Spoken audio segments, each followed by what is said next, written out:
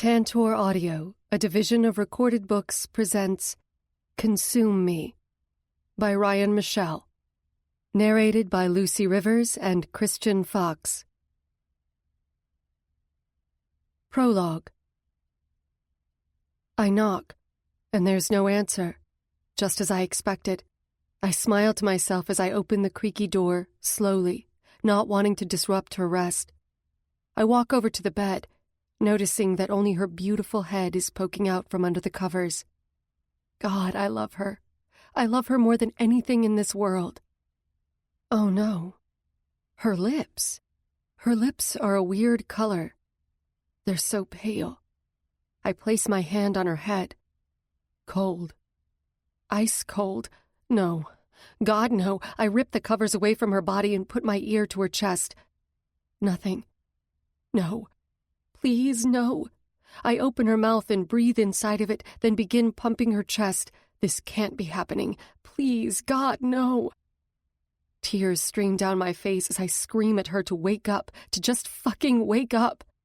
Pumping and breathing feverishly into her lungs, I will her to open her eyes. My stomach drops to the floor. She's gone. Holy shit. My tears become sobs after long minutes that feel like hours, and then reality hits me and I stop myself. I take a moment to kiss her forehead.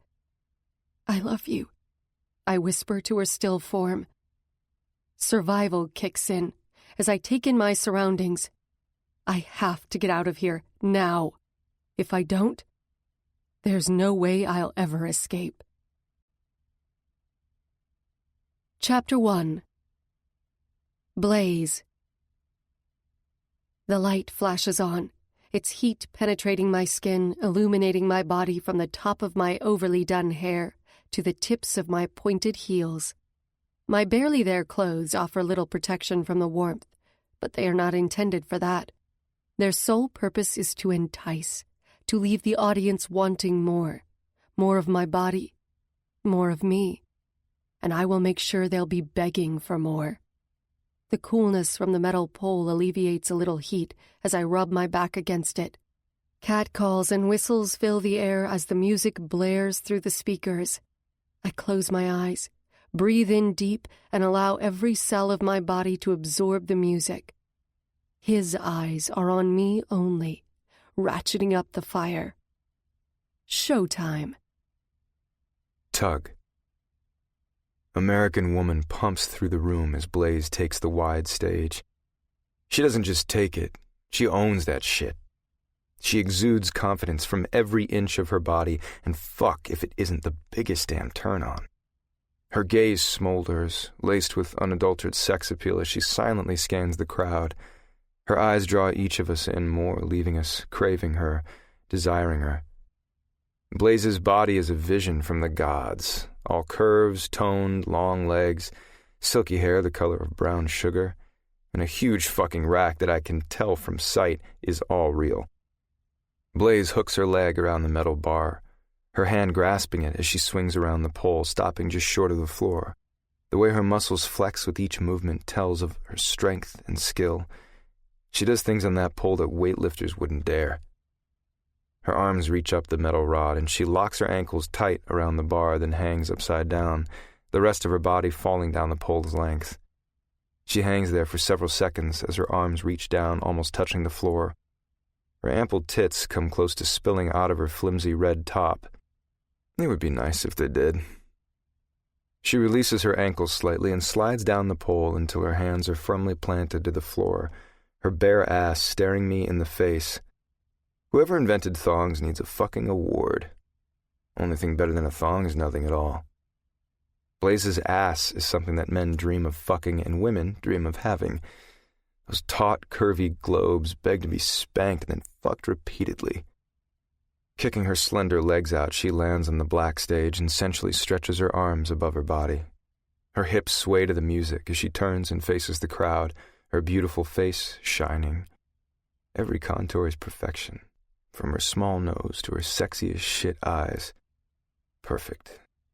The only problem is her smile. It's not real and doesn't reach her silvery blue eyes. From the screams, obviously others haven't noticed. I do. She continues her seduction of the crowd.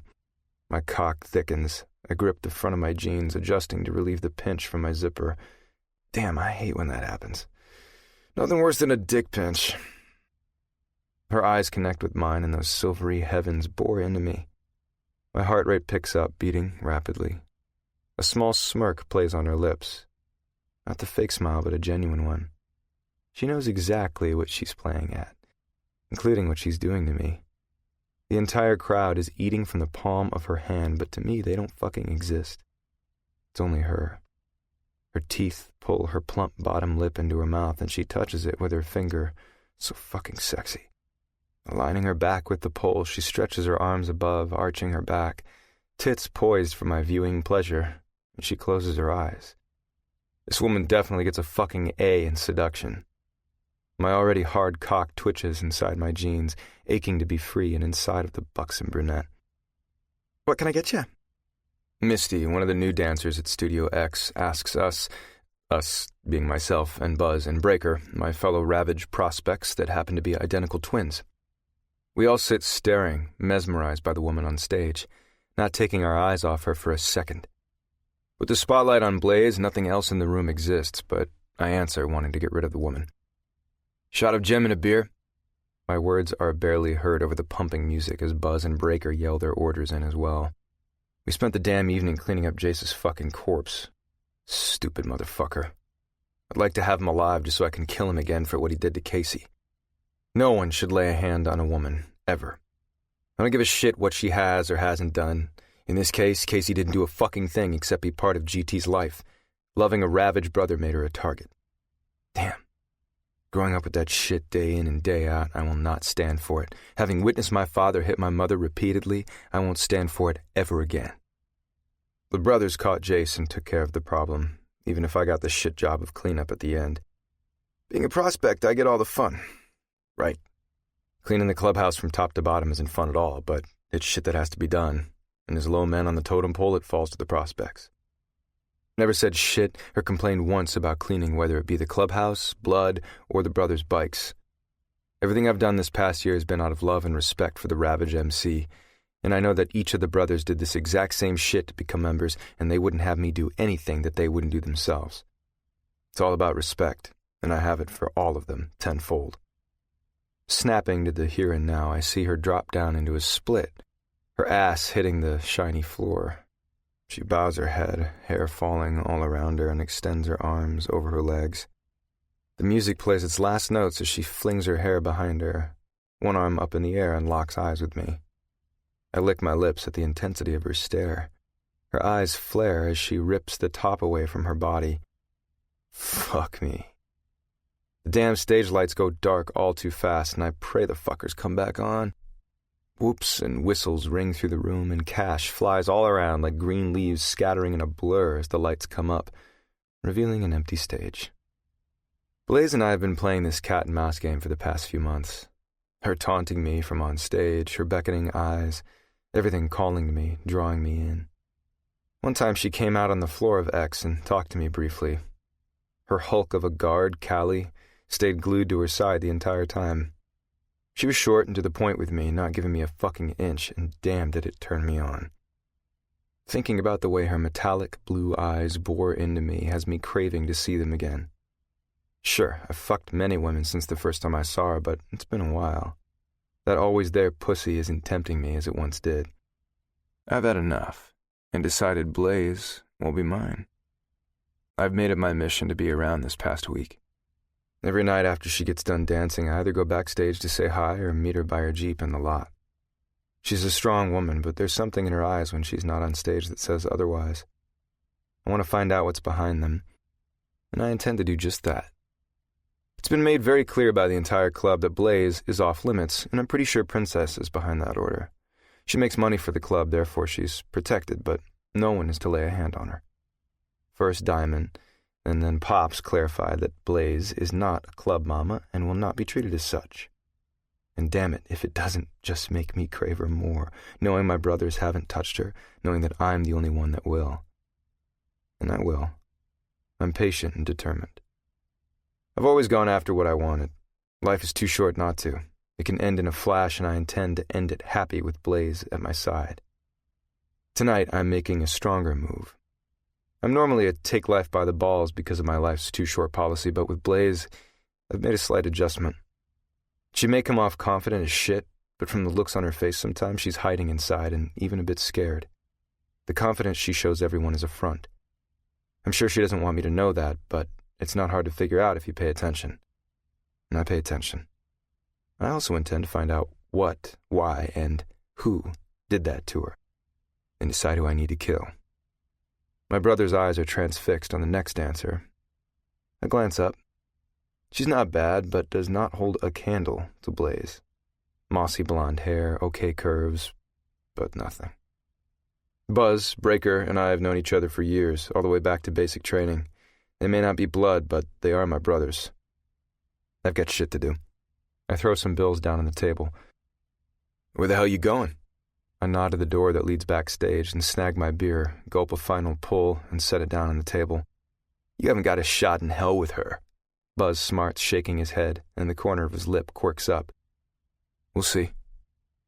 He's been with me long enough to know how persistent I can be. The words giving up are not in my vocabulary. He's giving me shit, which is normal, at least for him. What are brothers for? I rise without another word and charge through the crowded room.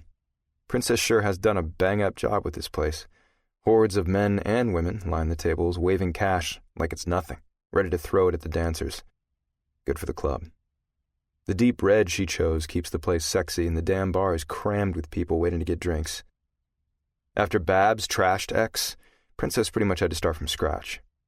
Even with red carpet, somehow the blood still showed through. I shoved the thick, red curtain aside and forced my way behind it, blinking a few times to adjust to the lights. It's much brighter than the sultry atmosphere in the front. One of the new bouncers, Doug, as the name tag on his shirt says, stands in my path, blocking me, and I come to a halt. With his arms crossed over his beefy chest and his long blonde hair tied in a ponytail, he tries to throw around his bulk. Not fucking happening. Where you headed? His words piss me off. I should drop his ass right here for even questioning me. The club owns this damn place, owns him. He has no fucking right to question anything I fucking do here. Move your ass to this side. I'll go any damn where I please. Fury bubbles in my veins as I clench my fists tight. I fucking hate being questioned, especially by pissants who think their shit doesn't stink, but my face stays blank, my tone low and fierce. He looks me up and down, trying to intimidate, but only pissing me off more. Wrong fucking move. My fist connects with his stomach in a flash. Doug lets out an ugh, uncrosses his arms and bends at the waist, but doesn't go down. He gasps for breath, but not enough for my liking. It was only one hit, though. Tough motherfucker. Glad Princess hired him. You work for us, motherfucker. Remember that shit. This is Ravage's club. You see men with the leather? You better move the fuck out of the way. Don't you fucking forget it. I may not be a full-fledged brother yet, but I will not be disrespected by anyone. No fucking way. Why'd you have to do that? Doug shakes off the punch, his eyes narrowing as he stands to full height, which is an inch shorter than me. What is wrong with this fucker? My hands open and shut, ready to land another punch, as his posture is anything but demure. If he wants to fight, let's go. I learned to fight from the best in the military. Even if he wanted to go at it, he wouldn't last 5 seconds with me. I trained relentlessly for hand-to-hand combat. When my muscles couldn't function, only then would I be allowed a break.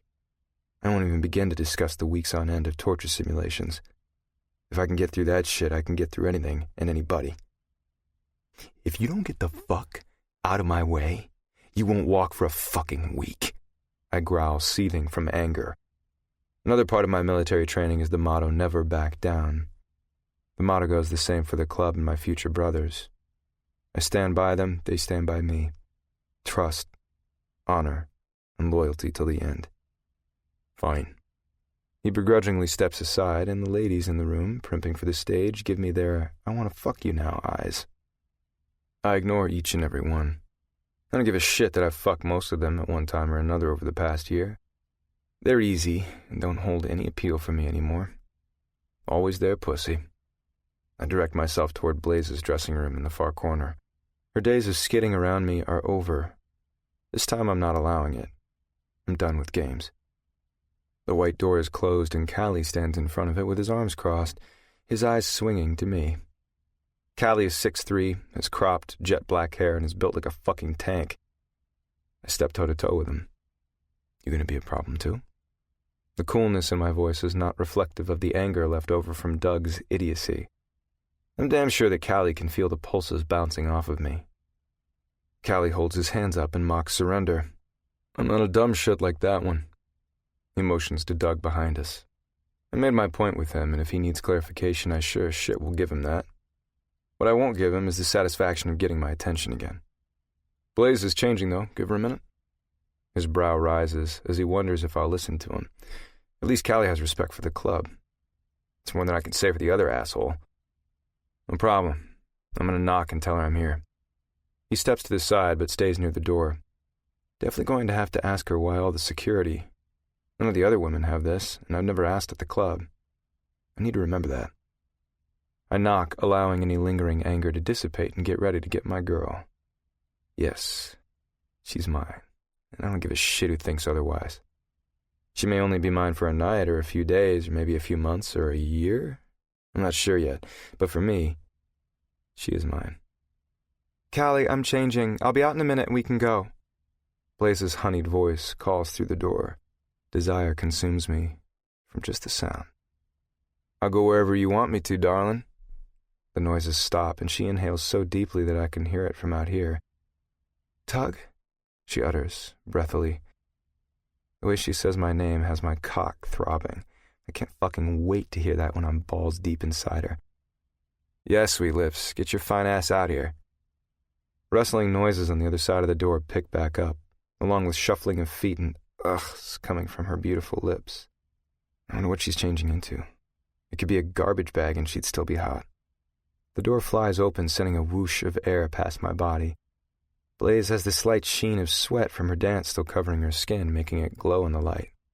Her black shorts hug her hips. Her damn legs are a mile long and perfect for folding around my back. The bright pink shirt fits snug around her boobs, stretching the material and giving a damn great view. She's fucking gorgeous. I lick my lips that are suddenly so damn dry. Sweet lips? Are you serious?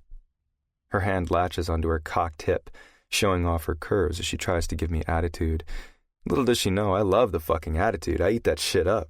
Sweet lips. I can't wait to fucking kiss the shit out of them. I have a difficult time taking my eyes off her body, and when I reach her face, they lock with her glittery blue ones and the fire blazing inside them. It's there, hot and vibrant. She shuts her eyelids, then opens them up a second later, and the fire is almost extinguished. Fuck that. I will have that fire back. Give me a taste of those luscious lips, and I'll tell you if it's true or not. Her mouth opens slightly as she sucks in a breath so deep her tits rise, her nipples pebbling under her shirt. Gotcha. Her arms wrap around her body protectively. Scared? Horny? The puzzle pieces aren't coming together yet on her. No. What do you want? She blurts out, with a small hitch in her voice is not lost to me. She feels this shit, this connection, but she's fighting it. I need to find out why. To talk?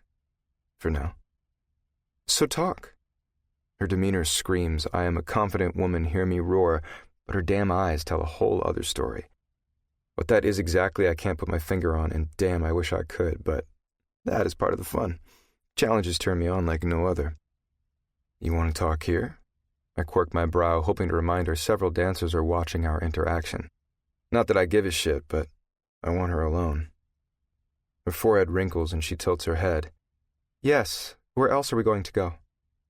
There's a diner up the road, let's go have something to eat and talk. A sinister chuckle leaves her lips, and damn if it isn't one of the sexiest noises I've heard in a long time. I've no doubt I'll be turned down. I expect nothing less. Not happening. You've come to me every night for the past week. Aren't you tired of being shot down? She pauses. And I'm sure your idea of talking and mine are two totally different things. I won't dispute that fact one bit, but I ignore the other comment. I place myself directly in front of her, bending my knees to be eye to eye with her. Honey, I'm not throwing you up against the wall and fucking your brains out until you beg for it. Her arms tighten around her body, and from the corner of my eye, I see her pebbled nipples tighten to tips. Fuck yeah. Good thing I'm not begging. That's what spews from her mouth, but it isn't what her body is screaming. I go with her body. Her mind can catch up later. Being this close to her, I'm dying to crash my lips to hers, but Pop's warnings flash through my mind and I resist. Barely. I need her to want it. More like admit she wants it, but she's not there yet. Her eyes shift over to Callie, who stays silent and pretends to ignore us, though I know damn well he's listening to every word. This isn't going to happen. No dinner, no coffee, no nothing anywhere. Stop wasting your time. I need to get home. It's late. She steps back and starts to shut the door. Congratulations are in order, I hear, I say, remembering a conversation between Princess and Casey the other day. The door stops mid-swing and I raise my brow, knowing I have her attention. I will get her full attention one way or another. It's a bit more effort than I'm used to, but it'll be well worth it when my cock is plunging into her tight pussy. Where'd you hear that? Her eyes narrow, probably thinking I had the guys check up on her, but that's not the case. Being Princess and Casey's tag-along means that I overhear some interesting conversations. They gab all kinds of shit, not thinking about the listening ears around them. Everything I say, I file away. Never know when I'll need it. Princess and Casey talk a lot. I shrug. Her face heats to a rosy blush. I overheard. Graduating college is a huge deal. Way huge in my book, since graduating high school was hard enough, but I did get that far at least. It was touch and go there for a while. A smile like I've never seen before graces Blaze's face, lighting up everything around her and making her already beautiful face gorgeous, extraordinary. So much so, it's punching me in the fucking gut, but I don't allow it to show. This smile is not the forced shit she gives on stage, no. It's pure and genuine. Fuck, I will make sure she does it over and over. Thanks, I'm pretty proud of myself. You should be. I went into the service right after high school. After I got out, the military said they'd pay for my school, but it just wasn't for me. It wasn't. Nothing interested me anyway, but no way in shit do I want to go into too many details about my time in the military.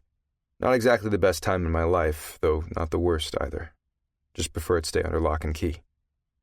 She leans against the door jamb and puts her hands in the front pockets of her shorts, her posture somewhat relaxed. A halo of light glows around her long brown hair as it falls below her breasts, landing like a veil across her shoulders. What branch? Her question surprises me only because I didn't think she'd care, and the fact she has an interest in me is a good sign. Patience and determination can get anything. Army. Memories of my times there creep through me, stilling my actions, but I tamp that shit down fast and change the subject. Did you go to the ceremony? Pain sweeps across her face, contorting it in a way I never want to see again, and I instantly regret the question. She abruptly masks it, the clouds in her eyes clearing. Not quick enough that I'll be able to forget it, though. No, I just got the certificate from the office the next day. Really, your transcripts are all that matter. Her flippancy regarding the subject eats something deep down in me. You want to talk about it? I ask, not wanting her to relive the pain, but wanting to know her. She waves her hand nonchalantly, flapping it up and down. Nothing to talk about. There's no one to celebrate with anyway. Shock registers all over her beautiful face. No way did she intend me to catch that little tidbit of telling information. Too damn bad. I have to go. Rapidly, she tries to shut me out with the door. I place my black-booted foot in its path, bringing it to a halt. None of this shit will get rid of me. She needs to learn that lesson quick. Blaze starts to talk, but my phone rings inside of my prospect rag, and I hold up my hand. She silences instantly, surprising me and giving me a rush. The display reads, Dagger. Yeah? Where are you? Dagger clips impatiently. When I first met Dagger over a year ago, we instantly clicked. I don't know why. He was just a guy that I could talk to. He made it easy. Each prospect has a member for a sponsor that teaches them the way of the club and club life. They kick your ass if you go too far. Luckily, I haven't had that problem. With Dagger being mine, I have no doubt he'd put my ass in line at the slightest misstep. X. My eyes lock on Blaze's unreadable ones. What is going through your head? Good. Get as much whiskey as you can carry on your bike and get your ass back to the clubhouse now. Dagger's short, low words tell of the anger inside of him. Something must have happened. On my way. When I first started prospecting, I learned quickly to never question a brother's request. I never have from day one. They tell me to do something, I don't care how shitty it may seem, I do it in a heartbeat. Each thing they have me do is to prove my loyalty and respect to the club as well as each brother. I will never let them down. I swipe the phone off. Worry lines form around Blaze's silver blue eyes. It's nice to know she actually gives a shit. So close, almost there. Everything okay? The concern in her voice is the icing on the cake. Always. Gotta run. We'll continue this soon, sweet lips. There's nothing to continue, Tug. Take care. She tries shutting the door, obviously forgetting my boot is there halting it. She lets out an aggravated sigh. You can move your boot now. Babe, there's a lot to talk about. Later. I wink, moving my boot from the door. Blaze says nothing but closes the door, giving her the escape she thinks she needs. If I didn't have to go to the club, I wouldn't have given her such an easy out tonight. Smirking, I lift my chin in Callie's direction and make my way back into X. Luna, one of the dancers I've fucked before, saunters up to me as I step through the red curtain. Hey there, stud. Want to have some fun before you go? She coos, trying to be seductive. At one time it would have worked, but Blaze has her beat by leaps and bounds. Luna's blonde hair is cut into a short bob that frames her face. Her blue eyes sparkle, but not like the radiant ones I had mine on a few seconds ago. The clothes she has on leave little to the imagination. My dick doesn't even harden a bit. Fuck me. Nope, gotta run. I sidestep her. I barely hear the huffs and puffs behind me. This leather attracts women like bees to honey. It's been damn nice for over a year. I have no complaints about the amount of pussy thrown my way. Now there seems to be only one my dick wants. Fucking shit. After getting the booze, I ride directly to the clubhouse. The wind whips all around me as the roar of my bike soothes me. When I was in the service, I rode in Humvees all the damn time, all boxed in and at times suffocating due to the amount of men jammed inside. I told myself that if I got out, which there were times when I didn't think that shit was going to happen, I'd get a bike so nothing would be around me and I wouldn't be confined or caged. So I'd be free, and damn if that isn't true. Being on my Harley is the best possible high in the world. Nothing else matters but me, my bike, and the open road. The large gates of the clubhouse are open, and Doc, the club's doctor, scurries across the parking lot carrying his big black bag. The clubhouse is on the left side of the lot, and the garage, where we work on cars to earn the club's legit money, is further toward the back with a separate entrance there for customers. Next to the clubhouse is a large courtyard filled with tables and chairs surrounding a fire pit. There's also a huge playground that I helped build when kids started coming around more often. I park my bike in the prospect lot, hop off, and clutch all the booze. Buzz and Breaker's bikes are already here, so I go in search of them. What the fuck is going on? As I enter the clubhouse, a flurry of activity surrounds me.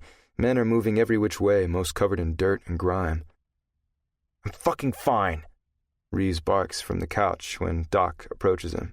From this distance, nothing appears to be wrong. He's just covered in black soot of some kind, but judging from Reeves' temper, who the hell knows? About fucking time. Dagger approaches, snatching one of the bottles from my arms. I hold tight to the others, not wanting to drop them. He turns the cap and swigs from the bottle, not flinching, though I know it has to burn going down his throat. Must have been a hell of a night. What happened? I ask as we amble over to the bar. I give the bottles to Buzz, who nods and gets right to pouring shots. Bomb exploded. Knocked us on our asses, but everyone's fine. Reese is too big a son of a bitch to stay down for long. Knocked him out cold, though, for a bit. Fucker's being a jackass not getting treated, but that's him. Dagger pulls from the bottle, the liquid swishing around the glass as he drinks. Take it he didn't find pain. The guys were going out to find that asshole while Buzz, Breaker, and I cleaned up the mess from Jace. Pops told us to hang behind and he would call if they needed us. Guess shit got rough. No. Fucking son of a bitch. Jace gave us an address. We went and it blew. I'd love to dig that fucker up and put a bullet in his head. He growls, gripping the bottle so tight his knuckles turn white, his expression contorting into one nobody wants to be on the opposing end of. I'm surprised he doesn't crush the fucking bottle or throw it across the room, but that would be a waste of perfectly good whiskey. Dagger's smarter than that. What do you need me to do? I scan the room, taking it all in. Reese is sitting up on the couch, wiping his face with a rag, some of the black coming off his skin. His anger radiates through the whole room like shock waves, seeming to set everyone off and put everyone on edge. See if Doc needs anything. After that, get us some food. I nod and head off to talk to Doc. Chapter 2. Blaze. I slam the door and lock it as soon as Tug removes his big-ass boot, then sag against it, my head hitting the hard wood with a thump. God, that man is gorgeous, like he should be modeling in some biker magazine for the world to see gorgeous. His shoulder-length dark hair and smoldering chocolate eyes lure me in every time. Damn, man, it's getting harder and harder to escape the fog that seems to envelop me each time he's around. He doesn't hide the fact at all that he wants me. A huge part of me wants to give in, wants to feel his hands on me, his soft lips kissing up and down my body in what I imagine is the most sexy thing ever. Unfortunately, I can't. I won't allow anyone to get close to me. Even if he wants a quick fuck, I can't. To me, he's different. I don't know why, but inside somewhere deep is telling me so. It's already hard enough that I've become friends with Princess and Casey. I love them and would do anything for them. If I have to leave all of a sudden, it would kill me to split from them. But that is always a possibility for me. I've been lucky for the past 4.5 years, staying low. Princess helped me out huge when I showed up at X for the first time, without even knowing my name. I don't know how she did it, but one day I went into her office as Paige McMillan, and the next came out as Taryn McKnight. That's who I pretend to be. Since dancing, my ex name is Blaze, and I go by it more than anything. I actually like the name. At first, I didn't think it fit me at all. I was so damn scared to get up on that stage and show my body off to men. It felt like my old life was trying to creep into my new, having my body exposed for men's pleasure. I even threw up when I got off the stage, but I kept at it. I didn't have a choice. I didn't puke after that, but panic attacks set in at times. I made it through, and now it's like second nature to me. I flash my tits at the very end of whatever song is playing and wear a thong to cover that part of myself. The men at X don't get all of me. No one gets all of me but me. At the same time, I realize that I'm on fire when I'm up there. I may not like it or get off on it at all, but when the music plays and the lights flash, I'm on top of my game. The money is what keeps me going, though. The tips have allowed me to have some security in this life as Taryn. I stand and grab for my things and slowly open the door. My shoulders sag. Tug is gone. I can't handle another run-in with him tonight. Every night for the past week has been wrecking my defenses. Each time I want to give in. If he keeps this up, I'm not sure my resistance will. I motion for Callie to follow me. The air around me smells exactly like Tug, sending my hormones into hyperdrive. I've got to get out of here. As I walk through the brightly lit dressing room, the other girls glower at me from their seats along the mirror-lined walls. I couldn't give a shit less. I straighten my shoulders and stiffen my spine, not allowing anything they dish out to faze me. None of these women are my friends, and I wouldn't even consider one an acquaintance. I've gotten a reputation over time of being standoffish and not wanting to be part of their clique. Truth is, I didn't want to deal with their shit, deal with their entanglements, or get close to anyone. Every woman here has some sort of problem they want help fixing, and I've got enough of my own to deal with. I sure as hell am not the one to ask advice from. I can't even figure out my own life, let alone someone else's. When Princess recently cleaned house, she got rid of some of the women who were the bane of my existence for a long time. They were caught up with drugs, but their attitudes were what got me. The holier-than-thou bullshit. They were always better no matter what. Me? I didn't care. I just wanted them to shut the hell up. The new girls aren't any better with their cattiness, but I brought that on myself. My purpose was clear for doing it, and I still stand by it. When those women were still at X, I requested my own dressing room, so I could lock the damn door and get away from them. I wasn't running. I just didn't think that beating the shit out of those women every night was healthy for them or me.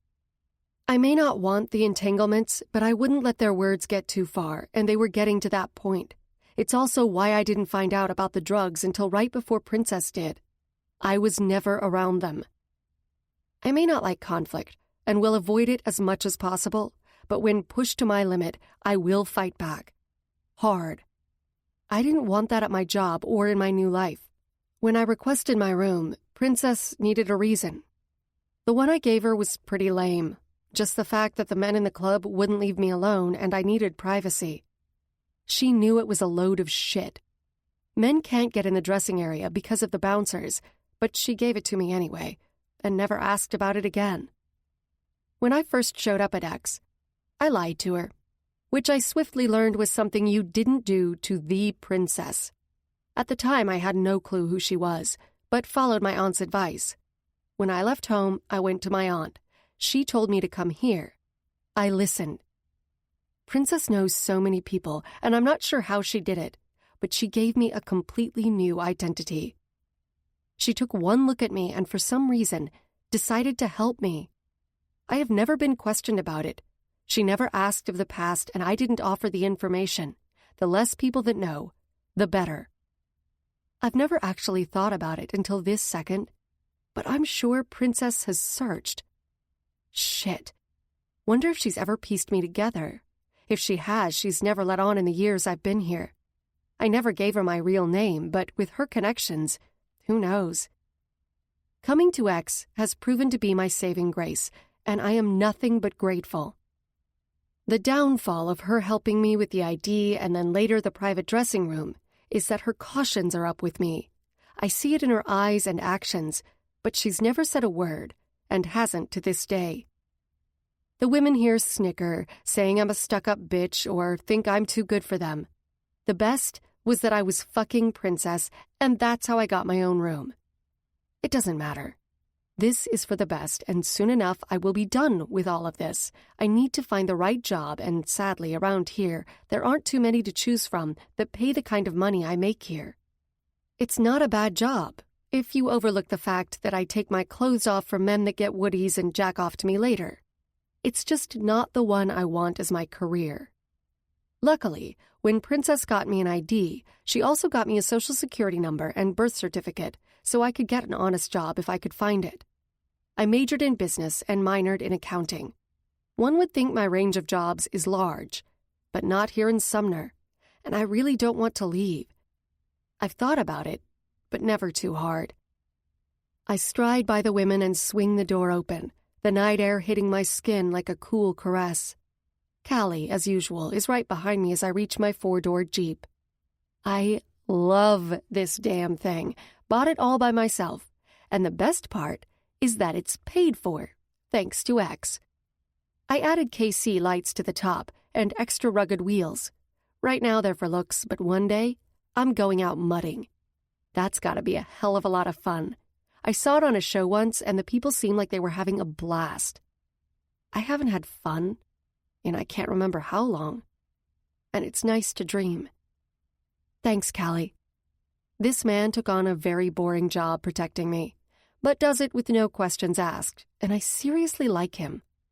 When I got the dressing room from Princess, she said that if I needed my own room, then I'd need my own guard, too. I didn't care one way or the other, and I thought she was just trying to prove a point. But he stayed with me. I really like having him around to escort me out to my car, if nothing else. You're welcome, Ms. Blaze. Safe driving.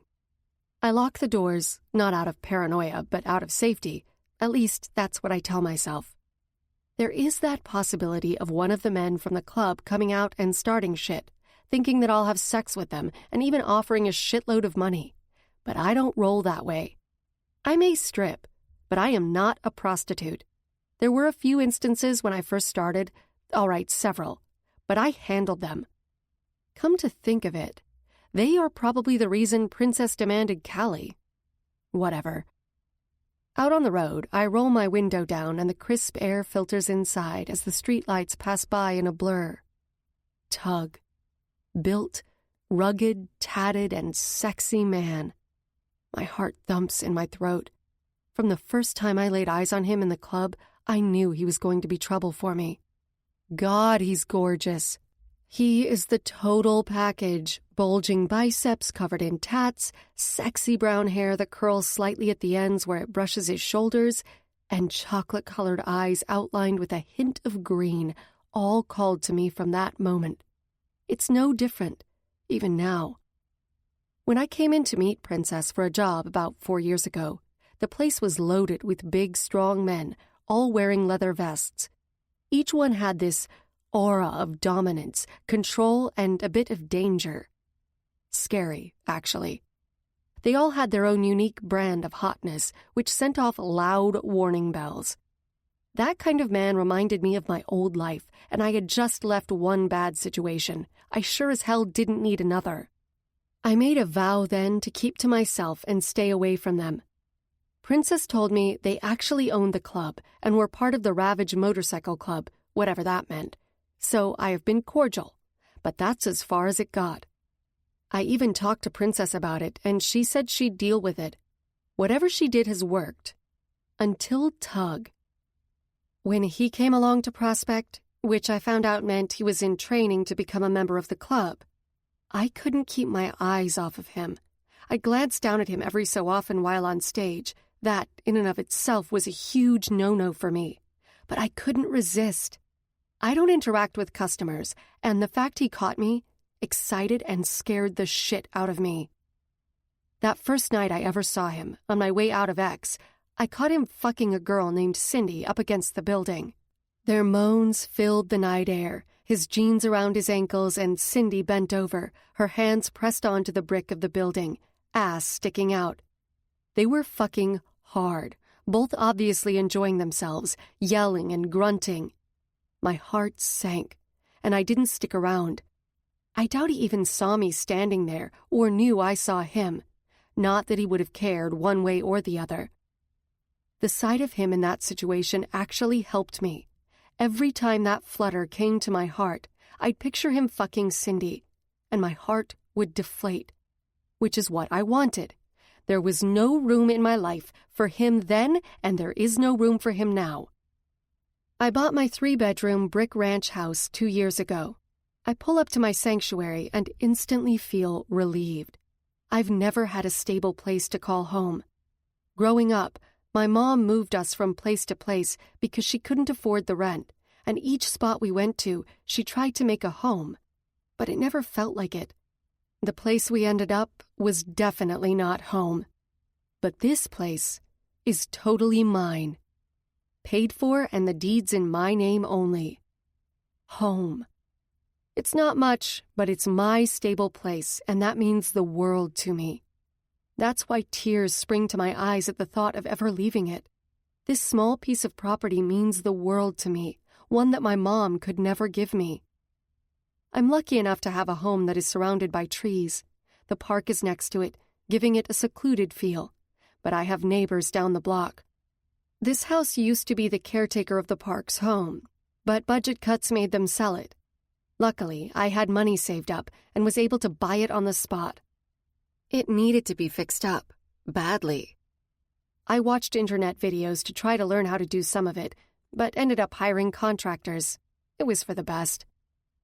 I had a security system installed and added all the amenities that I wanted, including a jacuzzi tub in my bathroom, which, unfortunately, is rarely used. I need to relax in it more. This home is my peace. It is my calm. It is mine.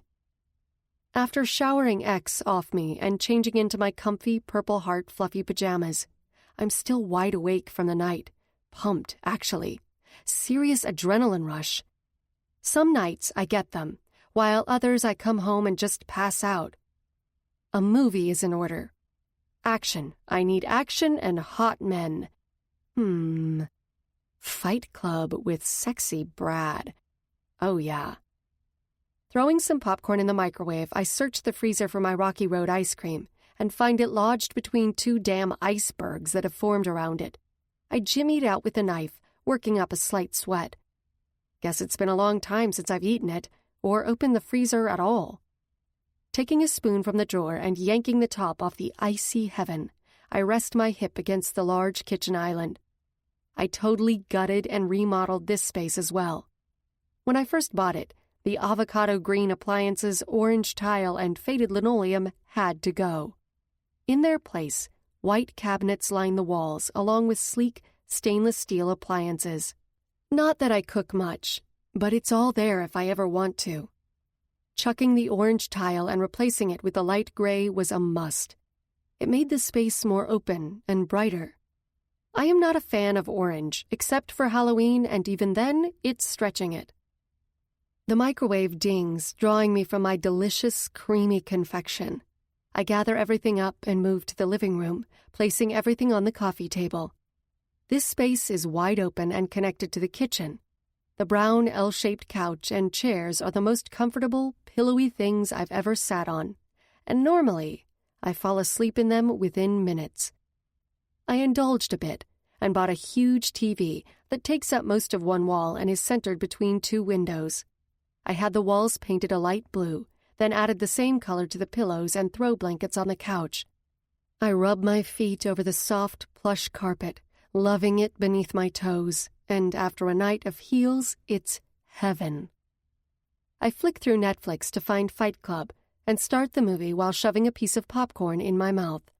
Yum. I love buttered popcorn.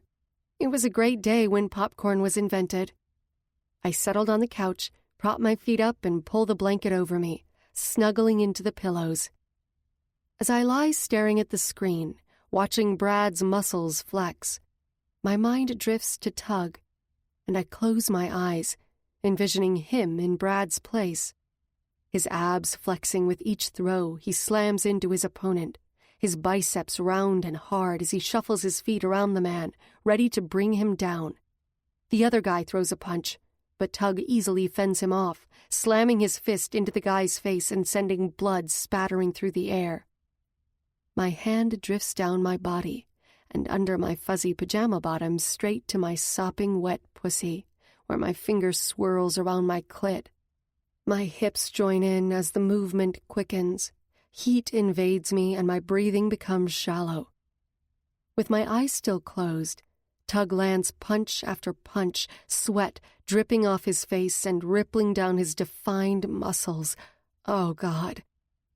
The tension in my body curls up like a coil. My other hand grips the couch hard while my climax races through my body and everything in the world stops.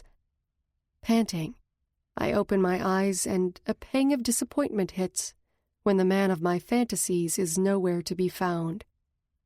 Brad is on the screen, in all his bloody glory, beating the hell out of his opponent.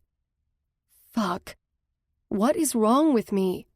I rip my wet hand out of my pants and throw the blanket off me. Either I need some serious damn help or to get laid. Probably the latter. X is hot, steamy, fiery, smoking tonight. The full crowd means lots of tips and lots of horny drunk men and women. One would be surprised how many women come to check us out on any given night. Some come to get tips and tricks for their man at home. Some come with their man and I bet don't even make it to their car before they're screwing like animals. Some just come to watch for enjoyment. I've already been on once tonight, and I fully admit that the energy out there is electric and exciting. I even felt a little more sway in my hips and more sexy from the energy.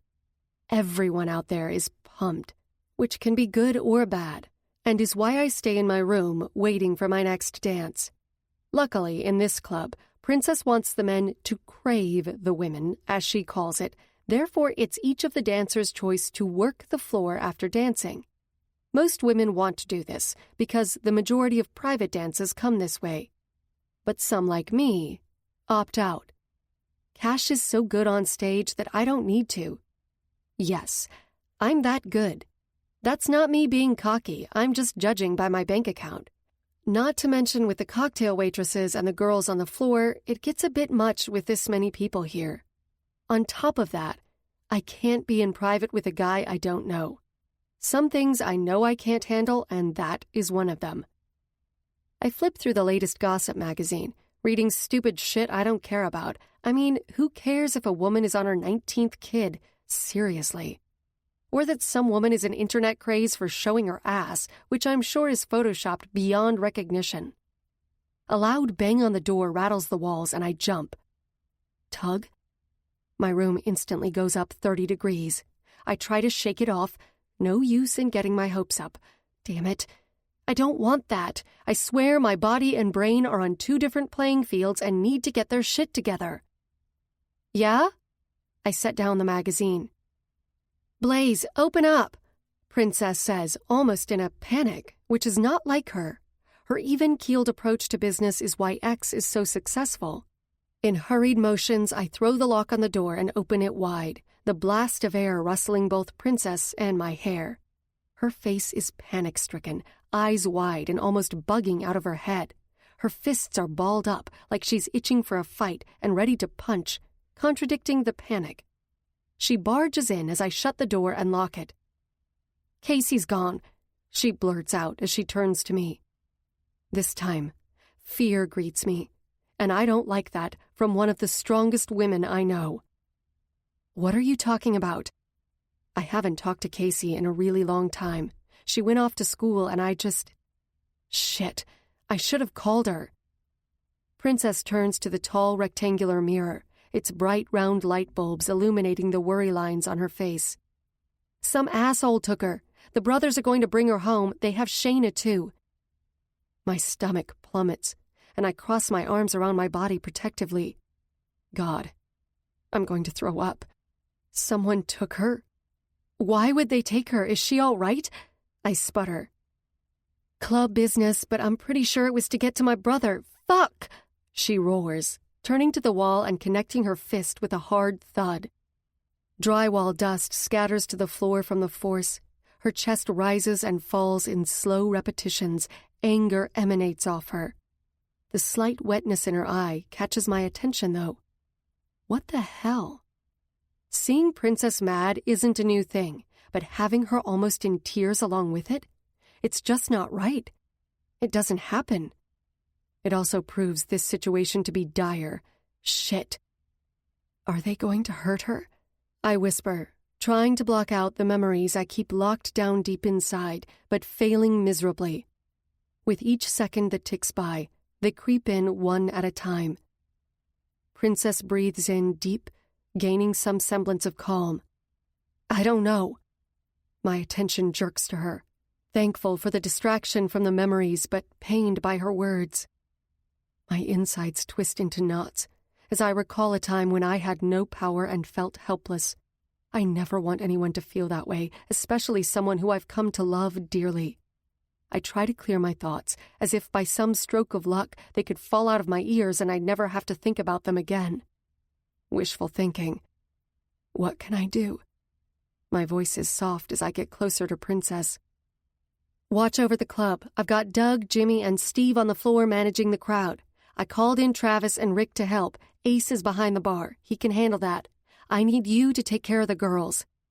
Ever since Princess's assistant, Liz, turned out to be a homicidal maniac and tried to kill her and hurt Cooper, her son, she hasn't attempted to find a replacement. She's been handling everything on her own, and I'm not sure how she does it with a man and child, but she says she needs to trust the person fully and hasn't found them yet. I hope for her sake that she does soon, because she is wearing thin and this doesn't help. Of course, I need to help in some way. Even if it's not helping Casey, it will give me something to focus on and take my mind off the situation.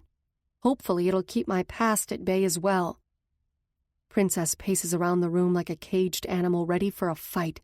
Her hands clutch behind her back, and I have no doubt the one she punched the wall with is hurting like a bitch. DJ knows the lineup, and Doug will come in and get the girls when it's their turn.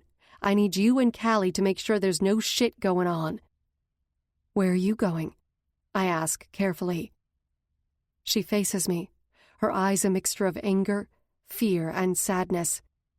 I'm going to the club to wait for Casey. I want to be there when they bring her home. You think they will? Since my mom died, I've had very little hope in happy endings. I lost everything when she was taken from me. Yes. In what shape, I don't know. but they will bring her home. The confidence in her voice is welcome and puts me slightly at ease. Slightly, because I have to deal with a woman who I've given every reason to hate me, but that is nothing compared to the hell Casey is living right now. I'll take care of the girls. We'll be just fine. Princess rubs the back of her neck with her hand, seeming lost in thought. Feeling the need to comfort her, I place my hand on her shoulder, knowing the love between her and Casey is real, blood or no blood. I only wish I had half of what they have with each other. True, I am a friend of both of them, but their bond is something that stories and Hallmark movies are made of. They include me, and I'm grateful for that, but I'll always be on the outside looking in. Go ahead and go. I squeezed her arm softly, trying to transfer to her whatever strength I have. She wraps her arms around me, surprising me. I stiffen but relax and reciprocate swiftly. If she needs the comfort, I'm more than happy to provide it for her. Be careful tonight. The crowd is rowdy and don't take any shit from the girls. She maneuvers me to an arm's distance. I don't know what the hell is going on or who exactly has Casey, but keep your eyes and ears open at all times, you hear me? Warmth fills me at her caring words. It's been a long time since someone gave a shit about me. Come on. She strides to the door, and I'm fast on her heels. Her high-pitched whistle as soon as she steps over the threshold of my door has my ears ringing. I close my eyes, the sound echoing in the back of my head. When I open them, everyone in the room stops, and their full attention is on the woman standing next to me. Listen up. Blaze is in charge. She points to me as if these girls don't know who I am, and their eyes widen. This will for sure cause some rumors. You need anything, you go to her. All you have to do tonight is get on that stage and dance. No extra bullshit. No private dances until Rick and Travis show up. The girls groan at the money they could lose. You'll be fine. It's for your safety. No shit tonight. Got it? Princess stares down each one of the girls like a mother scolding her children, and they nod in agreement. I'm serious as shit here, girls. She tells you to fucking jump, you better say how high. We've hung out enough that she knows I'm strong and won't let anyone trample over me. I won't take any shit. I'm out. She turns and faces me, eyes serious. I'll call you as soon as I hear something. I nod, and she breezes past, leaving me in a room full of slack-jawed women. I square my shoulders, hold my head high, and turn to the girls standing before me. Everyone good? A few snickers come across, but no one talks and all eyes are on me. All right. When I'm not dancing, I'll be dressed and monitoring the floor. No shit. I think about my bag and hope I brought clothes that I can change into to wear on the floor. Like you'll do anything about it. Luna, the blonde with huge tits and an obvious chip on her shoulder, grumbles under her breath. My eyes snap to her. This is the moment. I didn't think it would happen this fast, but it's here nonetheless. I need to show them I mean business. If I let it ride and don't squash this shit now, they'll never perceive me as someone they have to listen to. I'll be damned if Princess comes to work and there's a fucking shitstorm because these women have a problem with me. My heels clack on the hardwood floor as I stride closer to Luna, her face turned as she whispers in one of the other girls' ears. Stupid on her part, not paying attention to her surroundings. Not paying attention will cause her problems, like right this second. Stand up, I bark. Luna sits at her makeup table, her back snapping at my words. Her eyes sweep up and down my body, sizing me up. Good. She reclines in her chair with utter defiance oozing off her. She thinks I'm not a threat. Whatever she saw wasn't what I thought she would, all right. Time to step it up. I said, get up. I won't repeat myself again. I clip hard, my tone leaving little room for her to ignore. Callie steps closer, and I'll have none of that. This is not his battle. Callie, back off. He retreats slightly, but my eyes stay locked with the blue ones in front of me that are screaming for me to smack the hell out of her. Nah, I'm comfortable here. She crosses her legs, her body still pretty relaxed, with her arms crossed against her chest and her feet not locked with the chair. I grimace. I'm not happy about what I have to do, and luckily her chair is out far enough that it can be done. I shrug, lift my foot, and kick the chair underneath of her hard. She falls to the floor with a thud as the chair flies behind her, crashing into the makeup station and scattering things. The women around her stand in shock, moving away from the flying items. Luna's gasp and wide eyes tell me that she is surprised by my actions. Good. I may appear small, but after years of strength training on the pole, my legs can pack a powerful punch. I refuse to give her a hand to get up. She can do that shit on her own. "What the fuck?" she roars, shaking out of her shocked stupor. She rises, dusting off her thong-covered ass that is now dirty. "Thanks for standing up." Luna's face turns as red as the insides of a watermelon. Anger or embarrassment, who knows? My own anger creeps in, and I silently count to 10 and school my features. I stare her dead in the eye so she knows I'm serious as a heart attack. Tom Petty's song, "Don't Back Down," pops in my head. Shit. Focus. Let's get something straight. I'm in charge. You don't like it, there's the damn door. Don't let it hit you in the ass on the way out. You don't like me? Tough shit. Right now, I don't like you so much either, so we're even. You give me 1 ounce of shit, I'll do a hell of a lot more than kick a damn chair out from under you. She interrupts me. What in the hell is wrong with this woman? Stupid. Who in the fuck do you think you are, whore? You think just because you eat Princess's pussy it gives you the right to look down on all of us? Even through her anger, a small smirk plays on her lips, like she thinks that comment is going to affect me. The bitch has to know that Princess will flip her shit when she learns about this. She's either brave or incredibly stupid. I'm going with stupid. I shake my head, ignoring the pussy comment. It's so not worth my energy. See, right there is where you're wrong. I don't look down on you. I know you fuck men for cash, among other things outside of here. I don't give a shit. I don't know you, and you sure as shit don't know me. Luna, you're up. Doug yells from the doorway, and she smirks, sashaying around me. No fucking way. No, I call out, not turning around but keeping my gaze on the other women in the room. Do whoever is next in line. She doesn't dance until I say so. The room is so quiet, all I can hear are the faint catcalls from the men and women on the main floor. That rarely happens with all the commotion back here. It probably has to do with the fact that the other women have their jaws hanging and can't yap them. Ms. Blaze, I know you're in charge, but Princess said to keep to the list. Doug's impatience pisses me off. I turn around and actually let some serious anger come into play. I've kept it in check, but Luna's evil eye does nothing for me, and the apprehension in Doug's expression makes me want to laugh, but I don't. Like you said, Doug, I'm in charge. Luna doesn't dance until further notice. I'm clipped and to the point, leaving no room for argument. You can't do that! Luna wails and stomps her feet like a petulant 2-year-old, her arms crossing over her chest. I seriously thought we were past the tantrum stage.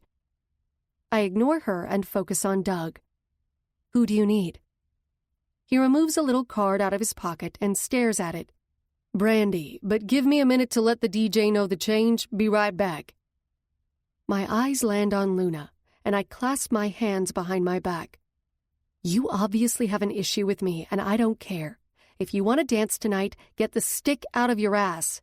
You do as I say, and you keep your damn mouth shut. You open it again, spewing your vomit. You're gone. I turn to the others behind us, not giving Luna a chance to respond. Anyone else have anything to say? Heads shake no as soft vocalized no's come out of their mouths. I turn and brush past Luna, but stop. And don't think for 1 minute that if I kick your ass out, Princess won't fire you in a heartbeat. I wait a mere second, seeing if anyone is brave enough to take me on, and then jet to my room. Once there, I find my bag and unzip it. Jackpot. I change into my worn bootcut jeans and a V-neck navy top, way more covered up than I normally am in this place, and I like it. I put my hair up in a messy bun and dig in my purse for my reading glasses. Not really a disguise, but it may help. Trial and error. I can't help but be a tad bit nervous being on the floor. If one of the guys recognizes me, who knows what will happen? That's why I have Callie. A soft knock comes and I open the door. Luna is standing there, looking at her shoes. "What do you need?" I ask, sweet as pie and not giving her an ounce of anger that she deserves. "I need to dance. I need the money." She sighs loudly. "I'll keep my mouth shut and listen." "I know you need the money. So do I. That's why we're both here. Keep your mouth in line and I'll let Doug put you on the next rotation." She nods and skirts away. I nudge Callie. "Let's go." First problem solved. 7 hours later, my feet are barking from the nonstop rotation in these killer heels. When I wasn't on the stage, I was circling, making sure everything went smooth. I had the occasional ass grab, and those assholes were greeted with a raised brow from me, along with a warning from Callie. He didn't like me being out there at all. His guard was so far up, it would take him years to climb over it. I think he's more relieved this night is over than I am. Luna got her stick out of her ass and straightened up, so I allowed her to dance. The rest of the girls were respectful, and the only other problem we had was lost shoes, which were later recovered. All in all, considering the rowdy crowd, it was a great night, and none of the customers put two and two together regarding me. Thank you, alcohol. I wave off Callie as I lock my Jeep doors and check my phone. I haven't had a chance to all damn night. It reads 3:37 a.m. and has voicemails, missed calls, and text messages. I scroll through, all from Princess. Princess. Brothers got Casey. They are bringing her to Clubhouse. Princess. She's in bad shape. Princess. Shit, Blaze. My stomach plummets as I think the worst. I've been there, and if what happened to me has happened to her, I hope she's strong enough to get past it. I listen to the voicemails, which are mostly Princess repeating herself, but the fear and uncertainty in her voice is desperately conveyed. I chew my lip. I don't want to go home yet. I'm too revved up from the night and worried about Casey. I put the Jeep in drive, pointing it straight for the clubhouse. I'm not sure what I can do, but if there is anything, I'll do it in a heartbeat, even if it's just being there for Princess. The night passes by in a cascade of streetlights. One good thing about it being this early in the morning, most people are still in bed and traffic is scarce. With each bright light that I pass, my mind wanders to what Casey might have gone through. My bedroom door creaks open. Oh God. I keep my eyes closed, hoping he thinks I'm sound asleep and won't wake me. Not that it stopped him or his miserable son before, but anything at this point is worth a shot. A second pair of footsteps follows behind the first, and I pray this is not like before. It took a week last time to be able to pee without it burning. I lie on my side and keep my breathing steady, giving no signs that I am awake, even though I want to scream at the top of my lungs. Not that anyone will hear. My mom is out with some of her friends tonight, and the house is practically soundproof. I could fight, but the last time I did, he beat me so bad that I had to miss several days of school because of the marks, and with it being my senior year, I hate to miss. It's the one thing I'm actually good at. I told my mom that I got into a fight with another girl, but it was all a lie. One that if he said I didn't say, he'd end up killing my mom. And after what he's done to me, I have no doubt he would. "Ah, look at her, son. So sweet. I get first dibs." I cringe. Please no. "Damn, Dad, you got it first last time." As they talk as if this whole situation is a normal thing, bile rises from my stomach, threatening to escape my lips, but I choke it down silently. "Stop being an ungrateful little shit. I could withhold her from you altogether. I'm not fucking her mother for the fun of it." That Fucking piece of shit. Wake up, someone growls, and the covers are torn off me. But I don't move. I lie there paralyzed. Please go away. 3 harsh slaps to my hip, and my eyes open wide from the pain. He flips me over, lying me flat down on the bed. I wish my clothing would deter them, but that's just a pipe dream. Get her clothes off. I press my legs together, not wanting trouble, but not wanting to give in either. Open those thighs, bitch. You're fucking ours tonight. Something snaps, and the fight wins out. Even though I know the consequences, I can't play dead. I scurry from the bed, yelling no. But it's too late. An arm comes around my waist, pushing me back onto the bed, and a head punch has my world spinning. Shut your fucking mouth, or I cut your mother's treatment off, then she dies. Or I can kill her. Either way, she dies. You want that on your conscience for the rest of your life? From the grittiness in Santos's voice, I shake my answer. No. There isn't anything I wouldn't do to protect and help my mom. Even this. A loud tap on my window catches me off guard, snapping me out of my thoughts. I jump in my seat, turning to the sound, shock flowing through me. My breath catches at the handsome man staring at me, beer in one hand and eyes dancing with lustful humor. I realize quickly I'm in the clubhouse lot and have actually parked my Jeep. Shit. When did that happen?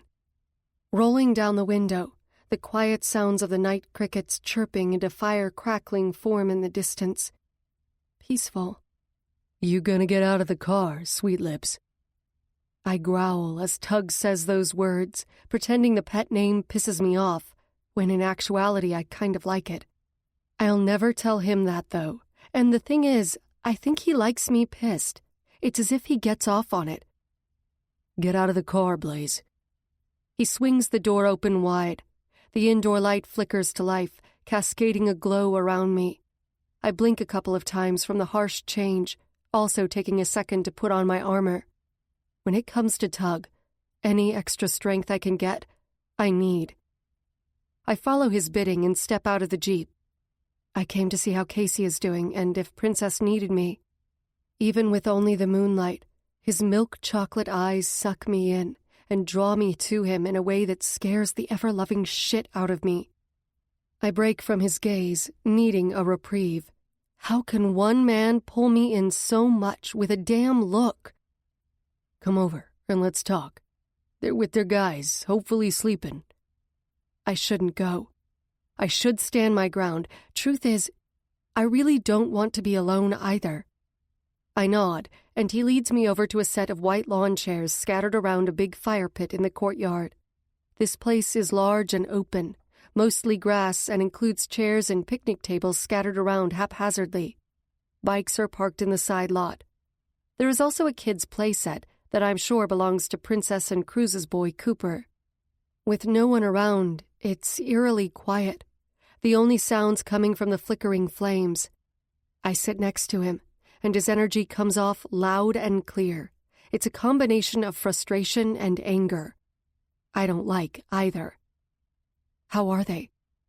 I'm scared to know the answer to the question, but I need to know for my own sanity. He sighs loudly and swigs the beer.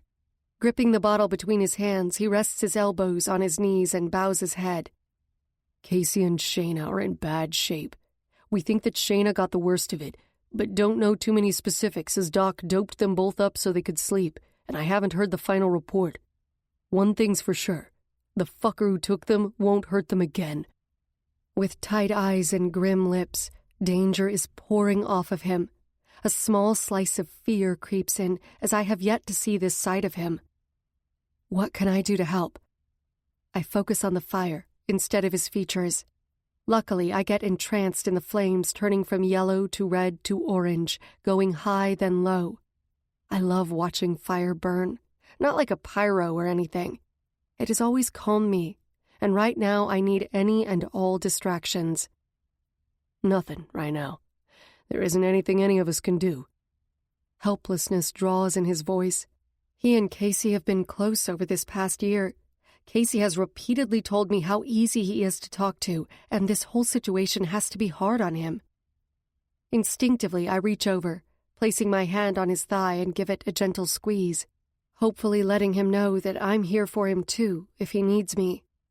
The big problem with my hand touching his hot heat is it burns like it's getting scorched by some flame that isn't even there, shooting tingles up my arms and engulfing my body. His face turns to mine, and the same fire burning my skin is blazing in his eyes. Shit, shit, shit. I tug my hand away from his thigh, but he stops me and places his hand on top of mine. If I thought it was electric before, it was nothing compared to this. I'm pretty sure he caught the full body tremble that ensued, judging by the smirk playing on his lips. I should just go. I stand from the chair in a rapid movement and sever contact with him. I wipe my hands on my jeans, thinking I can rid the touch, the feel. But it doesn't happen. No. Tug sets his beer on the ground and stands next to me, so close I can smell the beer on his breath. I wonder what it would taste like on his lips. Stay with me, he pleads, and damn, my heart aches for him. The anguish is so raw. Even a tough guy like Tug isn't immune to it.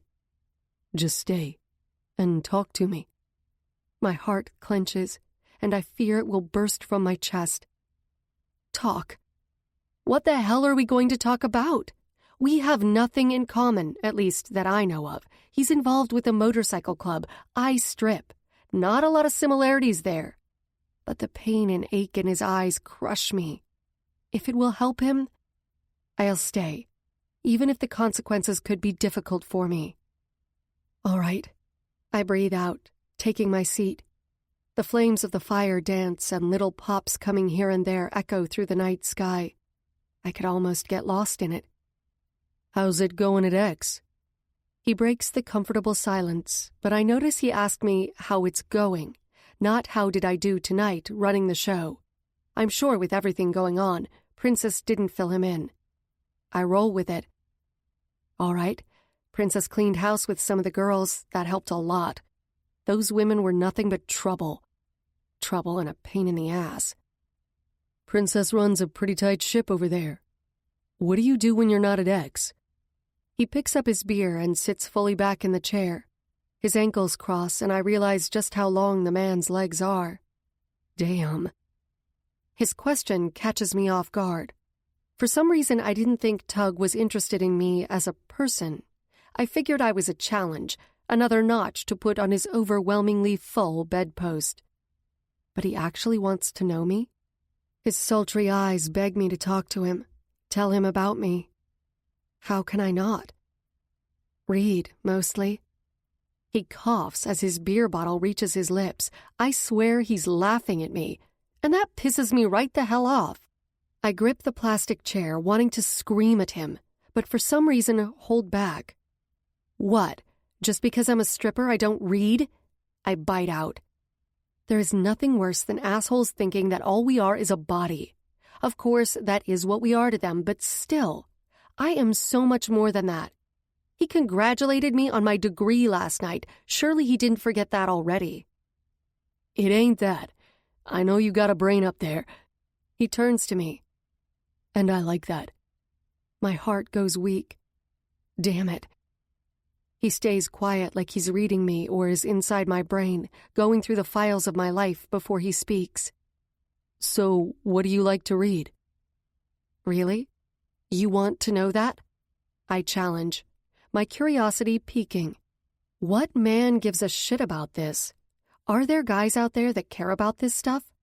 It would be nice if there were, but I'm sure he just wants in my pants. Really? He replies, and I think about my answer carefully, because I sure as shit am not blurting out that I read books with sexy men riding motorcycles who have lots and lots of hot sex. No. That'd be like handing me over on a silver platter. Not happening.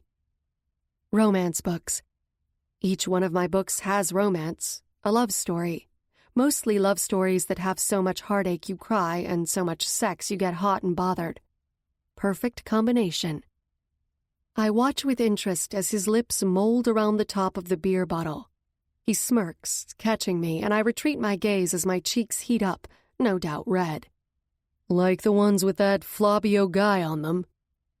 I laugh, and it's not a fake one like I muster for others. This one is true, genuine, and it's good to let out.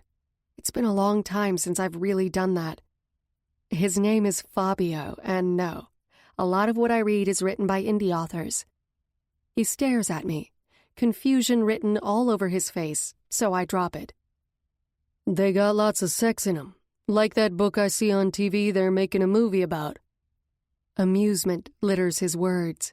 His white plastic chair is so close to mine. With one little inch, I'd be touching him or he touching me. My pulse kicks up. What would it be like to feel it? Another creep of heat comes to my cheeks, spreading throughout every cell of me, and I'm thankful that the darkness is hiding it. Not that I am nervous about sex or have issues with it, at least not anymore. I just can't put sex and tug in the same thoughts. I fear it will have disastrous consequences. The first guy I was with after leaving home thought I was totally crazy, and he wasn't wrong. When his hand skated into my jeans, I screamed and jumped off the bed, moving far away from him. My world tilted, and everything went blurry. I thought for sure I was going to pass out. Looking back, I'm surprised I even gave the guy a shot, but thankful I did. Even though I freaked, the guy, Ben, talked me through it. I never told him what had happened to me, but he helped ease my fears, and eventually I was able to go all the way.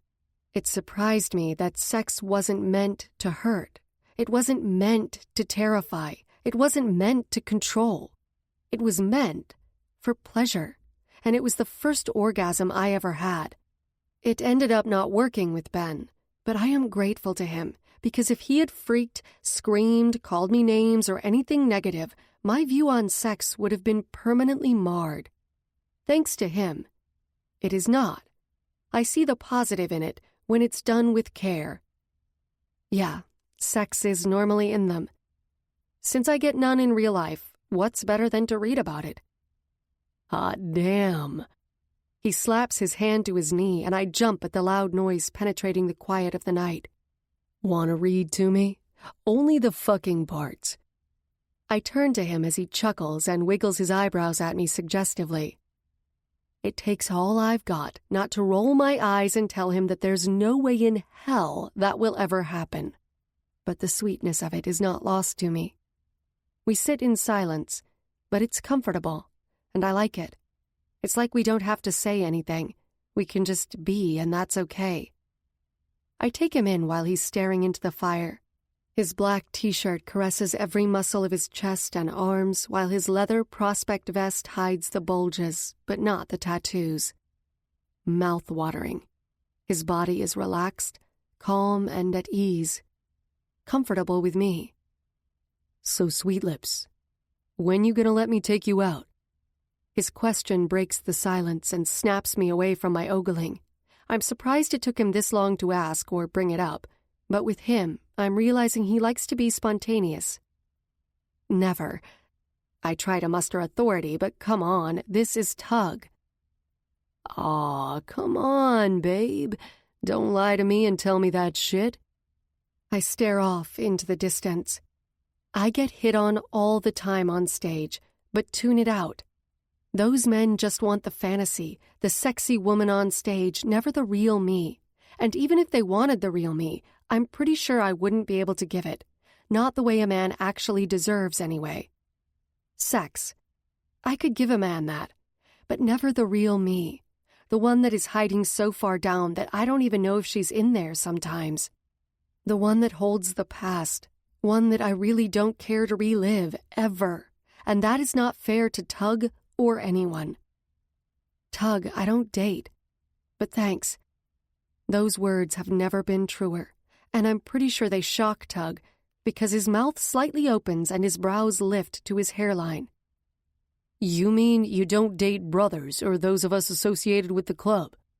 He clarifies, and I want to laugh. I peer into his milk chocolate depths. That too, Tug. But I don't date. Period. The comfortable silence we shared earlier isn't so comfortable anymore, and the weird feelings going on inside of me are turning to panic. I need out, need to get away. I rise and the plastic chair tips a bit from the bumpy ground beneath me, but right myself in time before it and I tumble to the ground. "I've got to go," I blurt, a little louder than anticipated, sounding like an idiot.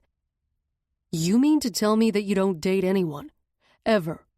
I call bullshit, 'cause with a body like that, babe, it's screaming for a man." My pussy quivers, sending shocks through my body. If he only knew. He stands and enters my space. The energy between us is combustible, like zaps of lightning bouncing off the two of us repeatedly with no end in sight. My knees weaken, and it takes all I have not to wobble. My breathing picks up, my lungs suddenly having trouble getting air. I place my well-manicured hands in my pockets. With him so close, I have this undeniable urge to touch him, feel him. It doesn't help. I grip the fabric inside my pockets, trying to steady them. God, he turns me inside out. I breathe in deep, drawing up the strength that has gotten me through these past few years. I square my shoulders and give him a sly grin. "Nothing my vibrator can't handle, but you don't need to worry about that." I smart, coming off tons more confident than I actually feel. Fire flashes, taking his milky chocolate depths to hot molten. My pussy does a full-out quiver, and dampness coats my underwear. Shit. "Sweet lips. I'd be more than happy to help you out with that." His hand sweeps across my cheek, and everything is lost. I forget that my guard is firmly in place. I forget that I'm not supposed to want him. I forget everything but him, and lean into his hand, closing my eyes and enjoying the warmth of his rough touch. And damn, it's better than I could have imagined. My heart squeezes and I let it. I let myself feel. A noise I don't recognize escapes me, but it doesn't distract from his warmth. "That purr you got going on, sweet lips, is the sexiest fucking sound I've ever heard." I startle, his words breaking the moment. I mentally shake and step out of his touch, his hand falling to his side. What in the hell am I doing? All my guards snap firmly into place like a lock, clicking inside of me. I'm seriously pissed off at myself for that brief lapse, because now I know the fire in his touch, and I want more. I'm leaving. I extract my keys from my pocket, but he plucks them from me before I get a good hold. "Give me my keys!" I bark, as he holds them up in his hand, dangling them with a sly smile. Bastard. "What? These?" He jiggles the keys in my face. He's playing with me, toying with me, taunting me. Damn him. "On one condition. Tomorrow after work, you have coffee with me." Coffee. Big bad biker man wants to have coffee with me. Really? And at 2 a.m? No. No, give me my keys. I hold out my hand, expecting my keys to plop in them. But it doesn't happen. He jingles them again. I'm learning quickly how stubborn this man can be, and somewhere deep inside, I freaking like it. The wonderful sound of his deep chuckle causes my belly to clench, but I hold on to my irritated stance, barely. "No isn't an option. I'll be there when you get off. Be ready." His tone is controlled and firm, leaving no room for disagreement. "I'm not fucking you," I blurt out. I guess my mind decided to take a break. A vacation is more like it, but it is the truth. I'm not. Won't, even if I want to, it's not happening. Tug steps closer and places the keys in my hand, his touch electric. His mouth is so close to mine I can practically taste the beer on his hot breath. I like it. My eyes grow heavy as the lust takes over. I so desperately want to kiss him. "I said nothing about fucking. I said coffee. Don't hide, 'cause I'll find you," he whispers softly. and I have no doubt that he would.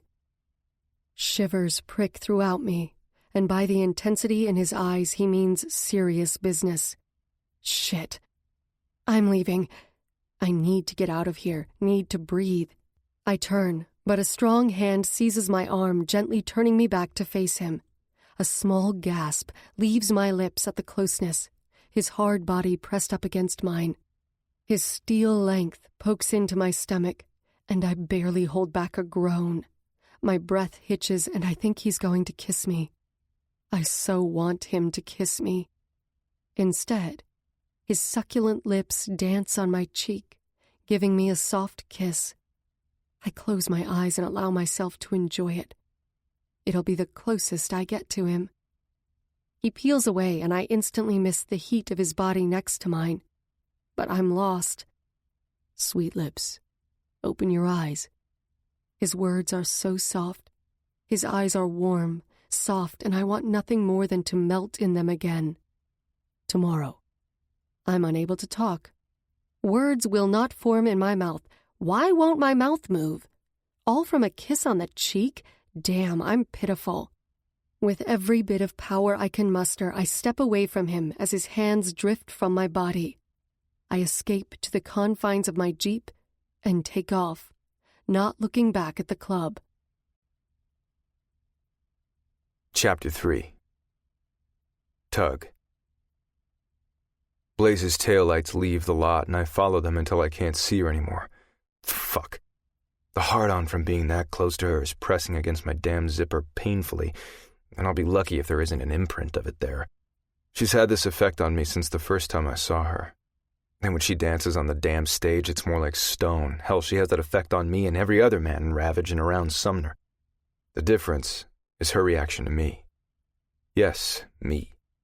I saw it the first time we met. I saw it tonight. And I'm fucking going to call her out on that shit. When I amble into the clubhouse, the lights shine bright, but all is quiet. The brothers must be in their rooms or have gone home for the night. The only reason I stayed is in case I could help Casey, but I'm pretty sure nothing I could do would help her. But for some reason I needed to stay. It's strange how only knowing these men and women for a little more than a year, I am closer to them than the friends and family I grew up with. But that's what Ravage is. Family. And I'm more than fucking ready to be a full-time part of that. Have been for a while. I lumbered directly to the two sleeping club mamas on the couch. Blonde or brunette? It doesn't matter. Won't be thinking about her anyway. I only need a warm mouth. The blonde stirs at the sound of my approach. Bingo. Her eyes flutter open. Hi, Tug. What you need? Her voice is too high-pitched, and her mouth definitely needs something shoved inside of it. Open, is all I say, unzipping my pants to let my cock spring free. Teeth. When my piercing clatters on their damn teeth, it makes them stop sucking. I fucking hate that shit. She scoots to the edge of the couch and opens her willing mouth wide as I press my dick into her heat. Her hands snake up my legs and I still. No hands. Put them behind your back. I sure shit don't want her to touch me. She complies. A thrust in and out of her mouth as she sucks in earnest. One thing is for sure, the woman sure can't suck. I close my eyes and picture the vivacious brunette swinging around the pole, eyeing me like she's going to eat me alive. I grip the woman's hair and thrust my dick in and out of her until I explode, sending cum down her throat, and she swallows it down. The release is good, but nothing mind-blowing, just something to scrape the edge off for a while. I open my eyes and stuff my dick in my pants. Thanks. Her eyes sparkle up at me, trying to be sultry, but it falls totally flat. She swipes her finger on the side of her mouth. Anytime you need more? She bats her big brown eyes up at me and my dick doesn't stir. If it hadn't been for Blaze a few minutes ago, I wouldn't have been up and ready. I'm good, thanks. I turn to the bar, nab a beer, and sit on the round stool. The coldness from the bottle seeps into my hand as I stare at the wall behind the bar. Lights, bottles, and glasses line it. Nothing spectacular, but it's comforting. When I first got out of the Army, I had a rough time adjusting to life outside of the military. I try to prepare you, but those are just words. Living out in the civilian world is foreign after you've been where I've been. After being in hell. I initially went home to my mother and sister.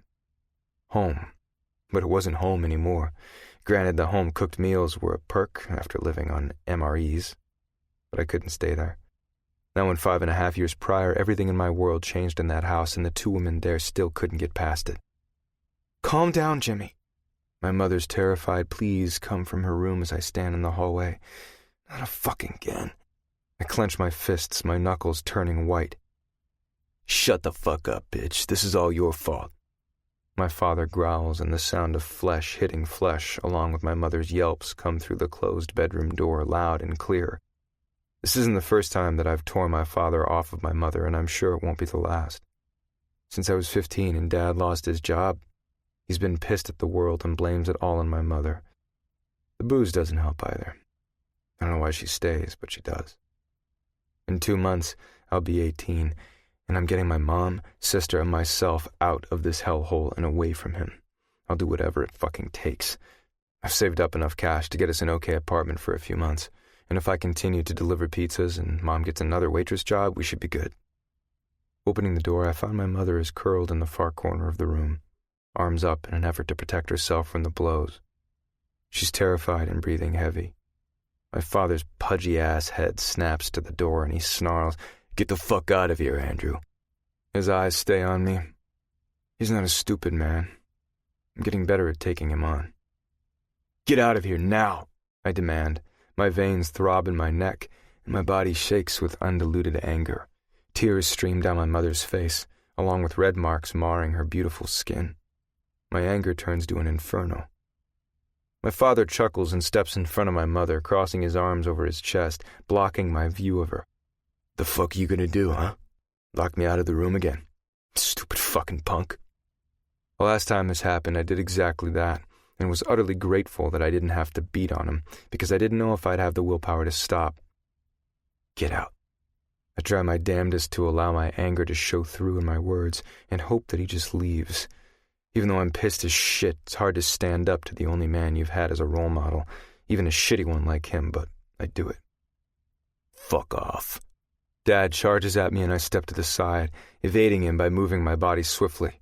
The second time he lunges, my fist connects with his jaw in a biting crunch of bone on bone. I pay no attention to the jolt it gives me up my arm. I shake it off, but his foot meets my ribs before I see it, and the pain is intense. I don't back down. With my hands in front of me, I block shot after shot, getting in a few good licks to my father's face. He's not backing down this time either. His blow meets my temple hard, and the lights flicker as I stagger, trying to get my bearings. Dad kicks me, and I stumble to the floor next to Mom with a grunt. I shake myself, trying to get the fuzziness out as Dad yells, "You think you could fucking take me, you stupid ass?" Spit escapes his lips as he speaks. "I rule this fucking house. You, your bitch of a mother, and stupid-ass sister will follow what I say." The dizziness fades, and I know he's right. He won't stop because he doesn't have to. I will not let this happen anymore. I'm done. Smirking, Dad backs toward the door. My eyes grow wide at the sight of my sister's frightened face behind him. "Mom!" she yells, and starts running into the room. My father yanks her by the hair hard enough that she cries. A lamp sits on the nightstand and I clutch it, the adrenaline fueling my body. Standing, I allow the anger to boil over, and no words leave my mouth as I swing the heavy solid lamp into his skull. "Tug!" I jump to my feet, turning around hastily, my hands in fists as I search the room and blink through the invading memories. My pulse races and my vision clears from the fog of the memory. Princess holds her hands up in front of me, her brows furrowed together in obvious concern. "You all right there, buddy?" I give myself a mental shake. The balled-up tension leaves my body as I blow out a small breath, releasing the death grip my fingers formed. "I'm good." She nods and slides up to the bar stool, reaching around to grab a bottle of Jack and a glass from the sidebar. I sit next to her and draw a hard pull from my beer. Shit, I didn't mean to snap like that at her. Damn memories. "Want to talk about it?" she asks, pouring the amber liquid into her glass, and I sure as shit don't want to breathe a word of that shit. "Nope." I take another drink from the beer, draining it. Some shit is better left alone. "How's Casey?" I change the subject.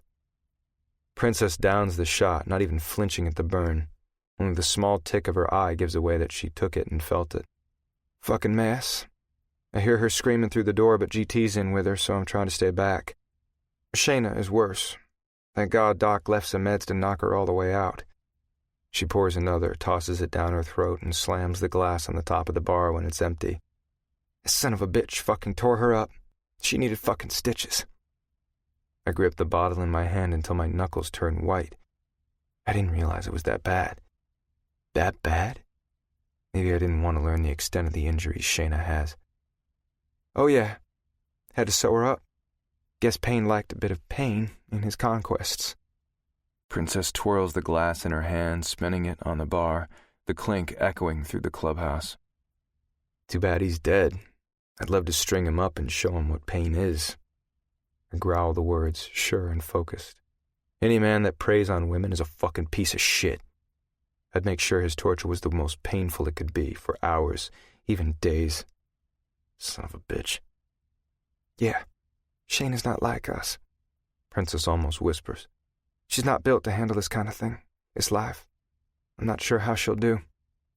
Being raped and tortured would fuck up any woman for the rest of her life, and being in a club or not wouldn't change that. Either way, there isn't a damn thing I, or really anyone, can do about it. I'm sure you'll help her through. Her silent confirmation hangs in the air around us. Why are you still here? She shoots another drink, then screws the lid on the bottle. I shrug. Thought I could help Casey, but that's doubtful. You're a good friend to her. Thanks for that. Her words take me back a bit. Why are you thanking me? She blows out a ragged breath. I wasn't here for her, and I'm just glad you were. The friendship you two built while I was locked up, I'm pretty positive kept her sane. She didn't tell me anything about Mia, if that's what you mean. I reach over for another beer. I'm not sure Princess is thinking clearly because all I did with Casey was listen. I'm not sure I helped much at all. Don't mean that. She told me about your talks. She needed that. Her eyes meet mine. You're a good guy, Tug. I scoff. Good guy. I mutter under my breath, and then drink. That's one phrase I wouldn't use to describe myself. Long minutes pass, and we sit in comfortable silence. The term good guy didn't even apply to me in the service. Taking guys out repeatedly never felt good. It was necessity. It is a necessity. But I never felt good about it. Just like I never felt good about. My mind drifts off, but the clicking of buttons dissipates my thoughts. Princess on her phone. Did Blaze come by? The mere mention of her name has my full attention. Not that I let it show. Yeah, for a bit, just checking in on things. I twirl the bottle with my fingers, little beads of water slide down the glass. Blaze's face is burned into my mind. I put her in charge of X tonight. She say anything? Nope, not a word. Just that you got rid of some of the girls and made her life easier, but nothing about tonight. Which seems odd. Surely she's not so nervous around me that she can't talk to me. I did only ask her how X was. I wasn't specific. Shit. I hope everything went okay. Those women can be bitches, but I'm sure Blaze handled it. She nudges my arm. It was kind of a test. I needed her to be in charge of X. Tonight threw that chance at me. I've been wanting to do it for a while. What kind of test? The snideness in the way I said test has Princess smirking. Call it protectiveness or any damn thing you want, but testing her doesn't fucking sit well with me. Need to determine if she can handle the women? I know she can, but she stays cooped up in that damn dressing room of hers all the time. I need to know she can take care of the business, hands-on. Why? You handing it over? Fuck no. She snorts. I need help. I can't do this shit all by myself anymore. I got a man, a kid, and a club to take care of. I need someone I can trust, someone smart, someone loyal. And after that fuckwit Liz, I have to be in deep with the person I hire. The fact that she graduated and is smart as shit with numbers is another bonus. Better hook her before someone else offers her something. Got to see how tonight went. If it went as expected, I'll take it to Pops. She pauses. Your time's about up, prospecting? Yep. I know better than discuss club business with anyone other than members, even old ladies. Smart man. She pats me on the shoulder and rises. I'm gonna go get some sleep. Cruz and Cooper both snore like hell. No matter what words come out of her mouth, she wouldn't change it for anything. She loves those two. Night. I trudge outside, the fire slowly dwindling with only a few embers still in it. I lie on the picnic table even though the harsh wood could splinter my back. As I stare up at the stars, the peaceful night calms me.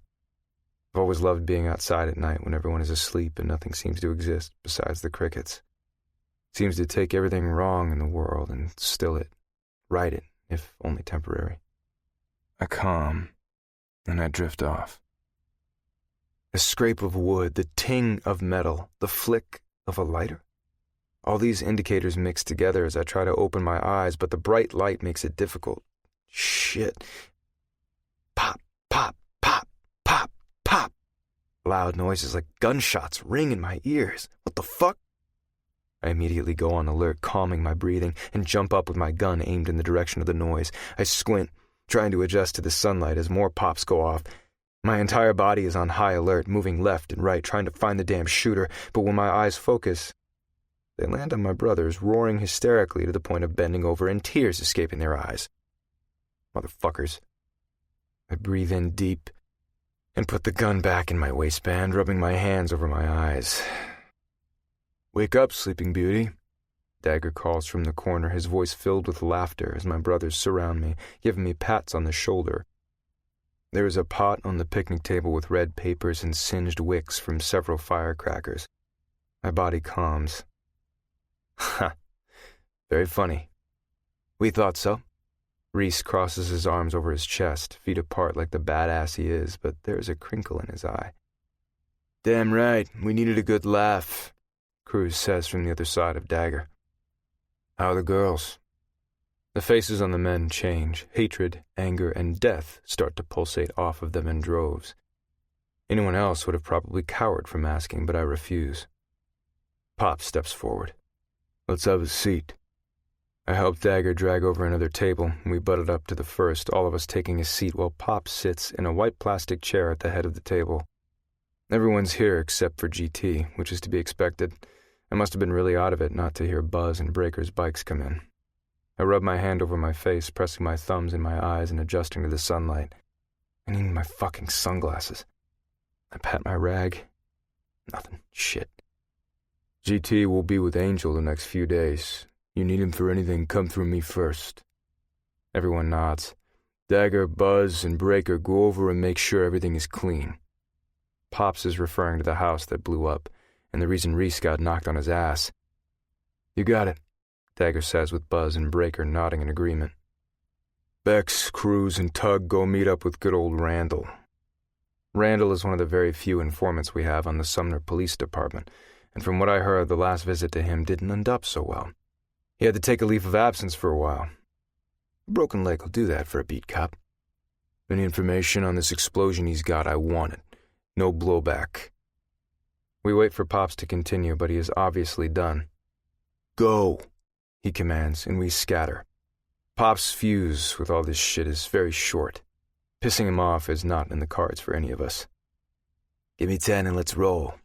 Bex pats me and eyes Cruz, who gives him a chin jerk instead of words. "Gotta piss and I'm ready," I grunt. The damn man better have some information. "I don't know nothing," the officer in plain street clothes mumbles.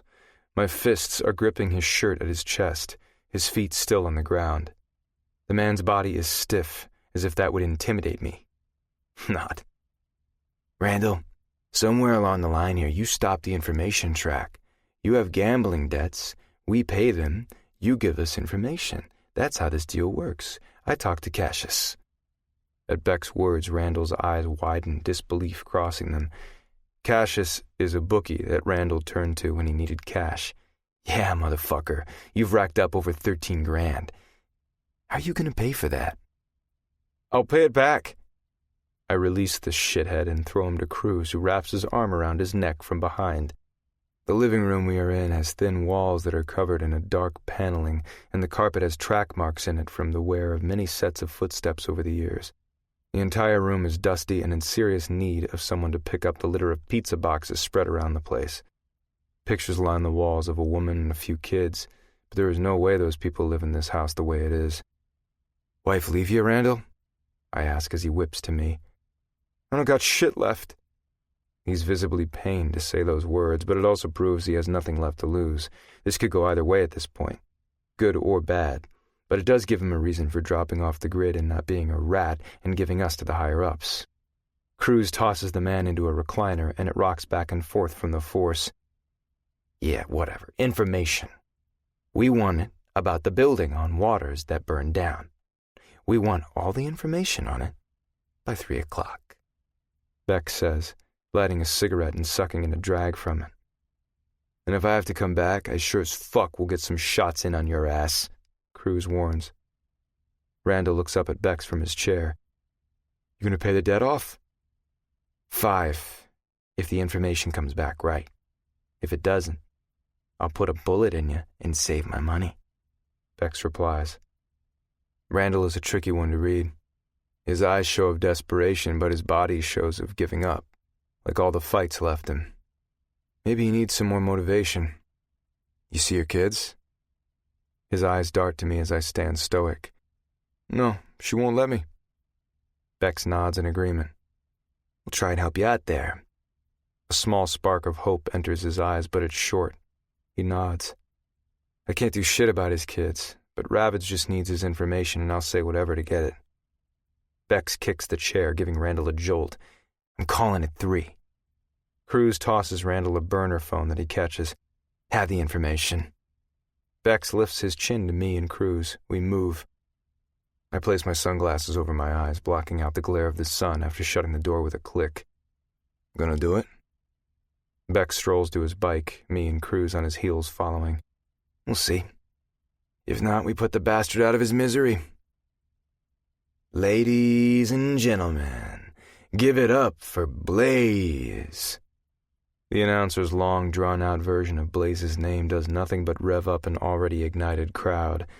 The guys and I just got here in time for her last performance, and I'm assuming since Princess is at the clubhouse, Blaze is in charge again tonight. Up on the stage, a light shines directly over her from behind, pointing out at the crowd and giving us a tantalizing view of every curve of her body. As the lights flash, my mouth drops. Tight black leather surrounds her body, her beautiful tits held up by a vest similar to a rag. The buttons down the front are connected with stones that sparkle, amplifying those beauties. The small little shorts below crisscross over her hips, her legs appearing longer than normal. Damn. The music blasts, and her hips sway to the sound, rolling in seduction. Those killer heels on her feet define each muscle in her very toned legs. Her signature smile is in place, but behind her eyes is a void. She's not enjoying this. Not one bit. Just trying to mask it for the crowd and doing a damn good job, but I've seen the real thing. And damn if I don't want to dig inside that brain of hers and find out more about her. Not her physical appearance. She's already got that shit down pat, but her. What makes her tick? Fuck me, I must be losing my shit. Her body sways on its own accord, never missing a beat. Her legs hug the pole as she slides down slowly, and then she thrusts up and down once her feet hit the floor. She unbuttons the vest one tedious button at a time, giving the crowd a slight peek. Her eyes meet mine, and a small wink comes my way. My dick throbs and punches inside my jeans. I adjust myself as the leather falls from her body, her voluptuous breasts on display. Fuck. All too soon the lights disappear, and all I can think about is having a date with that tonight. It is good to be me. I rise, giving Buzz and Breaker a grin. You really hitting that tonight? I mean, really seeing her? Not this going to talk to her bullshit? The skepticism in Breaker's voice pisses me off. It's like he thinks I couldn't get something that is considered unattainable. Fucking told you I was. I bite. He holds his hand out in a calming gesture. Easy there, brother. No need to get your panties in a bunch. Back off, Breaker, Buzz chastises, but has a smirk grazing his face. He says no more about it. 8 a.m., clubhouse. Got it. Like I could forget. Pop's called church, not that we'll be sitting in on it, but it's mandatory that we are in the clubhouse during the meeting. I do know what will be discussed, though. Randall said the fire was deemed accidental. Some pipe in the basement broke, giving off gas, and when the water heater kicked on, it blew. I think it's a bunch of shit. And the guys do too. I nod at the guys and blow through the crowd that parts like the Dead Sea as people catch me coming. I wander past the red velvet curtain and Doug stands guard. Doug!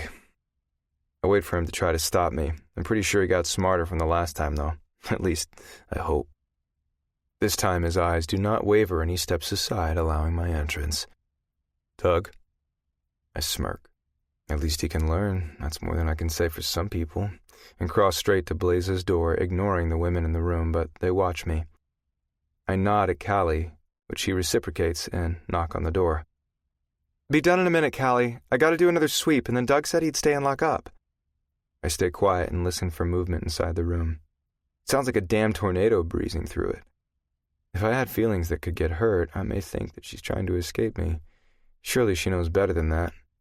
I place my hands in front of my jean pockets, waiting. Then I gotta get out, Callie. The girls are all square, and there's only 2 more up, probably 1 now that I'm dressing. Her voice rings out. Her rambles are pretty fucking cute. The door whooshes open, but Blaze is too busy with her belt and doesn't realize I'm here. Her soft body collides with mine. I grip her hips, and her eyes swing to mine, shock registering in a flash. Doug, she says so soft only I can hear her. She tries to school her facial expressions, but it's too late. Hey, sweet lips. Ready to go out? She steps out of my grasp, finishing with her belt. The button-up white shirt she has on is rolled at the arms and tucked into her jeans, which fit her like a fucking glove. The tears in them are strategically placed, giving a hint of skin in all the right places. Fuck yeah. She has the sexy businesswoman thing down pat. She may want to include that in her act. A low growl resonates in my throat at anyone learning this of her but me. I have a job to do, Tug. Maybe some other time. She focuses on Callie, obviously trying to dismiss me and scurry away as fast as possible. Inside, I want to chuckle. She has no idea. You ready? She asks Callie. Whatever you need, Miss Blaze. Callie pushes off the wall, and Blaze tries to sidestep me, but she doesn't get far as my body blocks her. I'll wait. Her body tightens, shoulders rise, and her luscious tits puff out. Damn, that's a great view. She breathes in deep, whether to control her anger or the fact that she's turned on, I'm not sure which, but I can tell her body is aching. Her nipples are at peaks through the thin white cloth, and her breathing is increased. She probably doesn't even know what's happening. Or she totally does and is avoiding me like the plague. Not going to happen. Tug, seriously, I don't know why you're doing this. She shakes her head. The wheels inside her brain turn so fast I'm surprised steam doesn't roll out of her ears. I wish I knew what is consuming her. I work for the club, and I'm not a mama. Anyone here will be happy to fuck you and send you on your merry way. It's not me, Tug. Did I say I was fucking you? I place my hand on her soft cheek. Her whole body quivers beneath my fingertips, calling her a liar. I don't let her answer as I continue. No, I said coffee, maybe food. I want to know more about what's up here.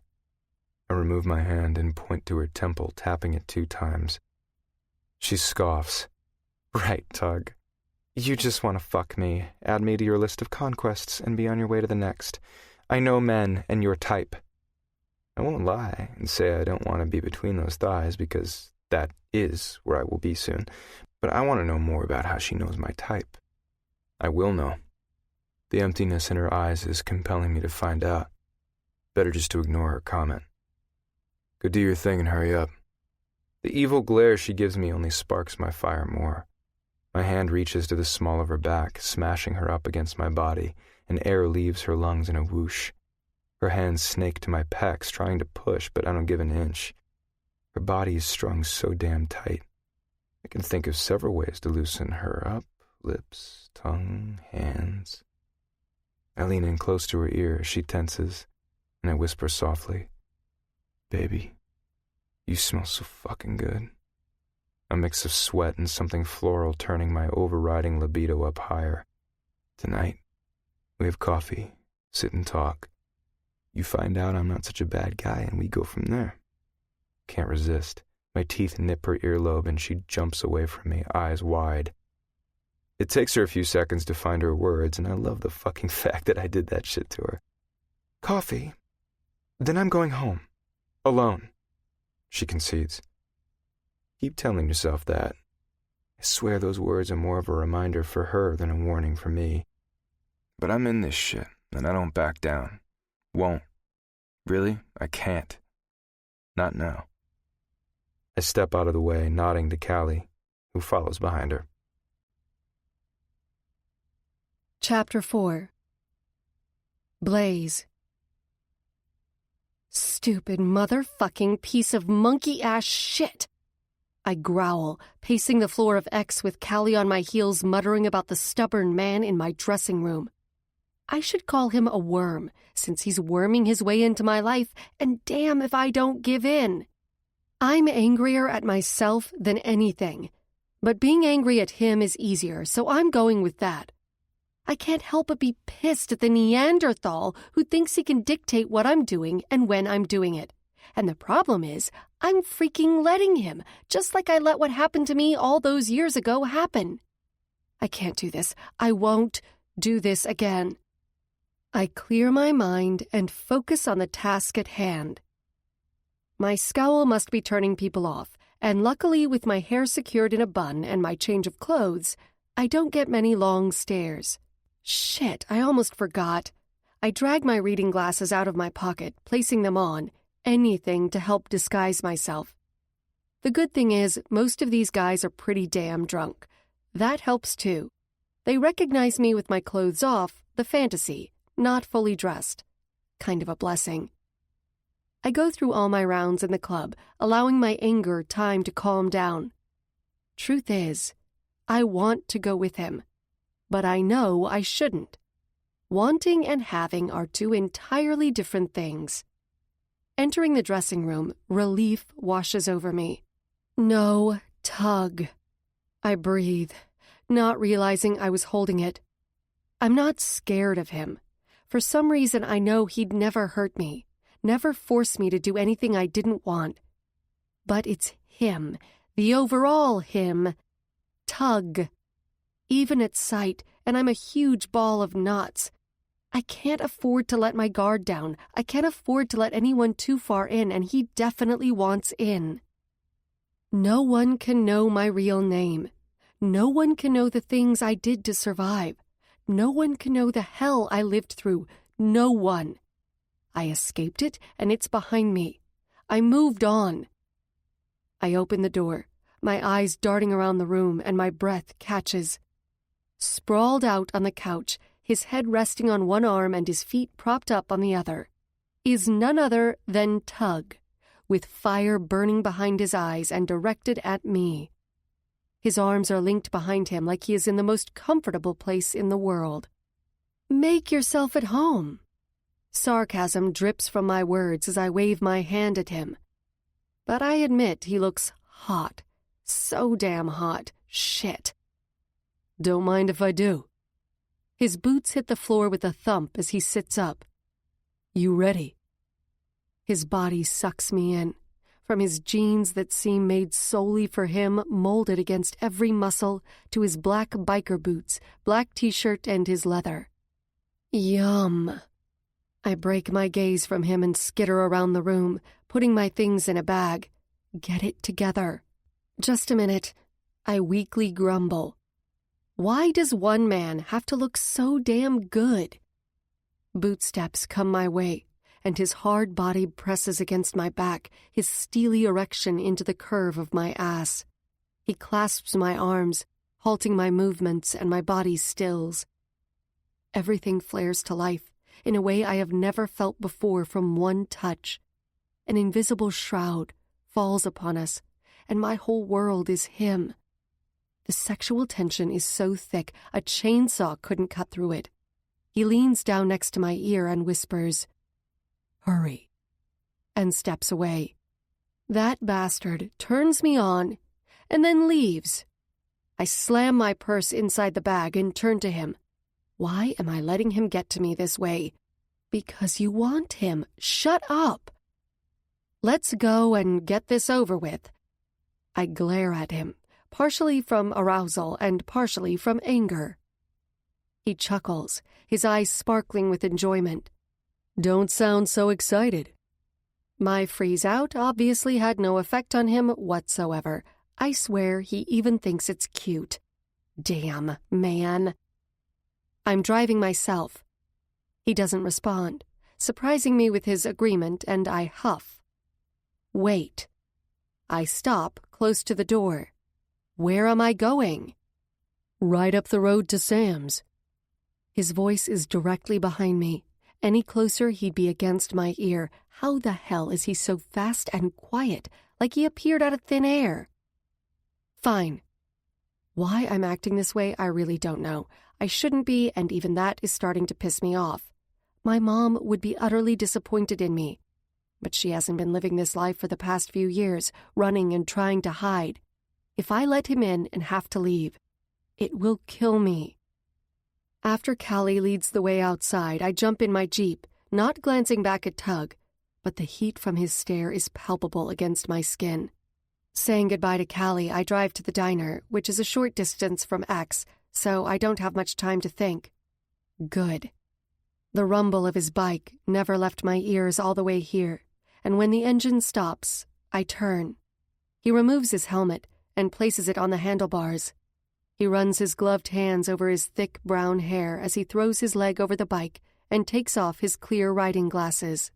Every hormone in my body decides to come to this party, leaving me almost out of breath before I can even get out of the Jeep. I swear to God, there should be a warning label on him. Stand back will cause ovaries, pussies, and panties to spontaneously combust. He is that good. His full-out smile is an immediate trigger for my stomach to clench. His teeth aren't perfectly straight, with his side tooth having a slight angle to it, but damn near close. He stalks over to my Jeep, movement fluid as if he's on a mission, and opens the door swiftly. Sweet lips, why am I always getting you out of cars? His joking tone should set me at ease, but instead, it shocks me with nerves. I don't want to like him. I don't want him to joke with me and be a gentleman. It's much easier if he is a figment of my imagination, a guy I imagine in the audience that is with me, but really isn't. But I think that time in my life is up. The imagination is becoming reality, and damn if that doesn't scare the shit out of me. Get a grip, woman. I break away from his intensity and hop out of the Jeep. Maybe you should give up, I whisper, passing him but saying it loud enough that he can hear me. His hand clasps around my arm and he brings me to a halt, whispering in my ear, "That's not the kind of man I am." Shivers ripple intensely down my spine. My pussy screams, "Show me, please." He loosens his grip and leads me into the diner with his hand on the small of my back, burning me with his touch. I step and try to shrug from his hold, but he doesn't allow it and never severs contact with me. Tug reaches around and opens the door in a chivalrous gesture that I'm not sure how to read. Most men I've been around, which really aren't many away from X, wouldn't give a care in the world about doing something like that. The simple gesture warms my heart as I step through the threshold and into the 24-hour diner. The wide-open space is filled with booths that line the full-length window-covered walls in front, and tables that surround a half-moon-shaped counter. The chairs and benches are covered in black vinyl with chrome accents. Behind that is the cook's area with workers hustling and bustling around, even though there are very few people here. The smell of bacon emanates from the griddle, and my stomach rumbles. A waitress with light brown hair and the tightest ponytail that I am sure is giving her a hell of a headache, and soft eyes focuses on us. "Have a seat wherever. I'll be with y'all in a minute." I love the sound of her southern twang. It's one thing coming from Colorado to Georgia that I love is hearing the accents in their voices. Tug's accent is there, but more subtle than others from here. "Come on." Tug guides me to the far corner booth, leaving no room for me to choose any other seat but the one he wants. I'm a mix of frustration and turned on by the control he has, that I'm allowing him to have. I choose the far booth seat so my eyes can focus on the room in front of me. I hate having my back to people. You never know who could sneak up on you. Tug captures my arm gently. "What?" His chocolate eyes smile at me.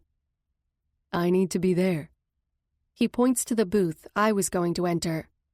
Gotta keep my eye on things. I allow his words to sink in. How long has it been since I allowed anyone else to keep an eye on things for me? I always have done it. He doesn't not know the struggle I'm having in letting him do this, and I won't let him know. But this is rough. I inhale a deep breath. This isn't a bad thing, it's doable. I slide in, sitting cockeyed so I can see the door and everyone else in the place, but at a weird angle. Tug's large frame slides into the booth, his rough hands clasped together on the white tabletop. I notice the ring on his thumb, a simple silver band holding a large skull that covers part of his knuckle. The skull has red stones for eyes, and it's pretty fierce. Didn't know you'd give me trouble just sitting down in the booth. You sure you're not part Hellcat? I didn't think he saw my trepidation, but no matter what my inner thoughts were, giving him the upper hand isn't in the cards. I just like to keep an eye on things. I guess like you. My stomach takes that moment to growl. I grab the menu, putting my focus on it, and allowing his Hellcat comment to slide. Forgetting to eat while I'm running things for Princess is going to wear on me. I have to remember to eat. My luck, I'd pass out on the damn stage one night. Good to know, babe. But when you're with me, I'll take care of you. My eyes repeatedly read the words tomato, lettuce, mayo, and fries off the menu, while my mind races with his comment. One thing I for sure don't need is a damn man to take care of me. I've been doing it myself for years and have no intention of stopping. I have learned one solid true thing over the years. The only person I can trust in this world is myself. While I may feel safer with Tug and know somehow he wouldn't hurt me, trusting him is a whole other issue that will not ever happen. My words trail off as the waitress, her name tag says Rose, comes up to the table with cheeriness oozing off of her. Hey, Tug, what can I get y'all? My eyes sweep to Tug. Surely he didn't fuck the waitress. Right? The smirk on his face tells me he's in my brain, damn him. Hey, Rose. He winks, making a show. What do you want, sweet lips? He pauses for me. I'm off kilter, but restrain myself. The menu catches my attention. Can I get a bacon cheeseburger with fries and a Diet Coke, please? Sure thing, sweetie. You? She nods at Tug. I'll have what she's having, but I want a Coke instead. The waitress scribbles the words on a paper. You got it. Be right back. She scurries off. Placing the menu behind the napkin holder, I sit back in the seat. Awkwardness surrounds us. I don't have a clue what to say to this man. Oh, yeah, how's the weather? That does not sit right. How was work tonight? Tug cuts through the bullshit and opens it up. Deep down, I'm pretty grateful for it. While I'm used to the silence at home, being out with someone and not hearing anything doesn't sit right with me at all. And talking about X is safe.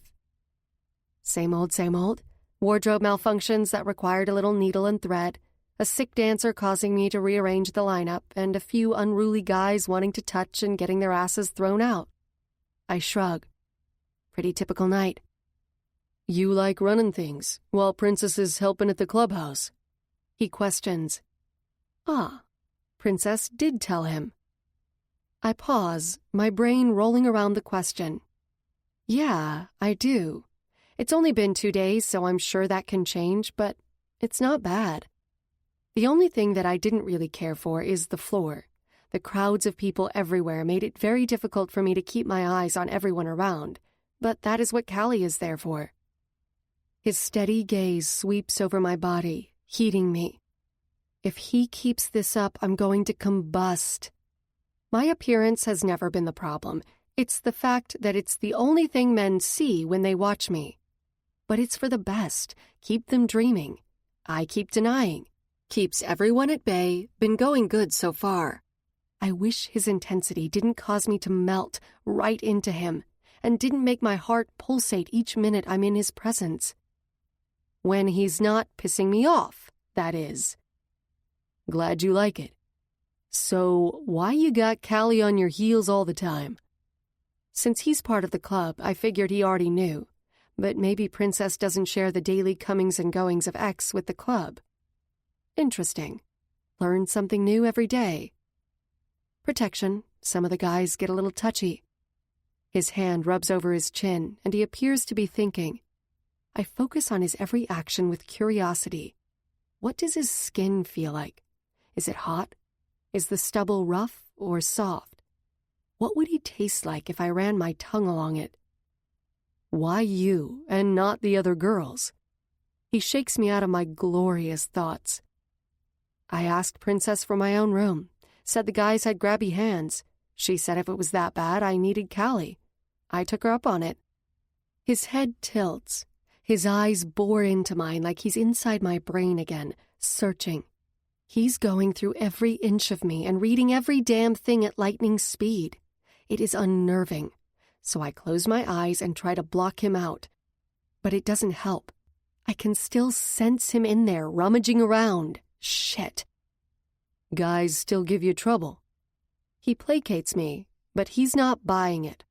I can tell by the furrow of his brow and the crinkle of his eyes. Something in me snaps. They weren't really bothering me, at least no more than usual. The girls there were giving me shit, and I was sick of it, so I wanted my own space.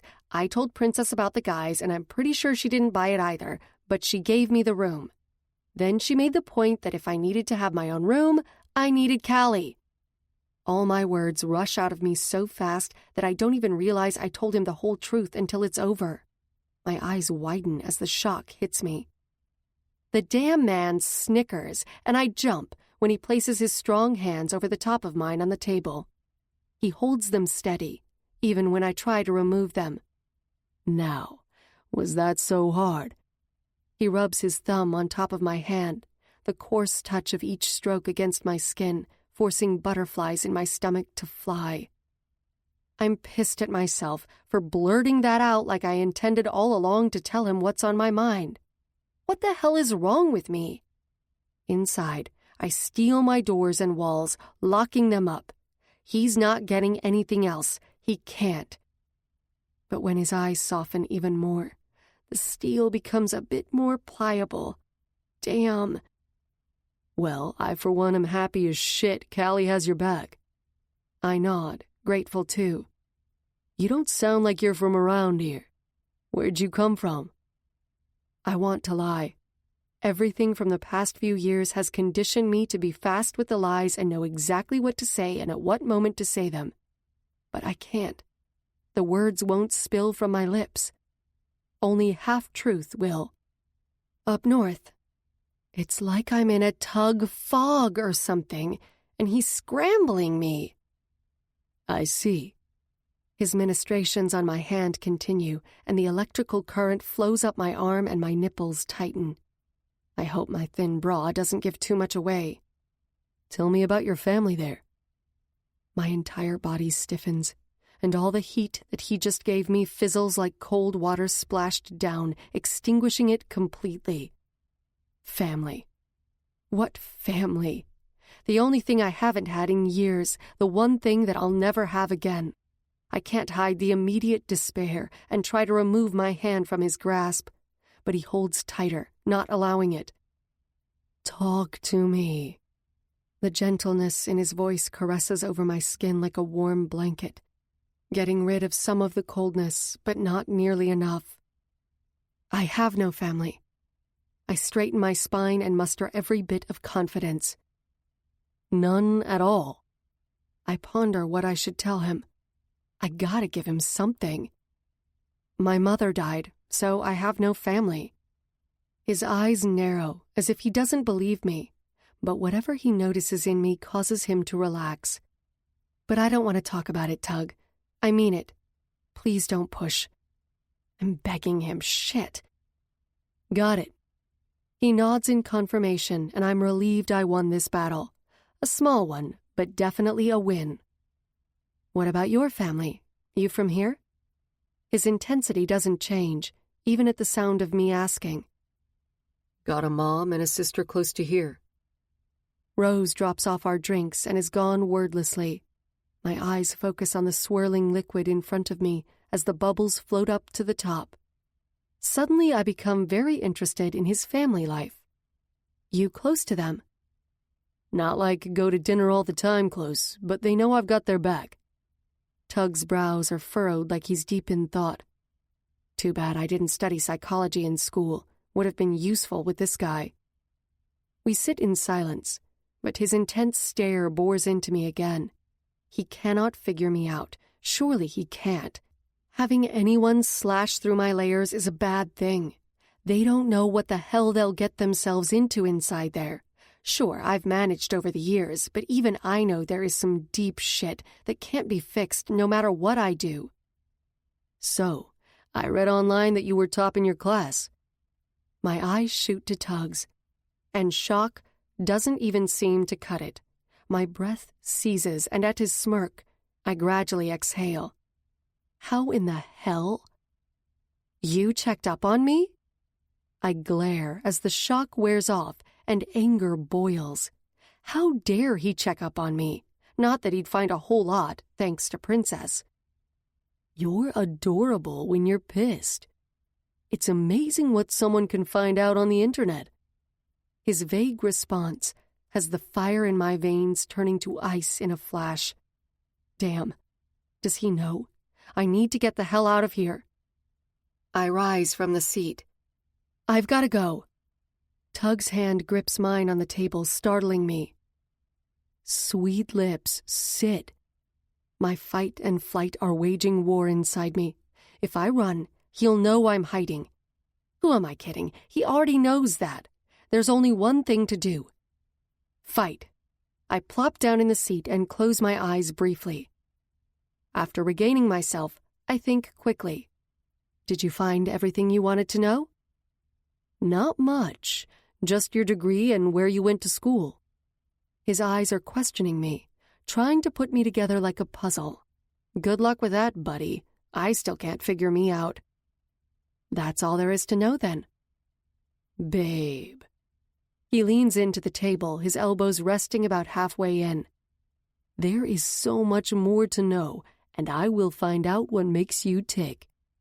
I try not to panic and think about what he will find. Part of me wants to blurt it out, so he doesn't. But I can't. My lips won't allow the words to slip from them. Rose saves the day by stepping forward with the food, placing it on the table with a plop. Y'all need anything else? The burger smells delicious, with the juices coating the meat, the cheese all gooey and melted. My stomach rumbles at the smell of the bacon. Everything in life tastes better with bacon. No thanks, I tell her, as Tug says nothing. Rose leaves and I bite into my sandwich. One thing I've never lacked, even in stressful situations, is an appetite. The rich taste of the meat bursts on my tongue, and a small moan escapes my lips. My eyes flit to Tug, who is staring at me appreciatively. Sweet lips, I can't wait to make you moan like that. The meat that I swallow gets lodged in my throat, and I cough it down, then drink to wash it all the way down. As I gasp for breath, a hand taps my back, and I jump at the touch, turning. Tug. Besides the coughing, I settle when I know it's him. You all right? Tug's concern is evident as his hand does wicked things to my back, rubbing up and down continuously. I'm fine, I cough and wipe my mouth with my napkin. The air flows through me, finally reaching my lungs. Tug must have been satisfied as he sits down in his seat, never taking his eyes off of me. I ignore him and the sultry smell of him that lingers on me from his touch and resume eating. I will not think about the kindness he showed in making sure I wasn't choking. I will not think about the fact that him doing that totally puts him in the good guy category. Nope, not me. I will not think any of that. Glad I have that effect on you, sweet lips, he says, snapping me out of my thoughts. I shake and process his words. Ugh, ego much? My eyes water from the coughing fit, and I dab them with a napkin repeatedly to stop the water. If I didn't, I'd be glaring at him. You just caught me off guard. 1 minute we are talking about something, the next you're making lewd comments. Lewd, sexy, and hot as shit comments that drive me crazy. Stop, I chastise, not wanting these thoughts even remotely distracting me. He chuckles and gives me a full-out, sexy half-smirk. Babe, that was nowhere near lewd. You want me to do lewd? His brow raises in challenge. My burger stops right before entering my mouth, and I contemplate his words as a chill runs down my spine. I don't answer verbally, but non-verbally I shake my head, not needing anything like that coming out of his mouth. I'm already on edge as it is, and if I can stop him, I'm going to do it. He sits up in his seat and picks up his burger, scarfing it. The way his strong, chiseled jaw moves with each chew has me mesmerized. The movement of his Adam's apple and the way his lips swipe side to side as he chews make me think of all the places I'd like his lips on my body. I rapidly turn away, not wanting him to decipher my thoughts. I don't dare look at his face because the ass will know. He seems to be able to read me, and I really don't like that. I need to get this conversation off of me and off sex before this night ends up in ripped clothes on a bedroom floor, or maybe the diner's bathroom. What made you want to join Ravage? He sets his food down on the white plate and leans against the seat, almost like he's proud that I asked him. His eyes gleam with happiness. Family. Brotherhood. I wanted that. But you have a family. To me it seems a bit jaded if you have one but want to find another. But who the hell am I to talk? I have no one and would love to have some type of family to spend holidays with or even talk to. But it is an honest question. Having a family and being part of one are two different things. I have a mother and sister, but shit happens. He lets his words drift and doesn't finish them. With Ravage, it's like a team, and each member will have your back no matter what. So you wanted to be on a team. My eye quirks as I try to figure this man out. I get wanting to have a family. Hell, I'd love to have one. But the team part is throwing me off a bit. He scoots his food off to the side, and the air around us changes. The seriousness of what he's about to tell me rolls off of him in waves. I'm captivated by it, and I want to know what it is, need to know what it is. Why is up for discussion another time. I set my food down and listen intently. When I was in the service, I had a team of men. He pauses. That team was there through everything. We counted on each other, and every single one of those guys I knew would have my back. When a guy gets out and has to join civilians, it's not easy. He shakes his head as if he's clearing away a bad thought. When you come back and there are so many laws dictating you after not having them for years, the adjustment sometimes doesn't work out so well. I start reading between the lines of what he's saying, but not really saying. Tug had a very difficult time adjusting. I wouldn't know the first thing about what he saw or what he did in the military. I take him at his word. But how did you meet up with these guys? Sure, I found the place because my aunt gave me a card with X's address on it. I'm not judging, just curious. Buzz. He was in my unit. Didn't know him growing up, but come to find out we only lived about an hour from each other. Anyway, after we got out, we went our separate ways. Didn't last long. He knew the Ravage brothers, and that's how it all started. I am not going to pretend to know exactly what they do in Ravage, because it's none of my business. But the Brotherhood sounded good for him. The pride in his voice about it isn't hidden to me. At least he saw something and went for it, shows his determination and persistence. But you're not a brother yet. I dip my fry in ketchup and then shove it in my mouth. Yum. Nope. Prospect. Been that way for almost a year. He scratches the scruff on his sexy as sin chin, and my damn mouth waters. Yes, Waters. If I could kick myself in the ass, I would so do it. What does being a prospect mean exactly? His eyes narrow, and I don't like that look on him at all. Means I'm trying to be part of the club. Anything else is club business. That's pretty much what Princess said. I read many erotic romance books about motorcycle clubs, but who knows if they have a lot of real information in them or not. One thing that is consistent in all of them is that women are not part of the club. They don't know the comings and goings inside of them, and they definitely are kept in the dark. And to be frank, thank God for that, because I really don't need to know.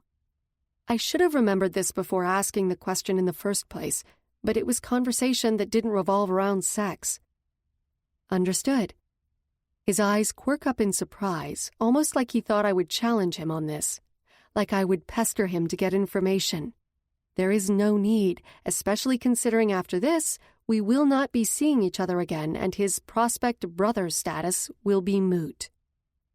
Does it bother you? Does what bother me? I repeat, confused.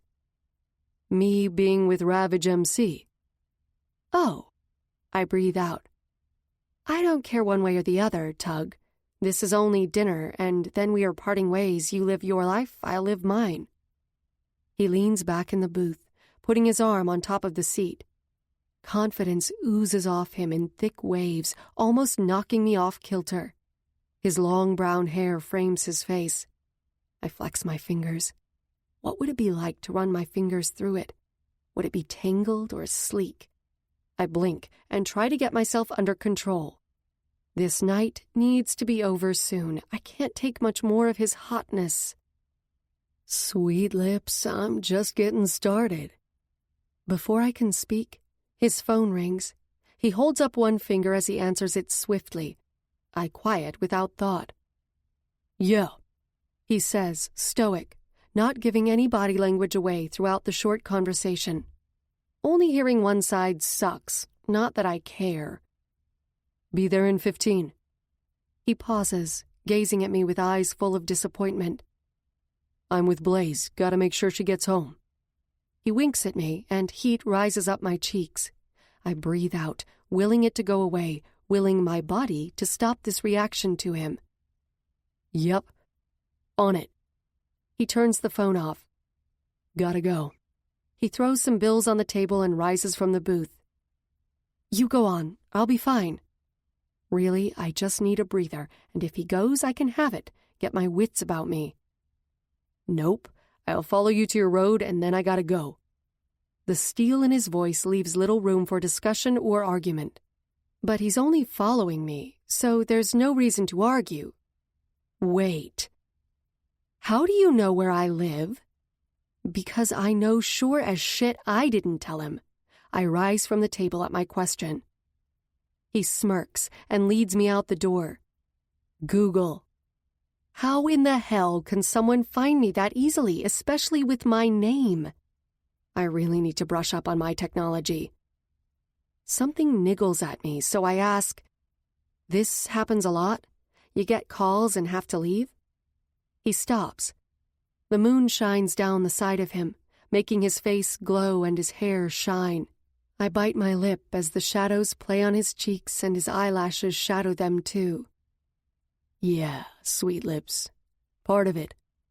He says no more and leads me to my Jeep, ushering me in, while holding the door open. Another nice thing for a man to do. Damn. I stand next to my seat, my back turned to it facing Tug. Hot. So very hot in this small space. He steps closer and I need to breathe. I try to hop up in my seat, but his arm catches me around the waist. His hold is snug, and he keeps it while turning me back into him. My breath catches as warm, hard body presses up against mine. Every muscle of his body, from legs to groin to chest, invades my space. Hard, hot, sexy. Time seems to stand still, and my lips part. He's so close that if I stood on my tiptoes, our lips would lock in what I'm sure would be a ferocious kiss. His lips come down on mine in the softest peck I've ever had, surprising me, or disappointing me. I'm not sure which. The kiss is more like a butterfly kiss, a flutter of a wing caressing my skin. My eyes lock on his, and part of me wants him to devour me, consume me. It's as if he can read the desire in my face as his eyes light with a fire I have yet to see. Another time, sweet lips. Next time, I get a real taste. He releases me on unsteady legs, but I hastily climb up into the Jeep, shutting the door as soon as he steps away. Shit. Chapter 5. Blaze. Get me the needle and thread. I pause, thinking on my feet. Oh, and the boob pads. Hurry. Another wardrobe problem, this time from one of the newer dancers, Star. She's been here a couple of weeks, so I consider her new. Her routine tonight has something to do with Star's and her top, or lack thereof, broke, spilling her tits out, which would be fine, but not the right time for that. Luna, who has turned over a new leaf, brings me the things rapidly. Susie Homemaker was not on the job description, and considering I am no seamstress, I do the best I can. Luckily, it's one of the things my mother taught me back when she wasn't sick, when she was vibrant and could do all the things a mother does with her child. Until the sickness ate her up inside, taking my whole world away from me. Ouch! Star shouts, and my focus goes to the pin I have obviously stuck her in the chest with. Shit. Sorry. I have no idea how Princess did all of this by herself every night for so long. Stupid shit, like no tampons. Really? Everything is easily fixable and normally doesn't take long to deal with, but it does get tiresome. Sometimes I feel like their mother. I remove the top off of Star and continue to sew so I don't poke her. Princess hasn't been around, and I haven't heard much from her except to tell me that Casey is hanging in there. She's popped in a few times, but never stayed long enough for any real conversation. She did tell me that she wants to have a meeting, but doesn't know when that will be yet. It's fine. I can pretty much handle anything at this point, and what's better is the women don't give me shit so much anymore. They listen, do what they're supposed to do, and we all make money. Pretty simple concept. Glad they figured it out. Saved us all from headaches and drama that I do not need. That doesn't stop the cattiness between the girls, but I have learned in this short time to handle each situation as it comes. There. I finished stitching and hand Star the garment. She slips it on, and it fits like a glove. She jumps in her spot excitedly. Thank you. She rushes off to get ready for her set. I do a sweep of the room.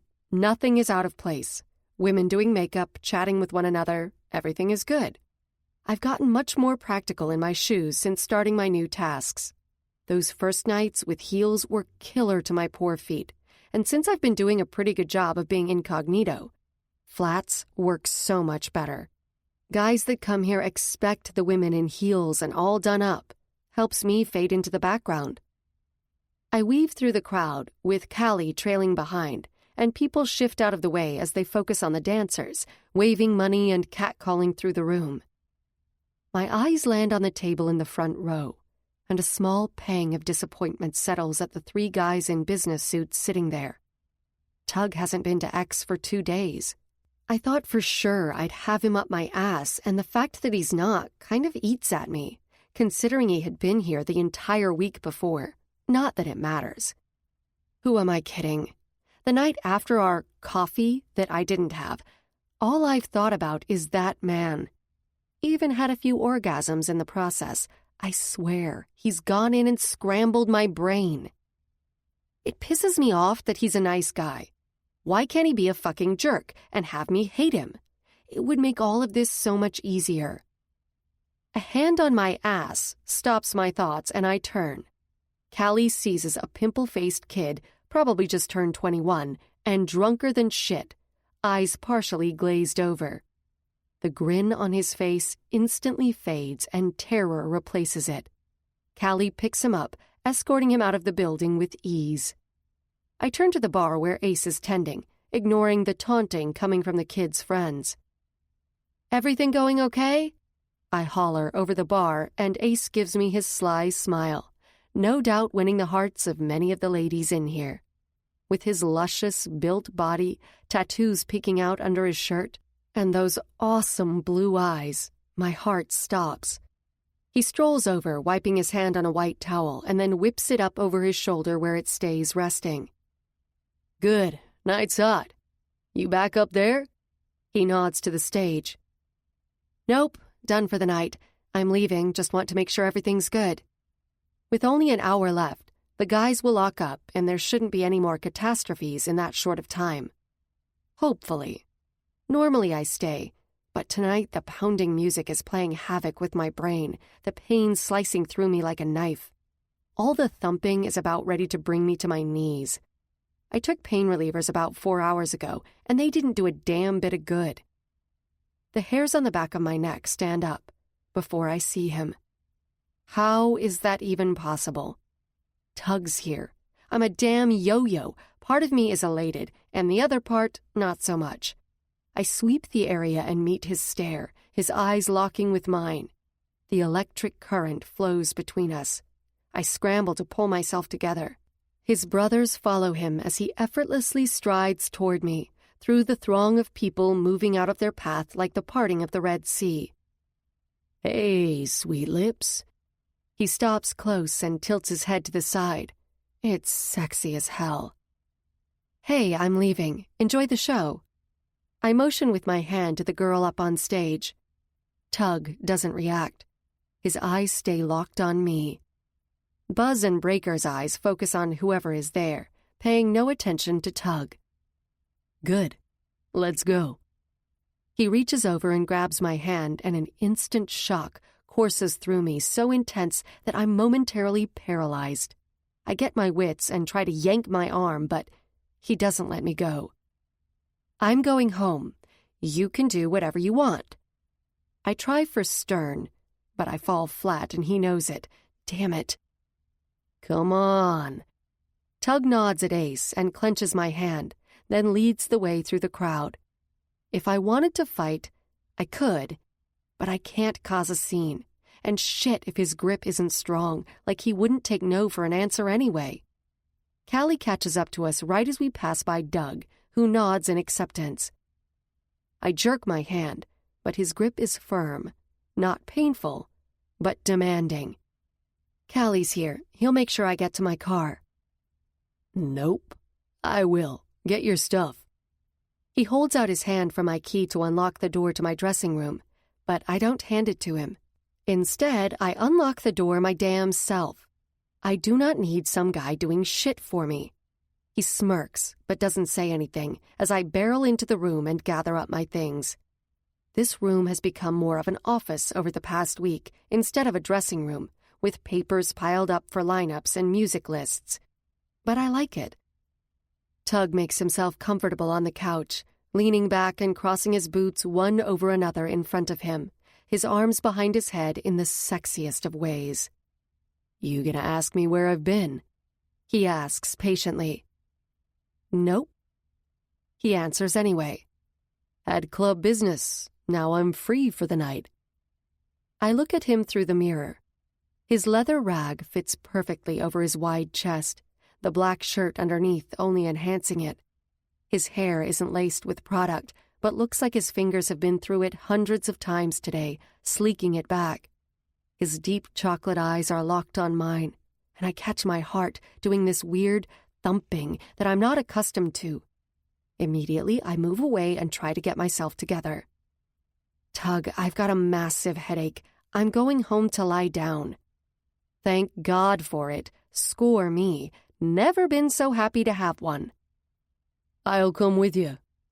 His words come out matter-of-factly, like what he says goes.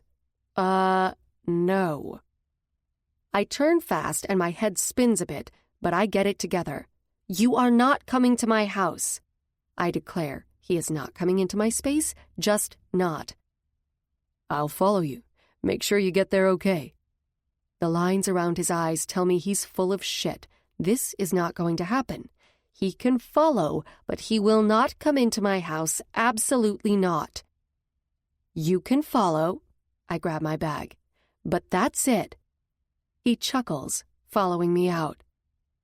Through the entire drive, I keep checking my rearview mirror, watching the lone light following me through the darkness. I've never had a man over to my home before, and the thought is very nerve-wracking. It is my safe haven, the place I can go to get away, and I'm not ready to have anyone in my space. This will be one fight that Tug will not win. Pulling up to the house, floodlights kick on, illuminating the brick home that I love so much. I open the garage door with the remote. The sound of Tug's bike roars and then cuts off behind me as I park. My eyes are so glued on the man behind me that when I look up, I slam on my brakes, almost driving through the damn wall of the garage. Shit! My pulse flares and I grip the steering wheel. Damn it. Get a grip, woman! My door whips open and Tug is standing there. Put it in park, Blaze. He orders, and I don't hesitate to follow what he says, shifting the Jeep in park and killing the engine. His hand cups my chin, my face mere inches from his. You okay? The absent movement of his thumb over my jaw relaxes me, and I suck in a breath. Concern laces his eyes, making me all gooey inside. Yeah, thanks for following me. You should go. My words come out breathy, and I hate it, but can't stop it. He assesses, then releases me. You really don't want me coming in? Yes. No.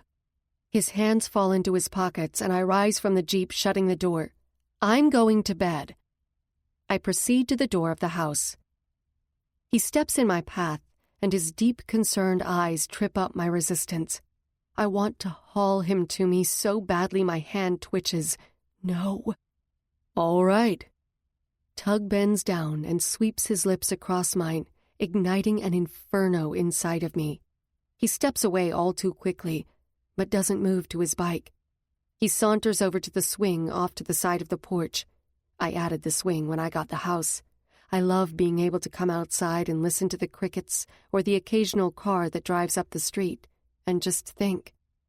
Just be. It isn't anything special, only a swing from the home improvement store, white and held by chains from studs in the roof. But I love it.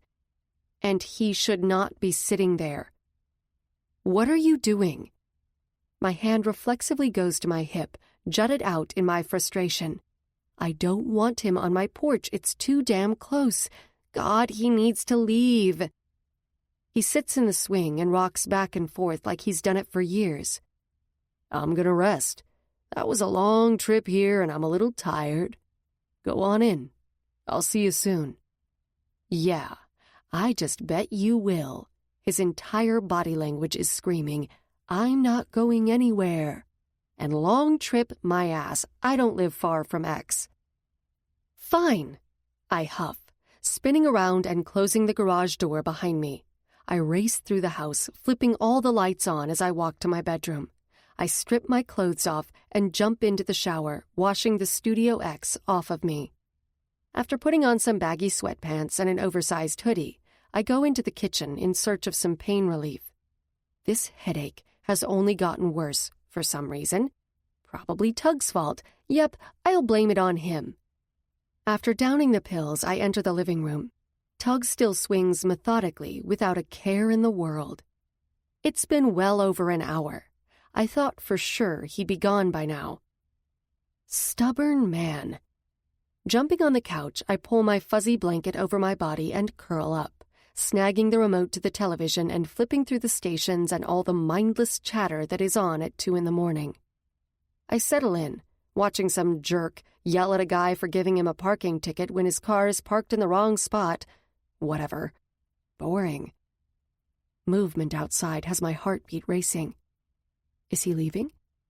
I peer out the window. Nope. Still rocking. I let out a small sigh of relief. How could I leave him out there like that? It's not like he'd hurt me physically. I know he wouldn't. How I know is left to be determined. I just do. Emotionally is a whole different story. Damn that man. I battle with my thoughts for long moments. I throw off the blanket and advance to the front door, swinging it open in a bit of a huff. Tug turns to me in surprise. "Get in here." I leave the door open, inviting him in, and let him choose if he does. I head to the kitchen in search of a beer for Tug and a water for myself, and bring them into the living room. Tug takes his boots off at the door, and I stop dead. "What are you doing?" "Don't want to get your floor muddy." Damn considerate man. I sit on the couch and place the drinks on the rectangular glass coffee table in the center of the room. As Tug comes into the space, I expect him to sit in the open recliner, as I am on the couch. But he doesn't. He plops his ass right next to me, our legs touching thigh to thigh.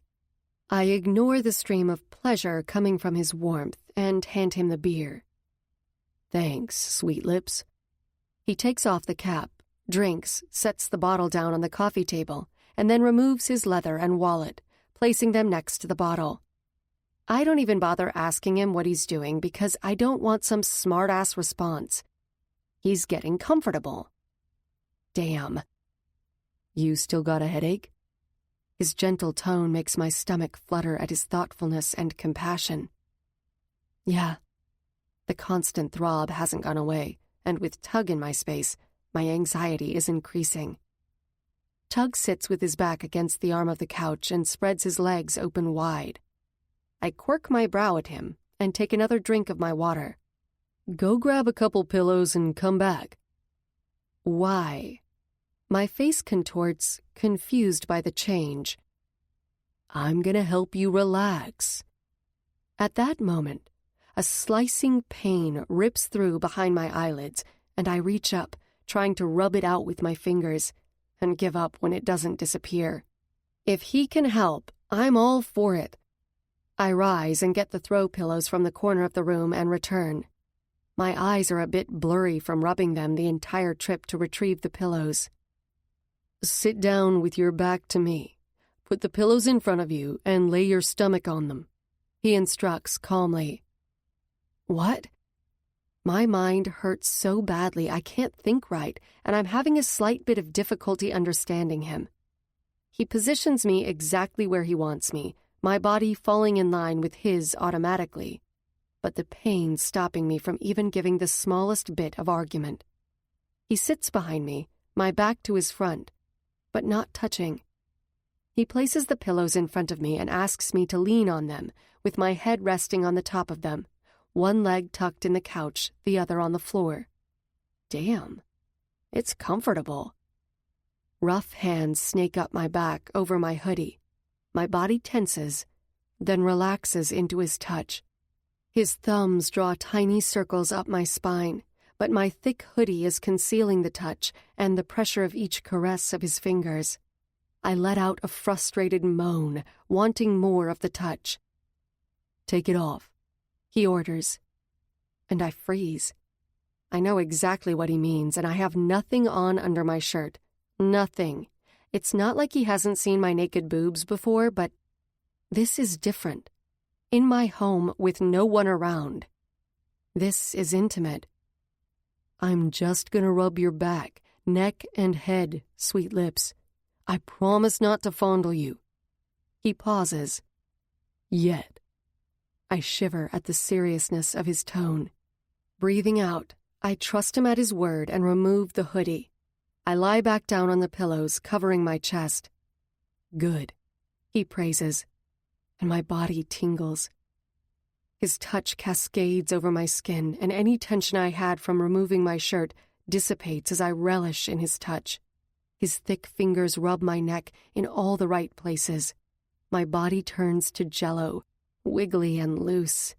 When his fingers feather into my hair and caress my scalp, I moan as he rubs right where the throb is intense. He moves to my neck, then back, then neck, then head, his fingers touching all the right spots and my throbbing headache becoming a memory. I get so lost in his touch, my eyes become heavy and I fade into darkness. I'm being picked up, like I weigh nothing. I'm floating down onto the softness, and lips brush mine as something warm envelops me. I snuggle into the heat. Too warm, way too warm. My eyelids flutter open. Blue-green walls and drapes.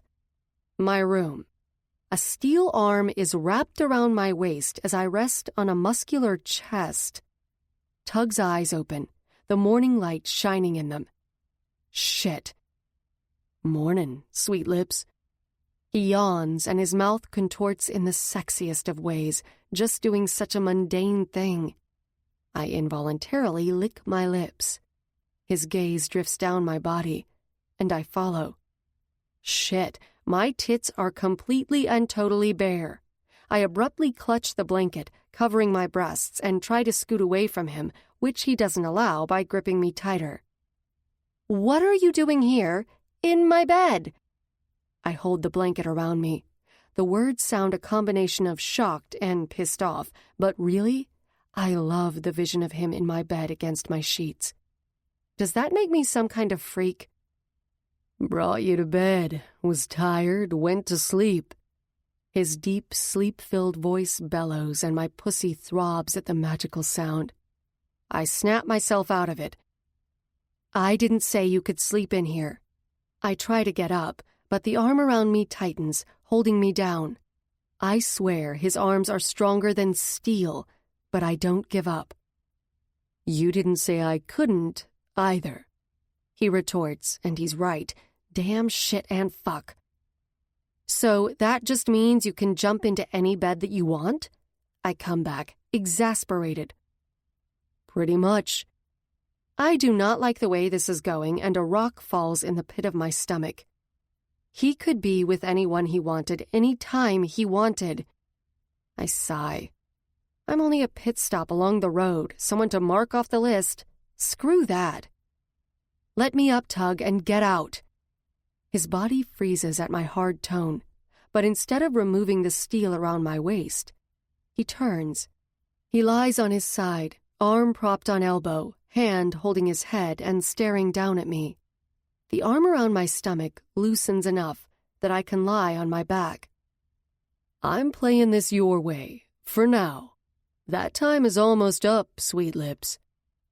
What in the hell does that even mean, Tug? I huff.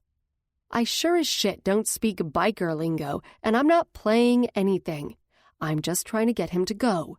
It's better in the long run. Means I'm letting you call these shots. Want you used to me. But soon, babe, we play by my rules. The intensity in his eyes has me believing it, too. I try to get up. This time he lets me, and I sit up on the bed, crossing my legs together in front of me. I face him, making sure the sheet covers me. We play by my rules, and there is no us. No sex, no relationship, nothing. You need to get your stuff and get out, now. I scoot off the bed with the blanket and hightail it to the bathroom, shutting and locking the door. I grumble at the reflection in the mirror. What the hell is wrong with me?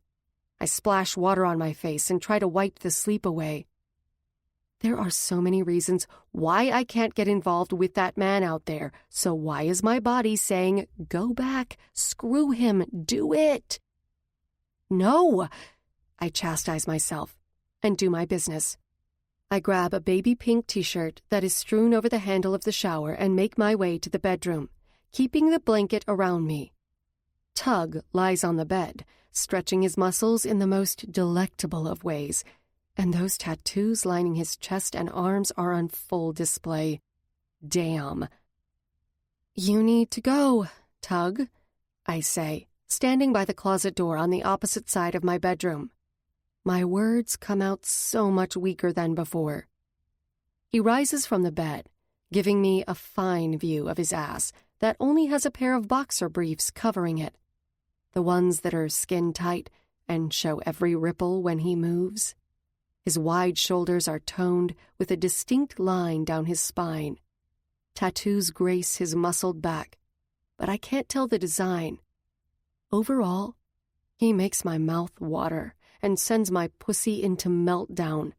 He turns, making eye contact with me, and I instantaneously look away. Shit. I'm going. He turns around, putting his jeans on. What a shame. I mean, good. He needs to leave. But I'll be back, and soon. His words bring me to the task at hand. Tug, really? We can't do this. I plead, because pure determination pulsates off of him along with persistence. Shit. After slipping on his shirt, he places both hands on either side of my cheeks. I meet his hot gaze. The promise in them unnerves me. We can and will do this, Blaze. I promise you that. He dips down, and this time his lips are not soft. They are determined and precise. They mold to mine and take me in a demanding, sensual kiss. I gasp, giving him the opening he needs, and he goes deeper, all the while still cupping my cheeks. All I can do is hold on for dear life as his tongue seeks entrance and finds it readily. I grip his wrists at the side of my face and I kiss him back as all the bullshit I keep telling myself washes away into a big puddle on the ground, and I step forward. Long minutes pass, and he keeps up the effort and I follow right along. When he releases me, I can't find air. I forgot to breathe. Is that even possible? I gulp in big breaths, my heart pounds, and my entire body is a live wire ready to explode. Wetness and warmth are pooled down below, and I want more. My eyes flutter open to a smiling man that takes my breath away. Your time just got shorter. He pecks my lips and strolls out of my bedroom. The distinct sound of a door shutting tells me he's left, and the rumble of his bike tells me he's gone. I sit on my bed and place my fingertips on my tender lips. Shit. What have I done? Sid. Princess is in today and asked me to meet her in her office. That was about an hour ago, before I got sidelined with questions from the girls. One even asked me to show her a technique on the pole. The things I do. But teaching her was kind of fun. And judging by Princess's face as she stands behind her large wooden desk in her office, she's not very happy about me being late. Princess's office is kick-ass. Deep red covers the walls. Two of the walls have heavy black drapery that falls down in a swoop, held by little black ropes attached to the wall. A large black iron cross hangs behind her desk, with thorns weaved all around it. Her desk is the focal point of the room, and filing cabinets are up against a side wall. 2 chairs sit in front of her desk, one of which I'm currently sitting in. Sorry, drama out there. If she's pissed, she's pissed. There is really no stopping her when she is. Her eye quirks. You able to handle it? My steely spine engages.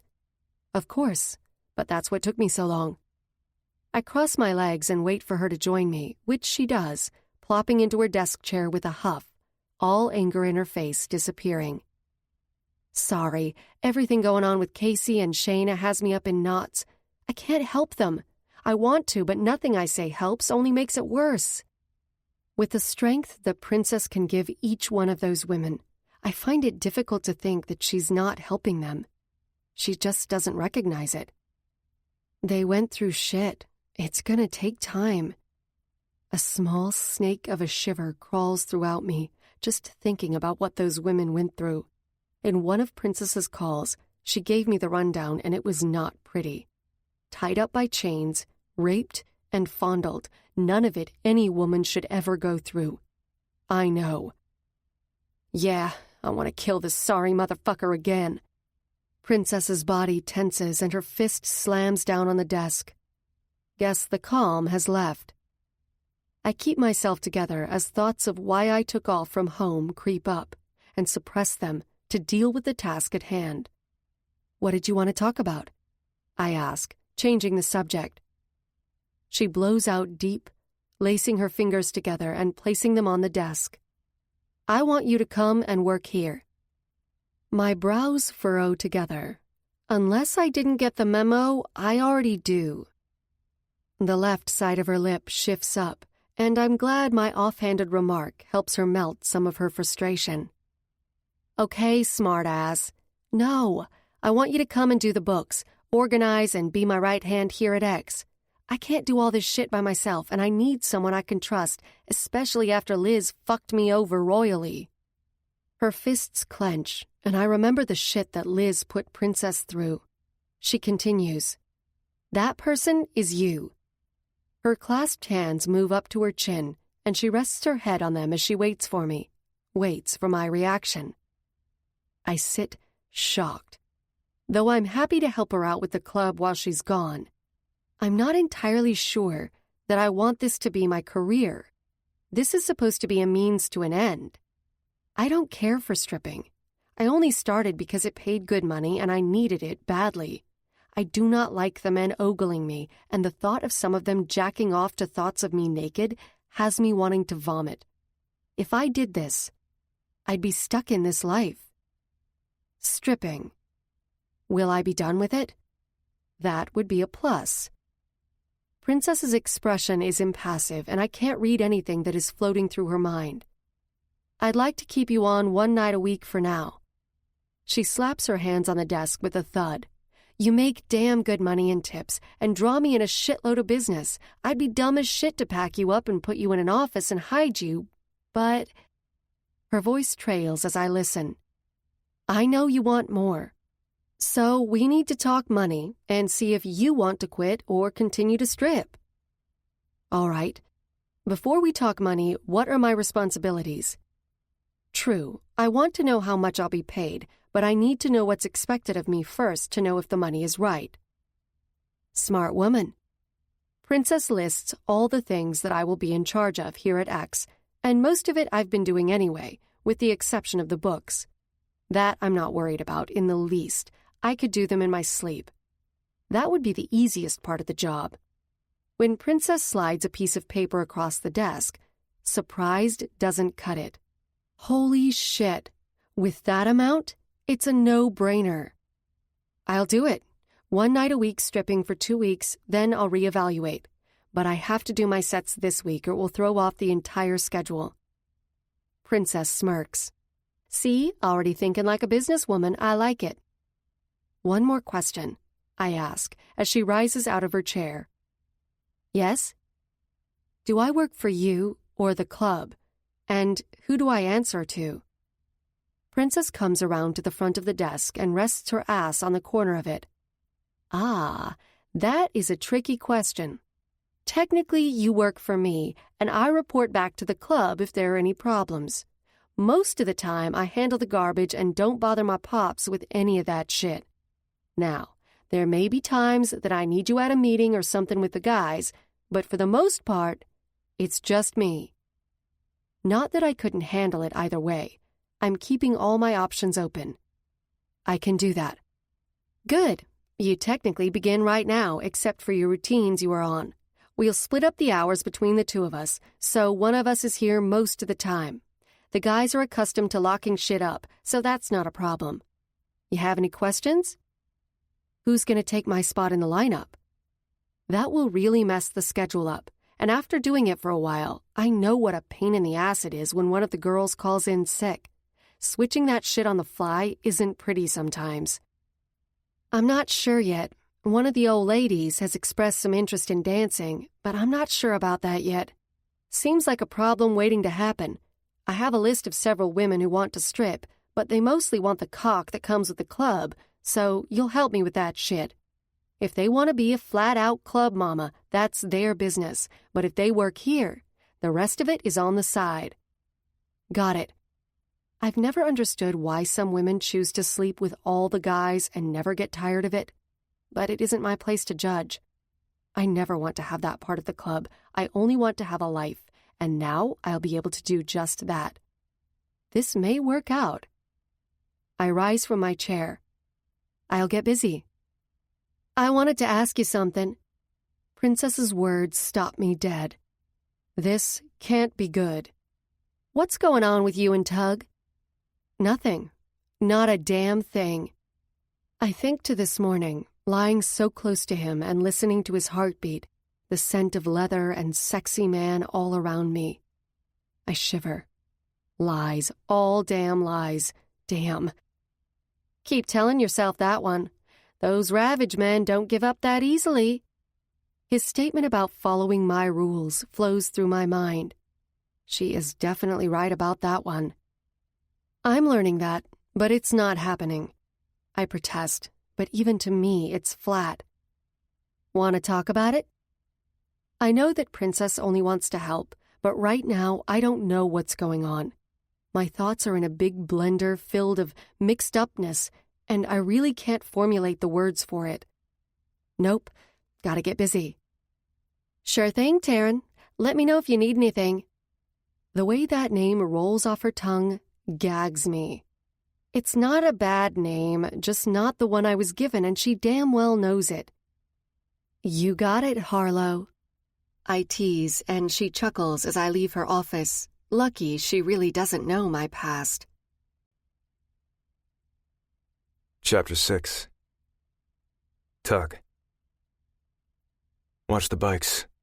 Dagger orders as I get off my custom wide-glide Harley, perfect for a guy with long legs like me. It's sleek black with shiny chrome. I love this fucking bike. The brothers stroll into the bar where they are meeting Ransom. At least I have Buzz with me. One thing with being a prospect is no job is too small, and right now, our eyes are on the bikes. Scanning the area, I realize there are several eyes on us, but none that appear to have the balls to come closer. That could, of course, change in the blink of an eye. Pop said the meeting with Ransom shouldn't be long and wanted Buzz and I to ride along, leaving Breaker at the clubhouse.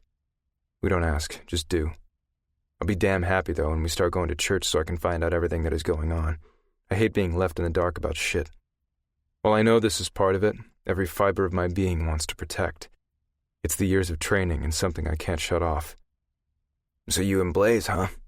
Buzz asks, lighting a cigarette, but keeping an eye on everything around us carefully. One thing about Buzz is I trust him with my life, no question. That man is a fucking machine, and anyone who doubts it is a dumb fuck. Fighting side by side for your life on little sleep and food can force you to trust someone fully. Buzz I trust fully and completely.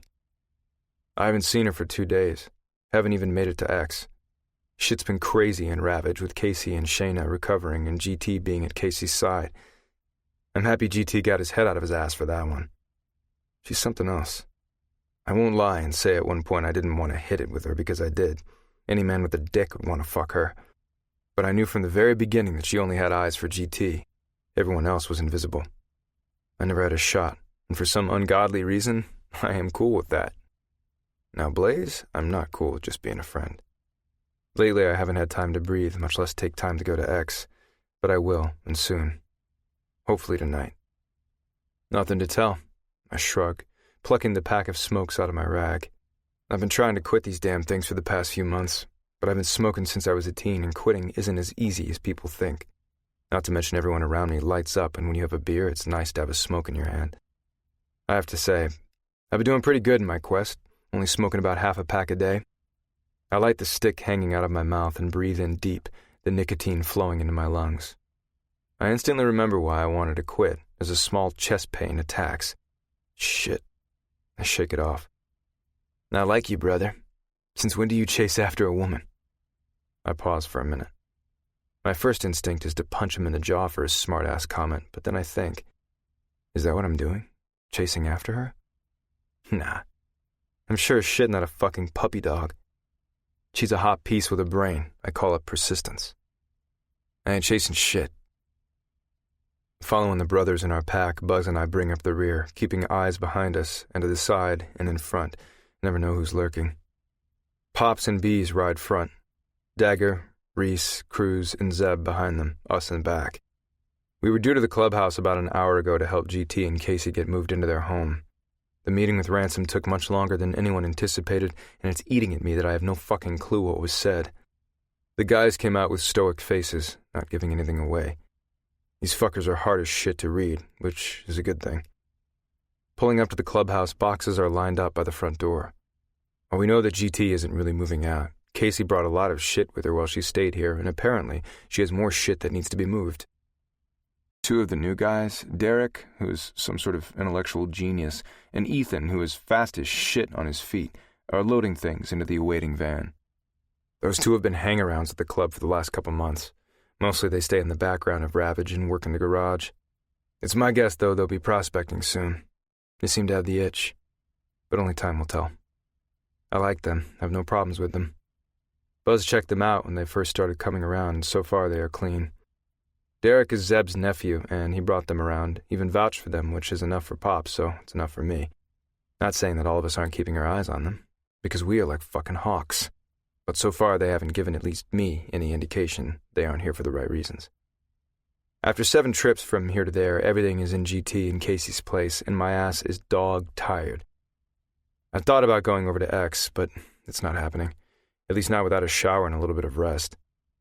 Following Buzz and Breaker into our 3-bedroom apartment, the cool air rushes over me. Moving in this heat sucks ass. Thank God for the coolness of beer. I strip, shower, and change, joining the guys out in the living room, or what one would call a living room. The room is stark white, and we have 2 mix-matched couches, one red and one blue with some type of pattern on it, and a recliner. A large flat screen is the focal point of the room, with a leftover coffee table from the last tenants littered with beer bottles in the middle between the 3 pieces of furniture. The walls are blank except for the nail holes, also left by the previous tenant. When we rented the place, we were only trying to find somewhere close to Ravage that had rooms to sleep in, and that's exactly what we found. We didn't need anything more, considering we are either at the club, garage, or runs. All 3 of us had different ways of making money before joining up with Ravage, and now I get a check from the shop, which lately isn't much, but it's enough to get by. It is just another reason for us to become brothers. Paid runs. Or so I've heard. That would be nice to get in on the cut. Here. Buzz holds out a beer to me as we sit. Me on the blue couch, Buzz on the red, and Breaker in the recliner, all kicking our feet up. Buzz flips to the TV as I drink my beer, my muscles relaxing. Buzz settles on a football game that was probably played weeks ago. Before joining the service, I watched that shit religiously. Now I can't even tell you who ranks where or who's on what team. None of it was important to me after coming back to the U.S. A lot of things didn't seem important. Really, the only things that did before Ravage were my mom and sister. My mom could barely look at me. That shit hurt. My sister was only 16 or 17 at the time, and she went into post-traumatic stress after it happened. I tried comforting her, but everything I tried made her worse. Everything I fucking did, I did to protect them, and when they seemed almost scared of me, it pushed me over the edge. That's why I joined the army. Luckily, my father's death was ruled self-defense, or who knows what my life would have turned up like. When I got out, I tried to go home to Mom's for a bit.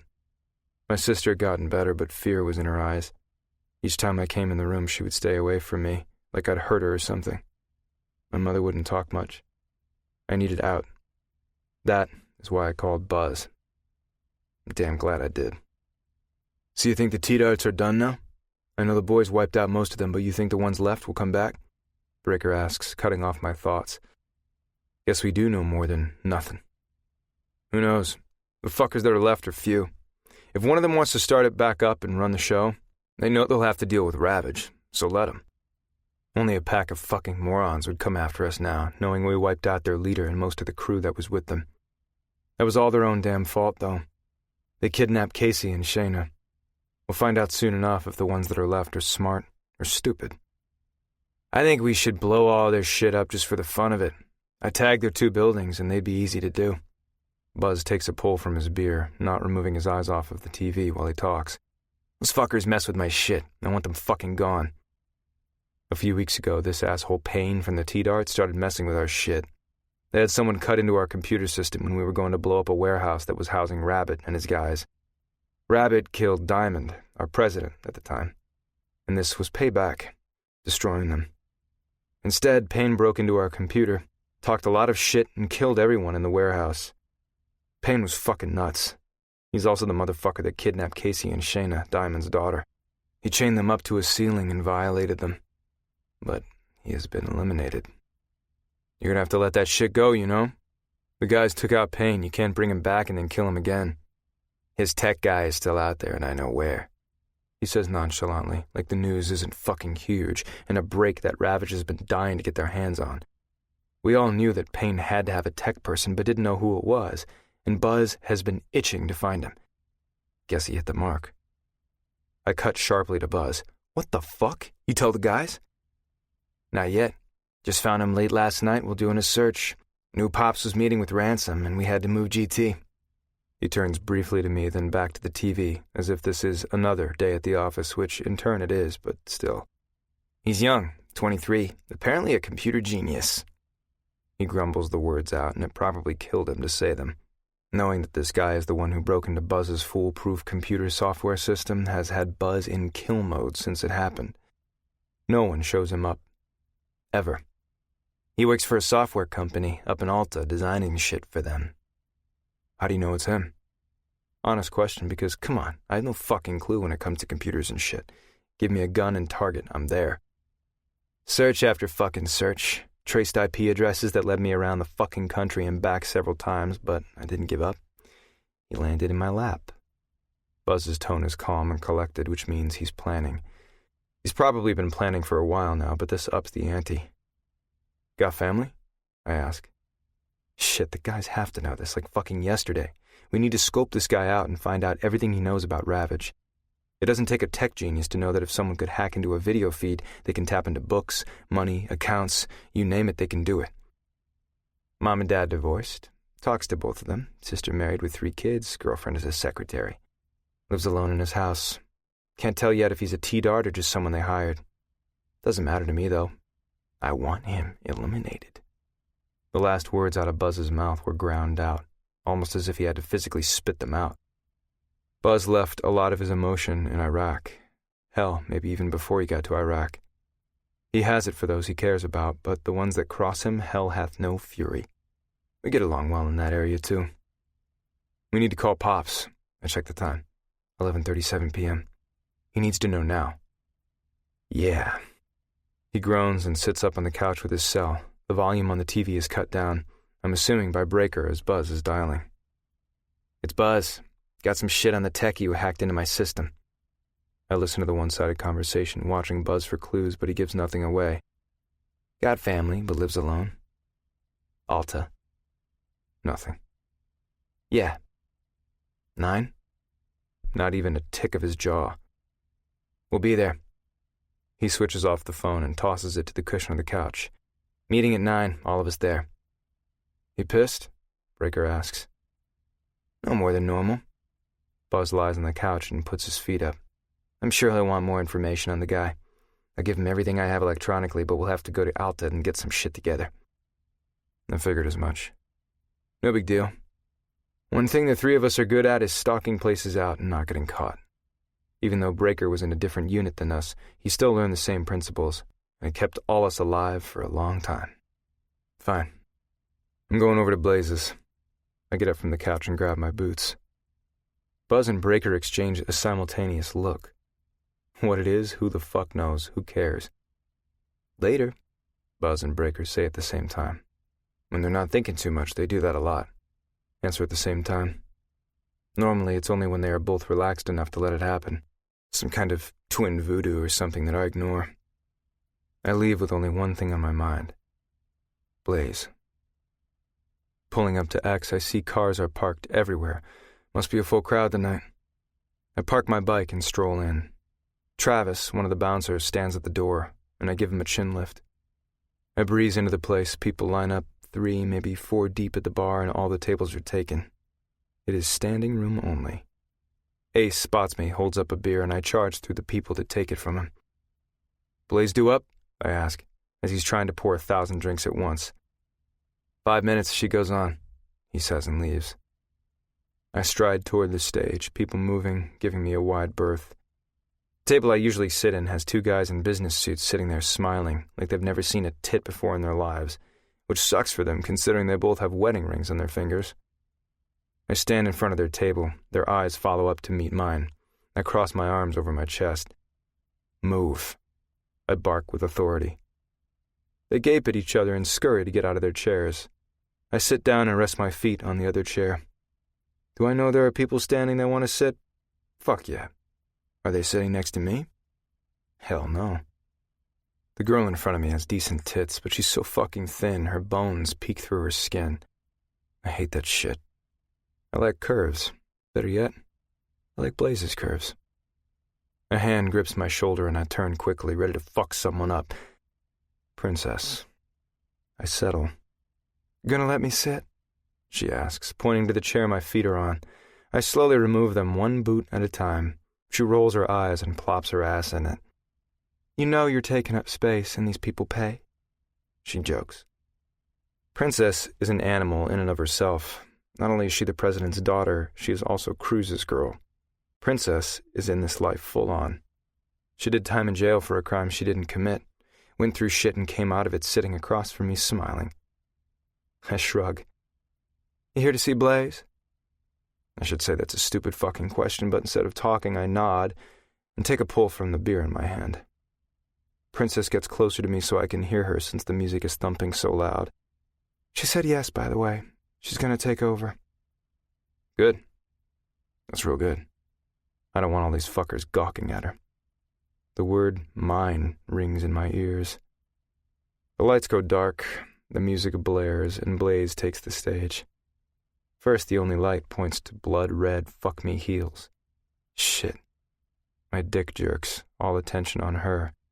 The light trails up her long legs, hitting the V covered in red lace and silk. Fuck me.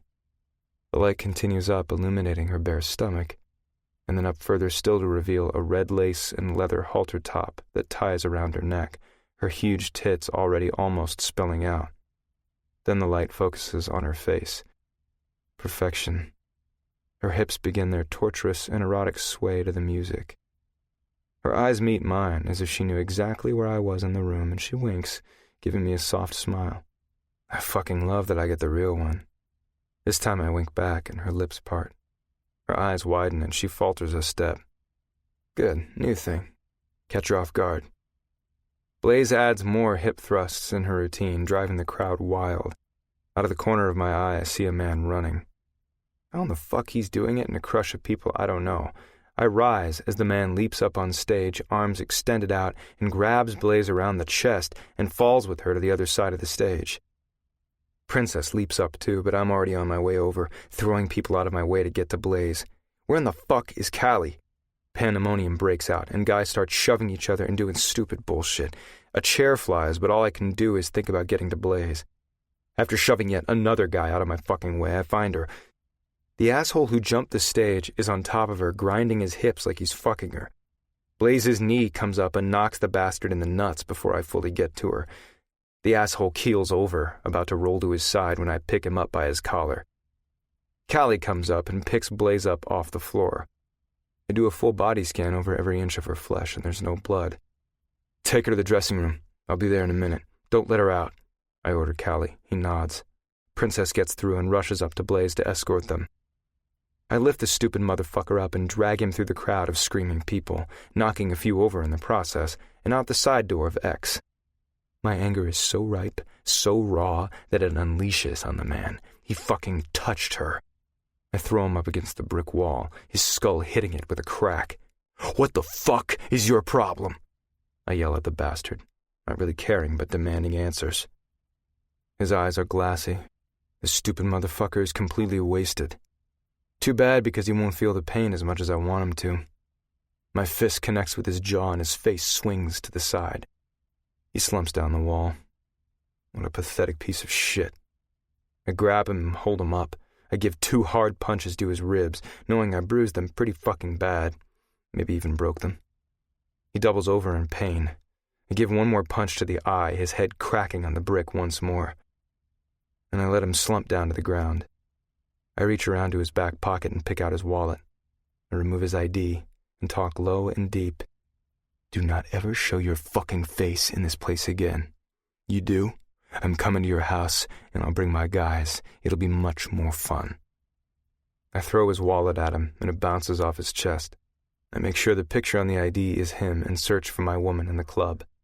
The floodlights are on in the place, and bouncers are escorting all the people out of the club, most of them running to get out. On my way into X, I run into Doug, who gives me a chin lift and is trying to calm the other girls. He's cradling one in his arms. Tough fucking job. At Blaze's door, I turn the handle. It's locked. Callie shrugs. Is Princess in there with her? Nope. Had to go out and take care of shit, he says, shrugging and crossing his arms over his chest. Shit. I knock on the door and she doesn't say anything. Blaze, open up. Nothing. I bang hard, shaking the walls around the door. If I have to get the key from Princess, I will. After what seems like an eternity, she opens the door a crack and I step in, closing it behind me. My heart stops for a beat. Her eyes are blotchy and red. Fuck, she's been crying. Fear runs in her eyes, but it seems like there is more to it. I don't ask, don't say a word, just go to her and hold her in my arms. Small shudders come off of her and I continue to hold her tight. Her arms wrap around my waist and she squeezes hard. We stand there for a long time, holding each other. She pulls away first, releasing my waist and wiping her eyes with her hand. I'm okay, she says without any prompting, like an automatic response. If you're not, that's okay, Blaze. I don't let go of her and she reaches up to my chest, palms down on my pecs. I love the feel of her hands on my body. Really, I'm okay. I want to go home now. The red rims tell me more than I thought. She is done. D-O-N-E, done. With stripping or just for the night, I don't know, but it's there. I'll come with you. She nods, shocking the shit out of me, but I don't show it. No fight whatsoever, only flat-out acceptance. Are you okay to drive? I ask. She nods. Get your stuff and let's go. I release her reluctantly and she gets all of her things, putting them into her bag mechanically. The light isn't shining in her eyes. More is going on here. What? No fucking clue, but I seriously want to fucking know. I get her into her Jeep and follow her all the way to her house. No one bothers us in or out of the club, and I check the house before I let her come in. Everything's clear. I need a shower. She goes to the bathroom door. I'll be out in a minute. She disappears, her strides slumpy. Every fiber of me is telling me to go and get in with her, but I know I shouldn't. Not after what happened. It's too raw, and I'm not a total asshole. I take off my boots, then do a double check of the house, doors, windows, and blinds. Not that the asshole from the night would dare come, but this happening tonight puts her living out here by herself in a different perspective for me. I fill up a glass of water and luckily find some pain relievers in the first cabinet I open. I turn off all the lights on my way to her bedroom. I set the water and pills on the small table by her bed, turn on the lamp, and click off the main light. I sit on the edge of her bed and wait for her. She comes out wearing gray sweatpants tugged up to her knees and an oversized t-shirt with "I didn't do it" printed on the front. She startles when she sees me, taking a huge gasp. I watch her try to relax herself. I guess you're staying? She says in a question, but it's really a statement. You are not wrong, honey. Her arms wrap around her body almost to protect herself. Do you want me to? I ask, giving her the choice. Not that I would actually leave, but something tells me that she needs this. To have a choice. She stares at me, her eyes moving back and forth. She's thinking hard, and it seems there is an internal battle going on. What it is, I'd love to know. Yes, she whispers. I'm tired. She steps to the other side of the bed. Wait. She jumps. Damn. I'm a fucking ass for barking. Shit, sorry, babe. I grab the water and the pills. Here, take these. She downs the pills without question, proving her trust in me. She climbs in, snagging the covers over her body. Her being quiet and solemn is not the Blaze I know, and I fucking hate it. I remove my shirt, jeans, and socks and climb into bed with her. She lies there unmoving when I lie down. Fuck that. I turn her around and rest her head on my chest, her arm on my abs, and intertwine my legs with hers. She doesn't protest. I turn off the light and kiss the top of her hair. What are you thinking about so hard? I ask in the darkness, staring up at the ceiling. Her body tenses. I'm beginning to really hate that shit. I'm tired, she answers. And I'm sure she is, but I really want to talk about this shit. I know you are, sweet lips, but you gotta talk about it. After a few beats, she says, There's nothing to talk about. A drunk guy bum-rushed me on stage. I'll have a bruise on my shoulder and maybe my leg, but other than that, I'm fine. She doesn't seem fine. To me, she seems anything but. It's all true, babe, but how do you feel about that? I'm pissed. That shit isn't supposed to happen at X. The bouncers are supposed to stop that shit from happening. Now at least we were getting somewhere. What did you do to him? I wait a minute and think about what to say. I made sure he wouldn't come near you or X ever again. She lifts from my chest, her eyes piercing mine. Did you kill him? Do you really want to know the answer to that question? I ask, knowing she doesn't. She turns and lies on my chest. No, I don't want to know. I chuckle. No sweet lips. Just taught him a lesson, one he won't forget anytime soon. We lie there in silence, and I listen to Blaze's breathing even out. I sweep my hand up and down her back, the movement hopefully soothing her, definitely soothing me. I'm so fucking revved up from seeing her on the floor like that, and that motherfucker dry humping her, but having her in my arms helps. She helps. Thank you, she whispers so softly I barely catch it. Always. Sleep doesn't come easy for me. I should be calling Buzz, getting a trace on this asshole that jumped Blaze, but I'm not getting up. I'm not leaving this fucking spot until I have to. Having her in my arms is right, and I'm going to keep it that way. Somehow I manage to drift off. Movement wakes me.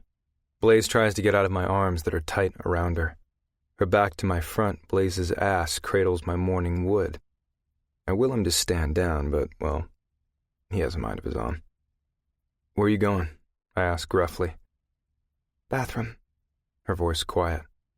I let go and she gets out of bed, not scurrying like she's trying to get away, just that she has to pee.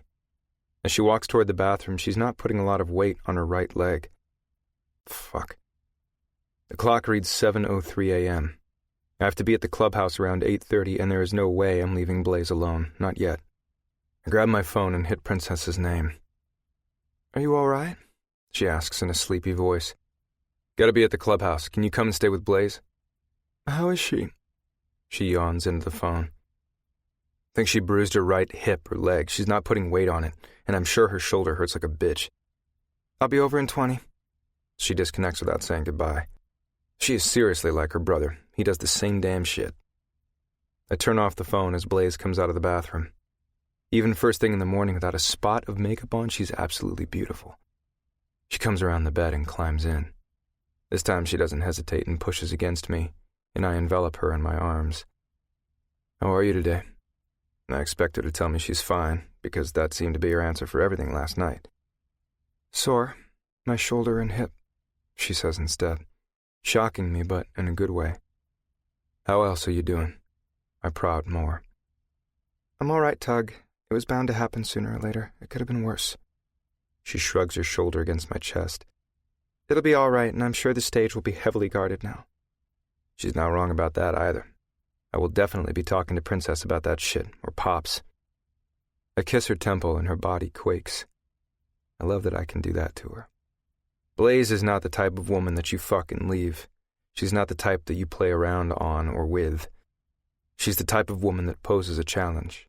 And if you meet that challenge, the reward is so fucking big, nothing else matters. I will meet that challenge. I've got to get to the clubhouse. Princess is going to come and stay with you, I say, rubbing small circles on her shoulder with my fingertips. I don't need a babysitter, Tug. I know that.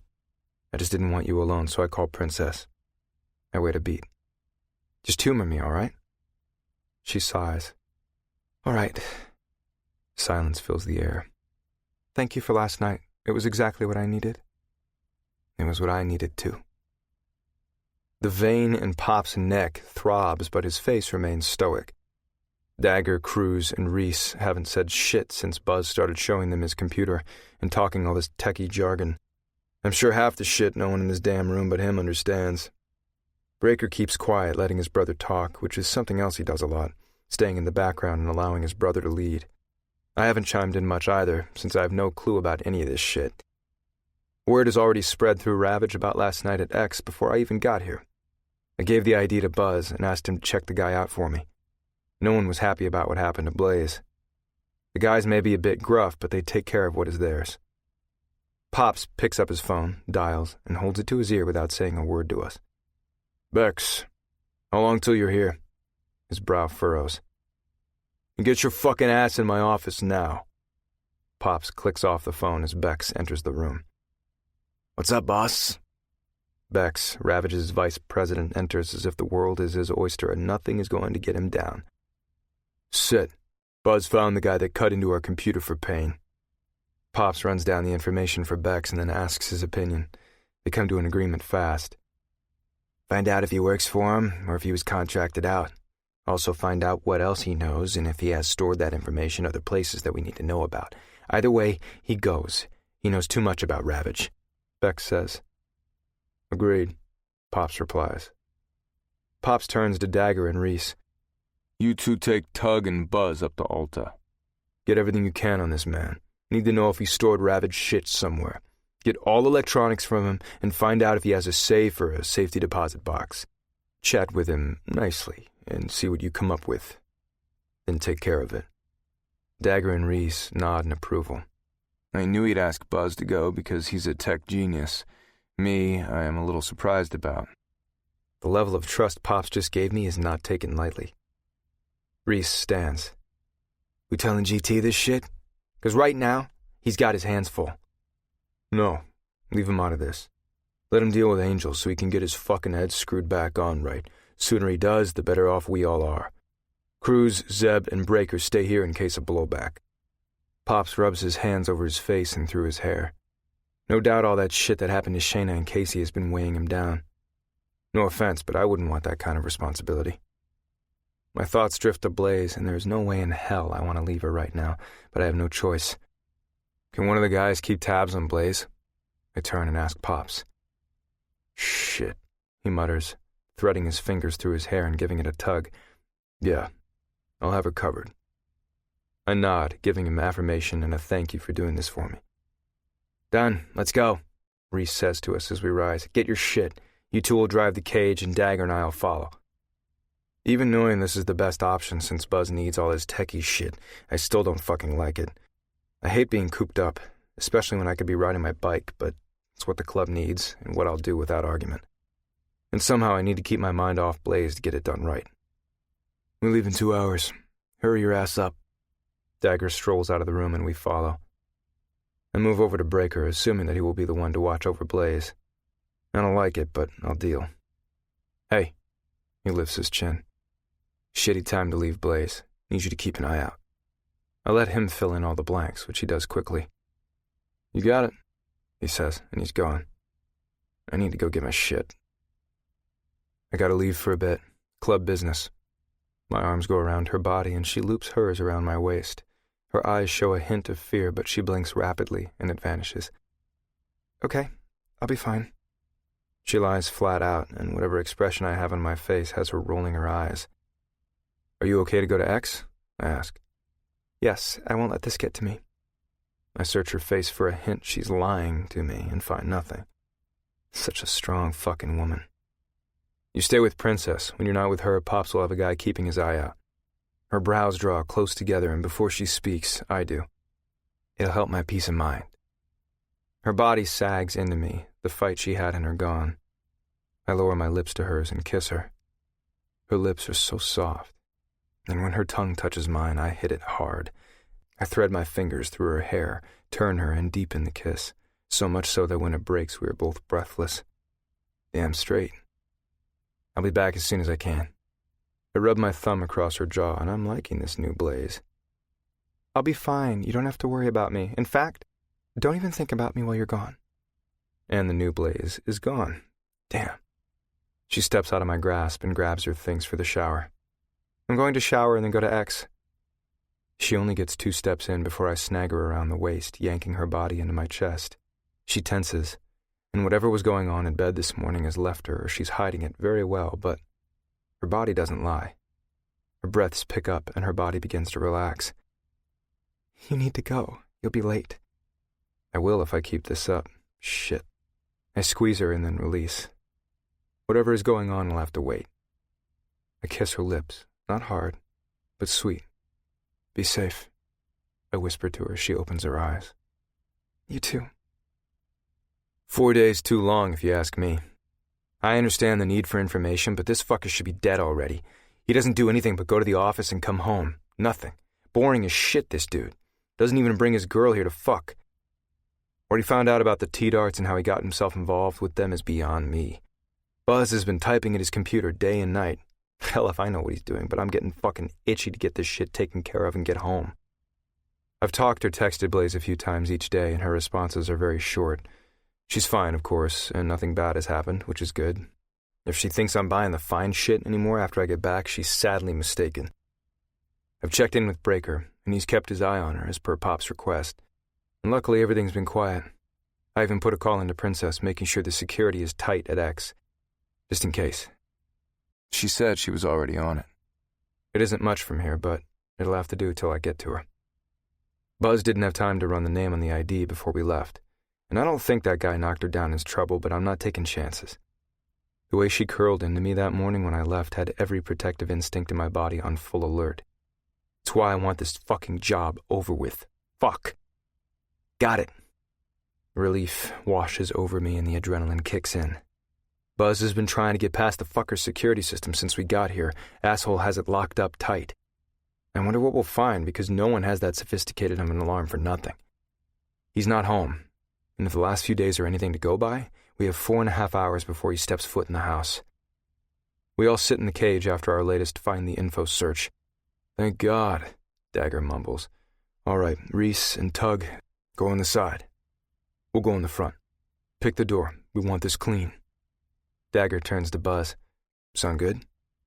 Perfect. Everything is disabled, including cameras. Even the 3 backup security systems he has. Something is in that fucking house. This does not sound good, but we're in it, so let's do this shit. We climb out of the cage, the warm sun beating down on us. Luckily, most of the people that live around here are gone during the day. The only one we had to worry about was the cat woman down the road, but luckily she left this morning and we haven't seen her since. Getting out my lockpick, I easily open the door. My gut sinks. Why in the hell would a guy who had his house secured like Fort Knox have a simple deadbolt holding the door that anyone who picks locks can get into? My guard is way up now. I draw my gun. Holding it out in front of me, the door creaks open and the smell of cinnamon wafts through the air. Stepping through the threshold, we enter the tidy kitchen with white appliances, light wood cabinets, and seemingly nothing out of place. I notice the cameras, as they are not hidden at all but strategically placed on top of the walls near the ceiling, which I'm sure gave every possible angle from wherever they are controlled. Moving through the kitchen with my gun drawn, pointing it down at the ground but ready for a moment's notice, we enter the small living room where Buzz and Dagger stand, also with weapons drawn. They nod, and Buzz goes down the hallway. After all of his research, he knew exactly where he was going. I check the rest of the house, making sure it's clear, and join the other 3. Buzz stands in front of a door with a large padlock on the outside of it, along with more deadbolts lining the side of it, 3 to be exact. What the fuck? Both Buzz and I get busy picking each of the locks, and it is not easy. These are more sophisticated. Sweat pours down my face, falling into my eyes, and I wipe it with my shirt. After what seems like hours, we unlock each of them and open the door. Dagger flicks on the light, and the 4 of us carefully enter the room but stop dead a few feet inside to take in the scene around us. It is totally not what I expected. Not that I really knew or had a clue what to expect. It was just definitely not this. The room is stark white, reminding me of a hospital with navy blue drapes covering the windows.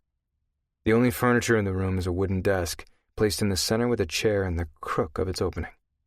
On the desk are 3 computer monitors, and a keyboard lay in front of them. Other than that, nothing else is on the desk. Buzz wanders further into the room, and I follow, noticing a door to the right and nodding to Dagger. Dagger slowly turns the handle of the door, gun pointing inside the dark room, the light filtering in from the computer room, providing our only means of illumination. Empty. Totally and completely empty. Strange. Sitting on the floor next to the desk is a large box about the size of a small refrigerator, the kind that fit in campers or RVs. Wires are poking out everywhere on it, some blue and some yellow. The wires are attached to a small box underneath the desk, and then the wires lead up to the monitors. What the fuck is this? I ask Buzz. Computer hub and backup? Buzz's gloved fingers type on the keyboard and the monitors shine to life, each one with a small box stating, "Enter your password." Buzz brings a small box no bigger than a cigarette case out of his pocket. Lights flash on it as he places it close to the hub. I have no clue what the hell he's doing, but I'm ready to get this shit done with. A small beeping noise catches my attention, stiffening my spine. I scan around the room for it. It's all right, just my box. It's hopefully cracking the password. If I can't get it, we'll come up with plan B. I'm sure this asshole has something set up where the wrong password will lock it, or worse, erase it, Buzz says, fiddling with his box.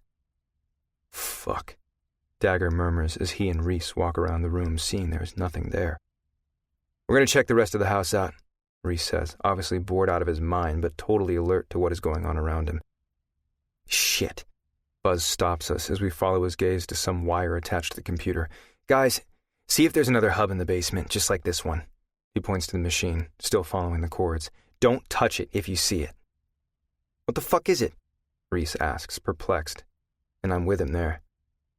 It's just another hub, but I'm sure most of what we want is saved on it, and one wrong touch could set off some trap that this asshole has set up. I'm just being overly cautious, Buzz replies. How do you know he'd do this shit? Dagger asks, moving toward the door. 'Cause it's what I would do. Buzz continues typing while speaking. A short time later, we learn there is another hub downstairs, and Buzz is getting nowhere fast, not to mention the asshole will be coming home in the next couple of hours. Buzz is tiptoeing around that damn machine like it will bite his fucking ass off. I've cased the damn house and found nothing, no paper trail anywhere. All I know is I'm ready for some fucking action already. You almost done? Dagger asks, impatiently. I'm not getting anywhere with this shit. We need to pack it up and take it with us. Buzz's exasperation comes through loud and clear. And how in the fuck do you propose we do that? Reese clips, the tension rolling off of him. I have an idea. Buzz turns to us, giving us his full attention, and we wait. All right. I thought this might happen, so I put together something, but we gotta hurry. What the hell? Buzz has a fucking contingency plan? I should have known he would, and why it shocks me in this situation, I don't know. He always had a plan B in the field. All right, in the van, I have magnets that go on the side of it for an appliance company. There are some boxes broken down and packing tape. You'll need to tape them so it looks like you're delivering something. Bring them in here, we'll pack this shit up and carry it gently to the van. Buzz is so calm as he explains everything, it's like he does this shit every day. And a bunch of bikers are delivering shit now? Dagger chuckles, gripping his leather. In the van are 2 plain blue jumpsuits from the garage and hats. Put that shit on and we'll load this up. Dagger and Reese seem very shocked that Buzz went this far in the planning, but play it cool. Right, Tug, Dagger says. You and I are going to go get the van and wear the jumpsuits. We'll park the cage as close to the house as possible and move fucking fast. I want this done in 15 minutes and we are out of here. I nod and ask, what about the guy? He comes home and sees his shit gone? My voice trails off, leaving the guys to fill in the blanks. I say we do the same thing. One of us stays here, knock him out when he gets here. Put him in one of the boxes and haul his ass out of here, Buzz says. Let's do this, Reese says, a sadistic gleam in his eye. This isn't an easy task, but somehow we managed to accomplish the first part of it and get all the electronics loaded. Dagger and Reese decide that Reese should stay here and greet the asshole when he got home. We'll watch the house, and as soon as the car pulls up, drive the van in, and Dagger and I will get out in our navy jumpsuits and stroll into the house, pick up the box, and bring it to the van. At least, this is the plan. Right now, we are waiting in the cage, and each one of us is jumpy as shit, ready to get this over with. There he is, Buzz says from behind us. He wanted to be next to the computers to protect them. I would have thought he'd want a piece of this asshole right away, but he must be saving it for later. He wants to stay. Everything goes as planned until we enter the house.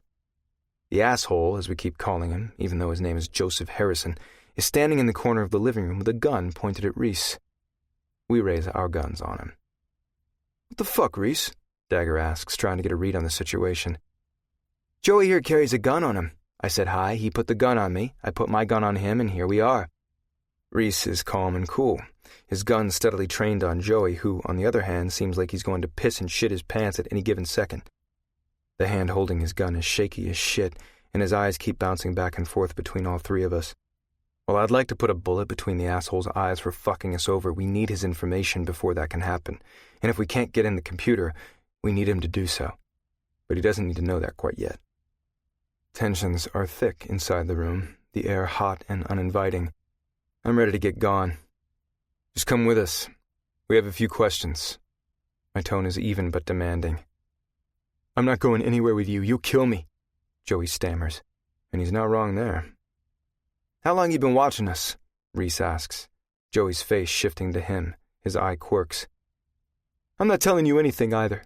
And if you try to access my computer, it'll send you on a wild goose chase through cyberspace and you'll never find anything. Joey's almost cocky. He's so damn sure of himself. Who you working for? Dagger questions, not listening to the computer mumbo-jumbo. He's poised like me with his finger on the trigger and ready to shoot. If I knew, I wouldn't tell you that either. This guy either has balls of steel or he's got a plan B. I'm going with the latter. So, what do you suppose we do in this situation? Dagger's voice is laced with pissed offness. Joey sneers. You leave me alone. I want to laugh, but don't. I keep my face stoic because if this asshole thinks we will leave him alone and go on our merry way, he's got another thing coming. Reese, on the other hand, does laugh, but not a funny one. It's the kind that has most people quiver in their boots and practically piss their pants. Joey hears it too as his eyes flicker to him and widen. Then Reese speaks so low and deep that it is practically a growl. If you've been really watching us all this time, you should know by now that isn't happening. Joey's knees shake and the gun in his hand trembles. Sweat beads on his forehead telling me he's seen enough information about Ravage to know this shit is true, good and bad. If you enter the password wrong one time, it will send all the information on a roller coaster ride through space. If you kill me, I can't enter it and everything will be lost. The confidence in his tone is waning. What all do you have? I ask, thinking that maybe he'll answer. Long shot. More than you'll ever know. I shouldn't be surprised, but I am a bit. Who would have thought this straight-laced guy would have the balls to tap into all this shit? What exactly, we don't know for sure, and that is the problem. All right, put the gun down and come with us, Dagger requests. No, he says, his spine stiffening a bit. Reese's nostrils flare with anger. It's never good when he gets really pissed off. Reese is not the type of guy that anyone fucks with, ever, and if my calculations are correct, Joey will be learning that here in the next few seconds. How about I fucking shoot you right here on this spot and say fuck it? Or maybe I'll blast off that fucking hand of yours that's holding the gun. Reese taunts, aiming his gun at Joey's hand. Or, how about I take that fucking gun out of your hand? Reese steps forward and my eyes stay trained on Joey's trigger finger. Joey jumps, obviously scared of Reese, and with good reason. Stay back or I'll shoot, Joey shouts unsteadily. Reese takes another step forward. Damn, that fucker's got balls of steel. Fucking love it. Dagger speaks. Look, asshole. All we want to know is who hired you to get information on us, and what information you have. Give us that and we'll leave. Liar, you'll kill me, Joey clips. You're dead either way, Reese says, laying it out there for him as he inches closer. And at this point, I'll take great pleasure to make sure it's as painful as fucking possible. Another step. Reese is only 3 feet from him. Joey reaches behind his back with his empty hand. My eyes hone in on his movement. Something flicks to the floor and bounces with a tap. Then, Joey jabs himself in the leg with a syringe. Shit. Good luck with that, fuckers, Joey says, as he injects whatever is in the syringe into his body before I have time to pull the trigger. His body instantly collapses to the ground as Reese is there, jerking the syringe out of Joey's body. Fuck! Reese exclaims, and puts his fingers on Joey's pulse point. His breaths are shallow, but he's still alive. For how long, I have no fucking clue. What was that shit? Dagger steps closer. No idea. I move next to him, taking in everything. We gotta get him in the box and out of here. Get the syringe and his fucking gun and let's move, Reese orders, and we get busy. It's not easy carrying dead weight in a box and loading it into the van, but we do it.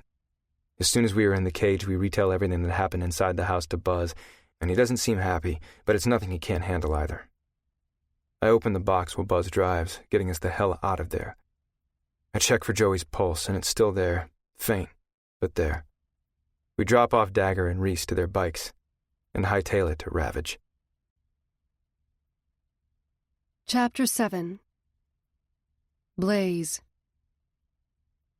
I sit on the couch in my living room with my legs tucked up underneath my body and lay my head on the cushion, embracing the softness.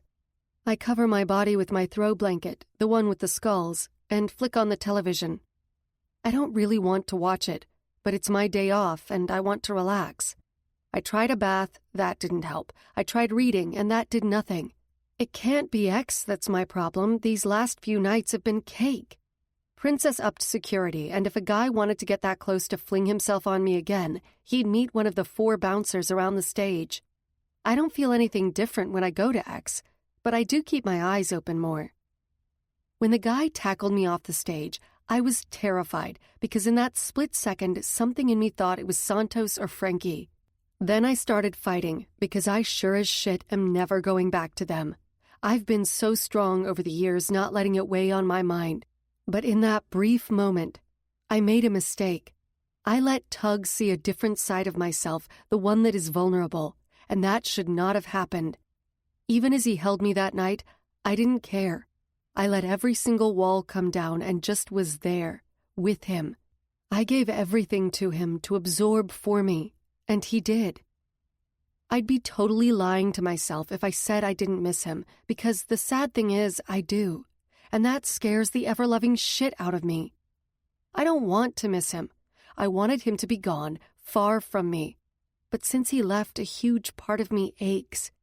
How am I supposed to stop my heart from feeling when my mind is telling me to stay away? I blink back those thoughts, and my mom is there instead. She was such a good woman, strong, confident, and self-assured.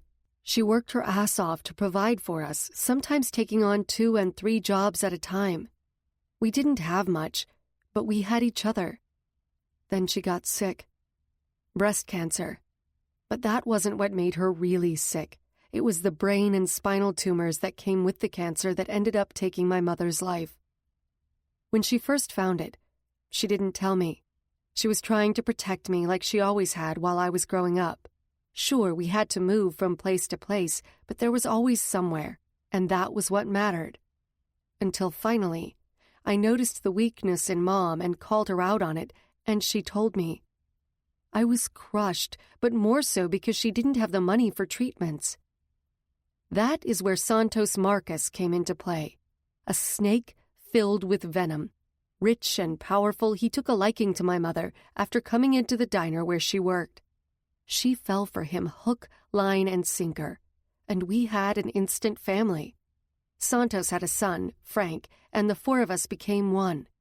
Santos didn't care that Mom was sick and helped pay all of her medical bills to treat her illness. I believed that he truly did love her at the time. He told her so repeatedly and was affectionate toward her constantly. He'd kiss her before leaving the house every single time and would hold the doors open for her when we went out as a family. Frank and I never got along. I was 15 and he was 17, not close in age, but not far either. The way his eyes crept over my body weirded me out. I tried hard to stay away from him, and I achieved it for quite some time. Everything was going pretty good in our lives. I was going to high school regularly, had my own room, had good food every night, and my mom was happy and getting better. Then the doctor said that tumors had developed in places they couldn't remove without fear of hurting her worse or paralyzing her, for that matter. So they treated her. She was weak, but happy, and that was all I cared about. I never had to want for anything. Santos provided well for us, and I was grateful for that. Then one night when I was 16, everything changed.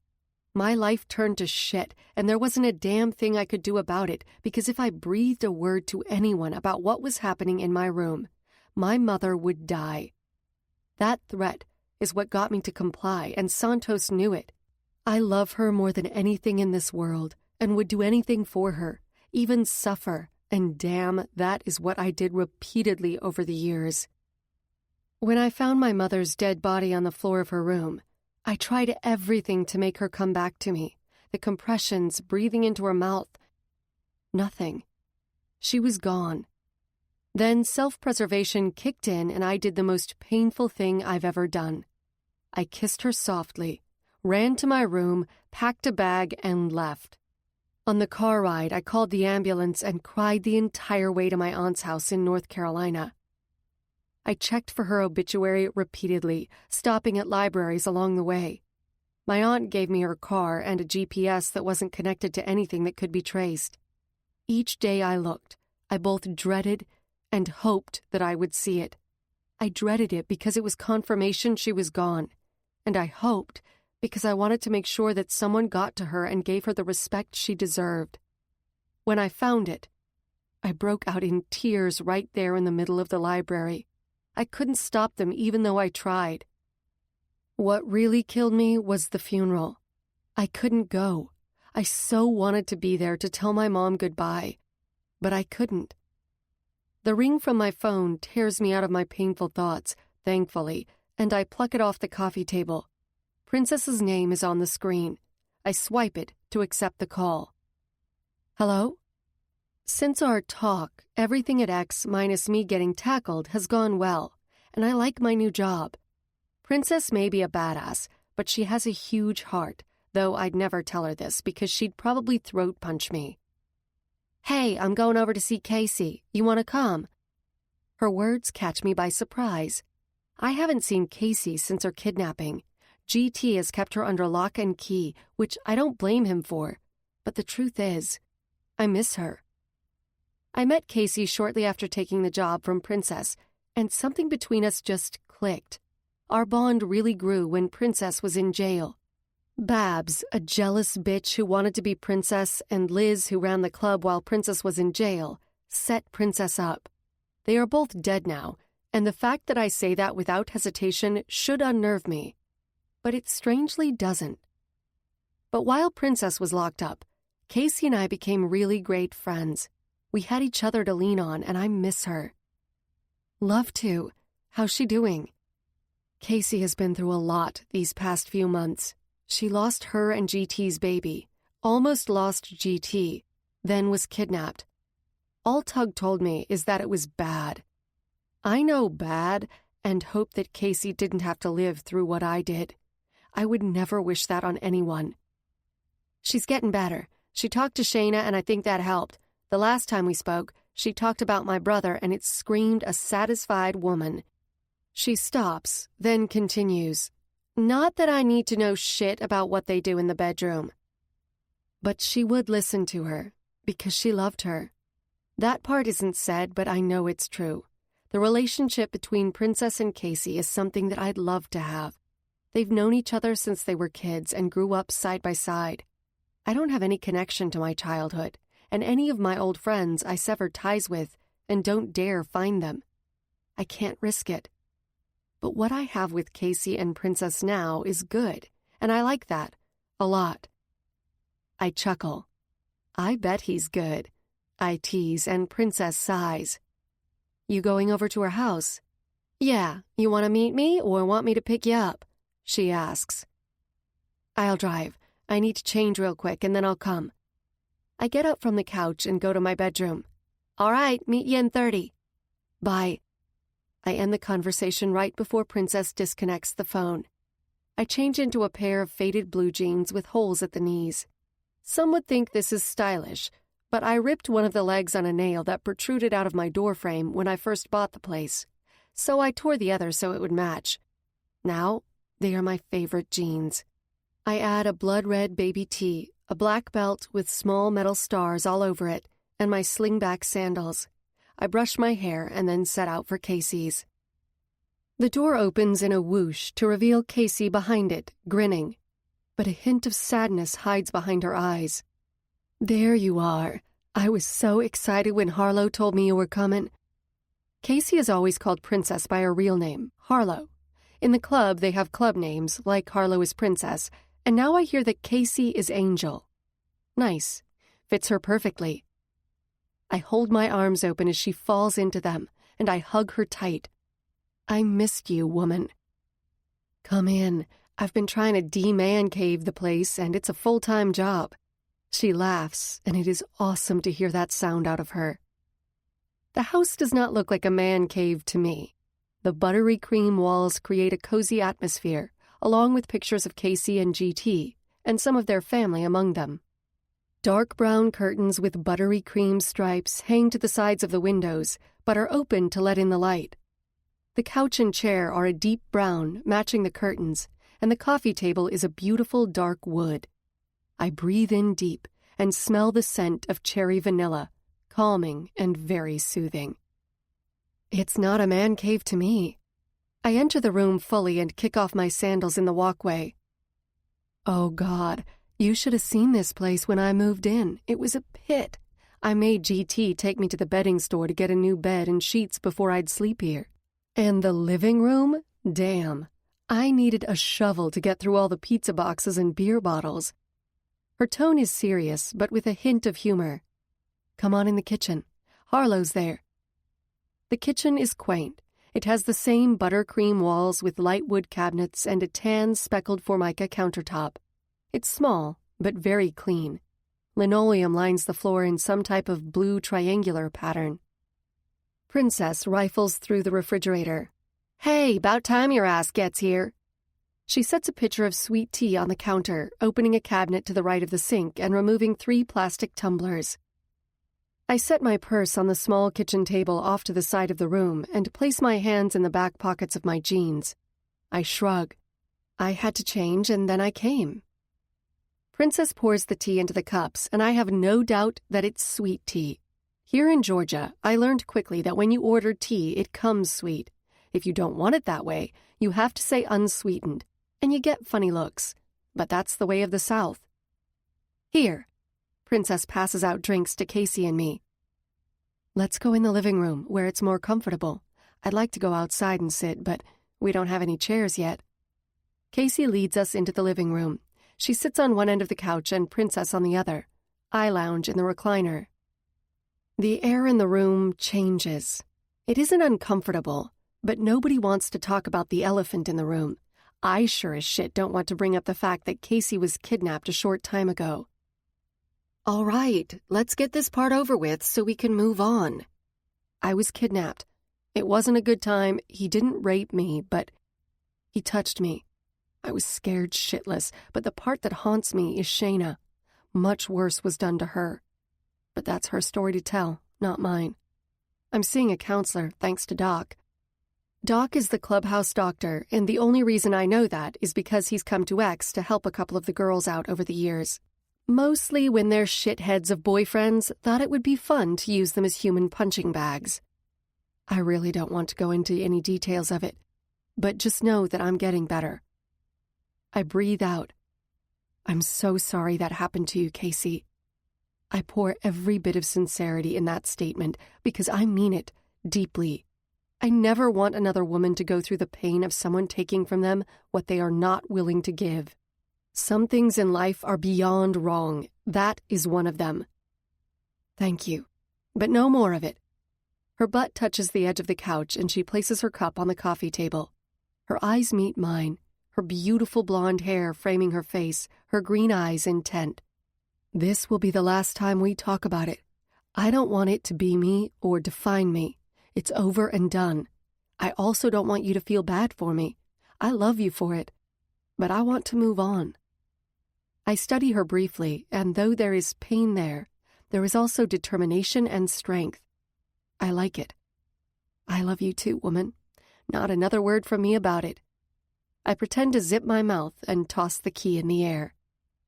Satisfaction gleams in her eyes. Great. She must have already had this conversation with Princess because she doesn't go into it with her and Princess doesn't speak a word about it. All right, tell me what's going on with you two. She reclines and we sit in silence. My eyes question Princess without words, asking if she told her about the guy at X. I really don't think she has because Casey being Casey would have asked about it flat out. Princess's eyes flick back and forth, telling me no, Casey doesn't know. I don't know whether to be happy about that or feel shitty, like I'm hiding something from her. Princess starts. She talks about how wonderful things are with her man Cruz and her now son, Cooper. The love in her eyes is so vibrant, it shines through her, making her glow. It's awesome to get a glimpse of tough-ass Princess's soft side. The woman that could kick anyone's ass, including her brother GT, who is bigger than her, by the way. And Blaze is working for me, she adds at the end of it. Confusion laces Casey's expression. Huh? I don't get it. I hired her to do the books and take care of things. We are going to run X together. Pride shines from her words and a lump crawls up my throat. Casey turns to me. Are you going to quit stripping? Eventually. Right now I'm doing it once a week and will probably do so for the next week or two, maybe longer. I don't know yet. Princess and I haven't had time to sit and really talk about it again. She has been letting me do my thing. The money is too damn good to pass up, but stripping is not what I want to do with my life. I just can't give it up quite yet. It may sound petty of me to want to do it just for the money, but that money is way too important to me. I need the safety net. It never has been my dream to be a stripper, but when I got to my aunt's and explained what happened at home and to my mom, she told me that I needed to hide out. Since her place would be the first place they would look, she gave me cash and a business card. On the front of the card was a large X with an address in Sumner, Georgia. She told me to go there and they would help me, but didn't explain any further. And Princess did. I wanted to build up my savings, and boy, have I. I'm glad numbers are my thing because my egg is well nested. Having the money on hand will help me in a pinch, and I need that. Understandable. I never had the balls to do it. Casey says, and it shocks me that she even considered it, especially growing up in the club. Her dad was Bam, who was a member of Ravage and has been dead for over 4 years. I didn't think that Bam would have allowed it, but I could be wrong. You wanted to? I ask incredulously. I wanted to learn how to dance, sexy-like. I love working in the garage, but I always wanted to learn how to move my body. She scans me up and down. And have a body like that. I sit stunned. Seriously? She nods and words fall out of my mouth like vomit. You don't want this body. Guys only see you as a piece of meat they want to devour. You don't want that. I'm sure that's how they feel in X because that's what they are coming there for. But outside of there are lots of nice guys that would kill to have your brains and fuck them out of you. She giggles. I chuckle. I'm sure you're right, but I don't take the time to do that. I work, sleep, and that's about it. You mean to tell me you're not getting any? Princess asks, like it's the worst thing in the world, and she's going to run out and find me a man to screw immediately. Not that this is any of their business, but it is girl talk, and the only time when my steel shields are pliable. Just not so pliable that my past life seeps through. I have my vibrator and lots of batteries. Fuck me! Princess's eyes widen, her mouth hanging open a bit. I wonder what the hell is up with that. I mean, it's not really that strange to have a vibrator. Everyone has one of those. What's the damn problem? What? I sip my tea. You're not screwing Tug?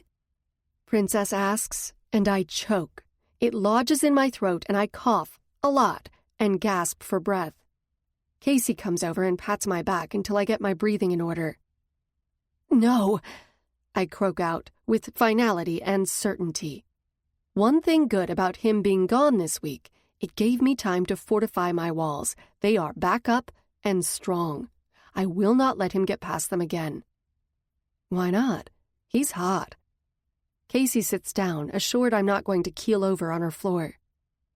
I don't fuck brothers. Both Princess and Casey burst out laughing so hard that tears run down their faces and they are gasping for breath. I swear their shrieking continues for like 5 minutes. They pat each other on the legs, their hands flailing as they bark out, and I sit here like an idiot because I have no clue what the hell is so damn funny. Casey takes a breath and speaks through her laughter. She points to herself, and Princess said the same damn thing, and look at us now. Casey's body shakes as she breathes, getting herself under control, as does Princess. Yeah, Princess agrees, and I had that pact since I was old enough to know what it meant. Now, she shrugs, it's great. Why did you want that to be one of your conditions when I hired you? In all the years I've been at X, Princess has never asked me this question. She's avoided it, or didn't want the answer. I'm not ready to give the real answer, and I never will be. so I go with half-truths. When I first met the guys, they were big and scary, so I made the decision then.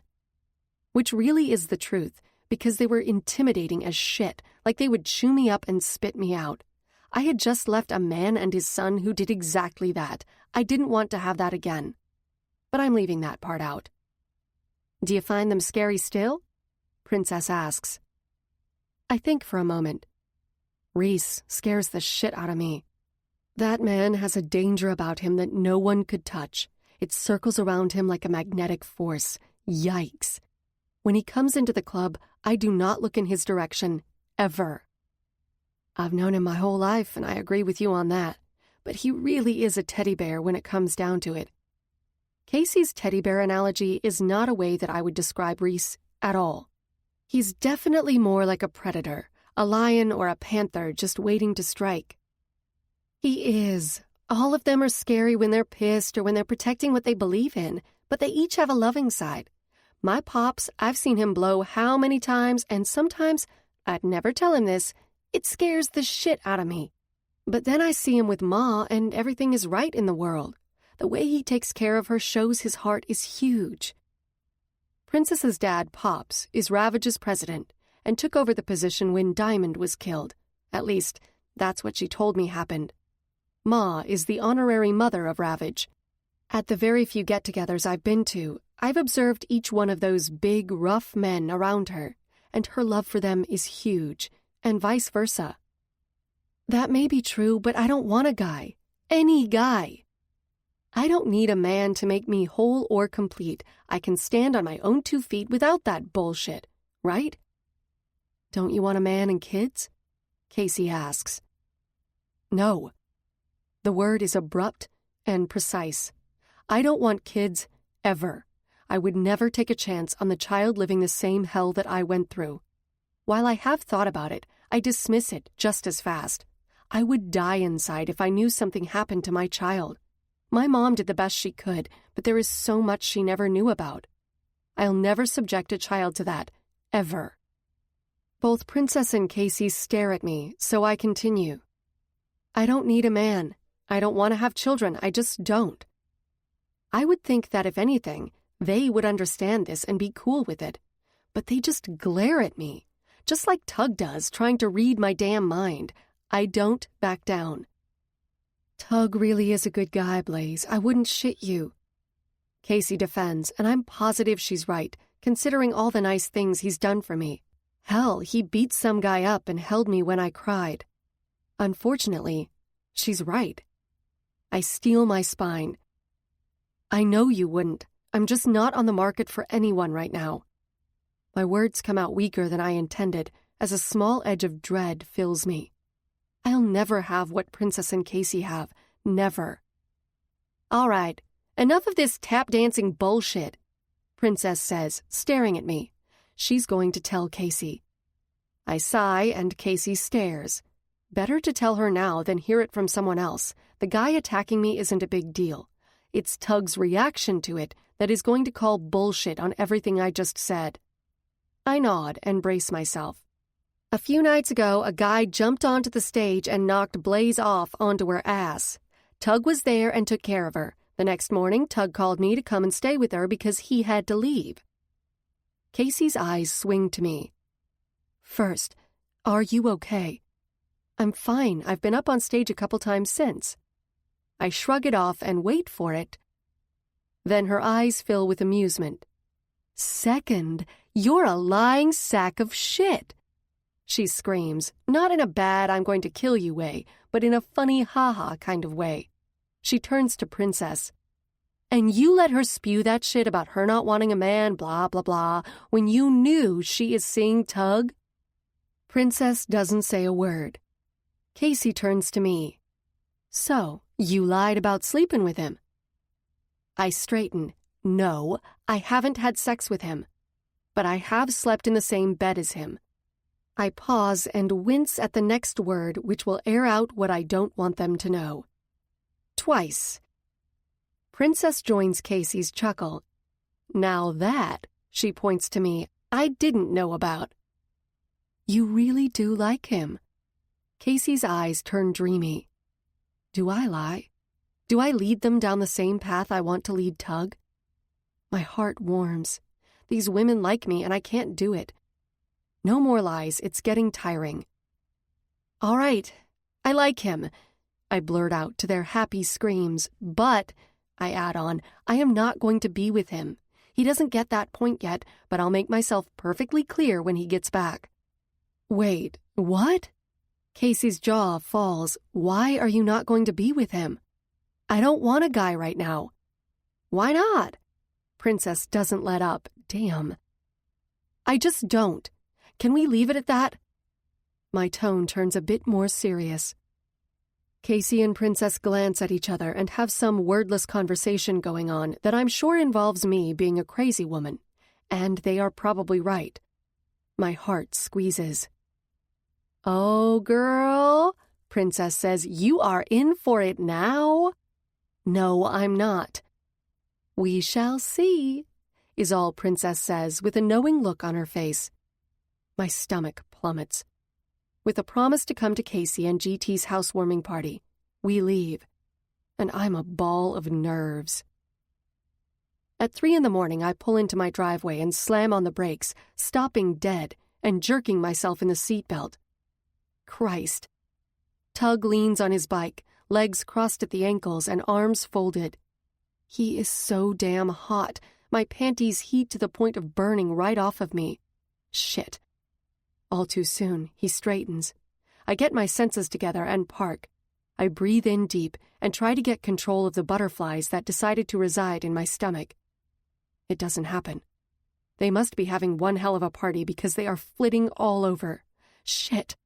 I haven't seen him since that morning he kissed me and left. It's only been a few days, but for some reason seems much, much longer. A small tap comes to the windshield and I snap to the sound. Tug grins, no doubt remembering all the times he's had to coax me out of a car. I turn off the Jeep, open the door, and get out, ignoring him. Hey. A strong arm comes around my back, and before I mutter a word, I am pressed up against Tug's warm, hot, hard body, having no choice but to clutch his chest. Every inch of where he's touching me lights up, and all of a sudden, I'm hot. Way hot. So hot. And I want to do something monumentally stupid. Hey. His voice is gruff, and since I have only heard him on the phone these past few days, I've come to the conclusion that I like his voice in person much better. One of his hands snakes up my back between my shoulder blades, the other down to the small of it. Suddenly, his grip tightens, something I didn't think was possible, but he somehow accomplishes. His chin is so sexy with his I haven't shaved in a few days stubble. My pulse races, and I realize that I'm scared. He's seen me at my most vulnerable, and I'm nervous about what will come of it. Blaze, he murmurs, his jaw moving in that sexy way as he speaks. My fists tighten on his black t-shirt. Look at me. His words come out husky, sexy, and wrap around my heart like a vice. I scan every inch of his face, even his slightly angled nose is hot. My eyes meet his and all the air seizes in my lungs and my chest constricts to the point of pain. Inside his brown eyes is a tornado of emotions, all thrown together to completely knock me off my game. But the one that shines brightest of them all is lust. Full-blown, unadulterated lust. When other guys look at me this way, it does nothing for me, but with Tug, I want to throw myself on top of him and rip every stitch of clothing off his body, then ride him until my legs stiffen. I close my eyes, breaking the connection. This is not me pushing a man away. This is me telling him that this can't happen, damn it. Focus. You're thinking way too fucking hard, sweet lips. Here, let me help you. His lips touch mine. Hot, wet, and perfect. Hesitation gone, I fall into the kiss, opening up for him, tasting him, teasing him with my teeth, gently nipping his lip. He growls deep, his fingers thread through my hair, and his lips are rough with an aggression that coats my panties in wetness. His hard length presses into my stomach. God, he's so big. His knee slides between my legs, high enough to rub against my clit, giving it the perfect amount of friction. I hold on to his soft brown hair for dear life, all the while rubbing my pussy on his leg like a cat in heat. Every touch revs me up even higher. My brain shuts off, takes a vacation, or shuts down. I don't know. Don't care. This is all about my body and what it wants, and right now, that's tug. The sweet roll builds so rapidly that air becomes difficult to inhale. Only a little more stimulation and I'll blow. I need it. Want it. His knee drops from my core, and my eyes flash open. Why in the hell did he stop? I'm so damn close. I love the tremble of your body, and the flush on your face is sexy as hell. The heat of your pussy burns through my jeans. It's begging for me, isn't it? He asks, and I moan, unable to answer as I'm trying to catch my breath. I bet if I let you rub just a little more, you'd set off. I nod, staring into his eyes and pleading wordlessly. A wickedly sly, seductive smile crosses his lips, then he kisses me hard. We move, and I follow him, or should I say follow his lips, to wherever he's taking me, eyes closed. The garage door goes down.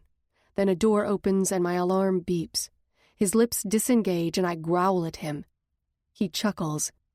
Punch in the code and then arm it. He doesn't let me go, and it takes me a minute to remember how to work the damn electronic thing. I do it as fast as my fingers will allow, then turn back to Tug. His lazy eyes are warm, happy to be exactly where he is, and my heart skips a beat, or 10. His lips meet mine, and my arms come around his neck, not leaving a centimeter between us. Somehow we manage to get to my bedroom, and the back of my calves hit the bed, stalling our movement. Tug lays me down, coming with me and breaking the kiss. His eyes devour me. Tonight, I make you mine. He crashes his lips to mine, sucking the air from my lungs. My mind doesn't catch up, and all I can do is feel. And it's wonderful. His lips leave mine, and before I can protest, those wonderful lips are moving down my cheek, to my jaw, to below my ear. My entire body shakes in anticipation. I think I found your spot, he whispers. Oh, God, I moan, as his lips continue their assault. I have just determined that my ear is the most sensitive part on my body, ever. God, it's so good. His lips leave nibbles down my neck, his gruff hands roaming my body. Tug rips my shirt from me, so fast I don't even register it, until the cold air from the fan touches my skin. His lips trail over my collarbone, then down the middle of my chest. My body throbs and aches, needing him to really touch me. His lips turn my body on like it has never been before. He reaches behind my back, and I lift a little, knowing he wants my bra off. May as well help him a little. He unlatches it, then removes it from my body. His lips, tongue, and hands begin their sensuous torture of my breasts, not leaving one part of my flesh untouched. He sucks my nipple hard into his mouth as he squeezes my other roughly. My body arches, my orgasm right there. Can I come just from having my nipples played with? God, I hope so. My breathing comes out in small pants. His teeth bite on the tip, giving me a sting of pain. I like it, and my hips buck on their own accord. His rough hands glide gently down my stomach to the bottom of my jeans. He makes quick work of the obstruction, along with my underwear, tearing them off my body. I clutch the blankets of the bed, and my legs come together. I rub my thighs together, trying to get a small amount of friction. Just a little more, and it'll hit. Bad girl, Blaze. He grabs my knees, pulling them wide and exposing my flesh to him. When you blow, it'll be on my tongue. I quiver at his words and really want to come on his tongue. His hands snake up my legs from my knees, and he stops. I wait, breathing heavy and about ready to lose my mind. He stares at me, and self-consciousness hits me. What the hell? What, Tug? I ask, but it comes out so breathy it's a mumble. You have the most beautiful pussy lips, and I can smell you from here. He smirks and makes a show of sucking in air. He tears his shirt from his body and I gasp, taking in all that is tug. Fuck me. His chest is so defined it could be chiseled from stone, and his abs? Holy shit. I thought abs like that were only in movies. He smirks knowingly, then kneels down between my legs, his hands slipping under my ass. Then he licks. One hard, knowing touch of his tongue from, I swear, my ass all the way up to clit in a full sweep. I groan deep, and my hips jump. Just like I thought. Sweet. Damn, baby. I'm fucking hungry. Before I can process his words, his mouth is on me, as in, on me. And he does not do tiny flicks of his tongue. No, he goes full out. He consumes me. He sucks, nips, and nibbles every part of my flesh. My body heats to the point of combustion, and I'm so close. The licks become harder and faster. Then he adds his fingers. I don't know if it's one or two. All I know is it is exquisite. My hips buck hard with each thrust of his fingers and suck of my clit. The tension builds up, winding up so tight, I'm afraid if I let go, I'll explode into a million pieces. His fingers touch the upper walls of my pussy, and I scream. The orgasm courses through me, my back arches, fingers scraping his scalp. My entire body implodes in a way I've never felt before in my life. I'm not sure how long my orgasm lasts, but when I fall to the mattress and am able to open my eyes, his are on me. His tongue licks my pussy, but his fingers have disappeared. God, this is so good. His lips leave me and he kisses the top of my mound. I never thought that was sexy before, but damn, I was wrong about that. He edges up my body, licking and kissing his pathway, stomach, each breast, neck, behind my ear, across my jaw. Shit, my body is ready to go again. His lips take mine, searing me. My hands lace through his hair, the one place I love to be on him. Best place ever. This kiss is different than the ones before. It's hot, hard, and totally fierce, but there is also desperation. The distinct sound of a zipper going down fills the room. He stands up, his pants disappearing. My gaze drifts from his abs to his rock-hard dick. A moment of fear hits, not because of his size, but the piercing. Shit, his dick is pierced. I bolt up from the bed and he smirks. Come here. He moves to the side of the bed. I scramble to my knees, run my fingertips over his abs right down to the tip of his dick. His piercing slices through the head, end to end, with round silver balls on each side protruding from it. Holy shit. You're pierced. I state the obvious, and he chuckles. Caught that, huh? Humor laces his voice, but I focus on his hard length. I squeeze my fingers around him, and his body jerks at the touch. With my other hand, I touch the bar, moving it side to side and even circling it. His sharp intake of breath tells me he likes this, and gives me the edge to keep torturing him. Damn, I bet that hurt though. I wonder what it will feel like inside my body. If you're done inspecting me, I need to be inside of you. His words rip through me. He needs to be inside of me. Holy shit, this is really happening. Shit, he mutters, his lips connecting with mine and all my thoughts drift. Are you on the pill? He mumbles against my lips. My periods are rough and I needed to regulate them. I've been on them for years. Yes, I say through short breaths. Thank fucking God, he says and glides his dick to the opening of my pussy. He rubs it up and down my lips, hitting my clit with little taps. I moan as the pleasure builds inside of me. His elbows come to the side of my ears and his hard dick rests on my pussy. I release a moan. Are you clean? He asks, and I nod yes, unable to form words. I am too. Always glove up. But with you, I just fucking can't. I need to feel all of you. He arches his hips, and the tip of his dick finds my entrance. He glides inside slightly, and the barbells enter my opening. Holy shit, sex has never felt like this before. With each inch of his dick, those bars stretch me in the most delicious ways, touching unfamiliar places in my body. I've never in my life felt this good. God. He presses in the rest of the way, and I swear I feel him at my cervix, my breath leaving my body. Our gazes connect. Fuck me, he mumbles. Gotta move, sweet lips.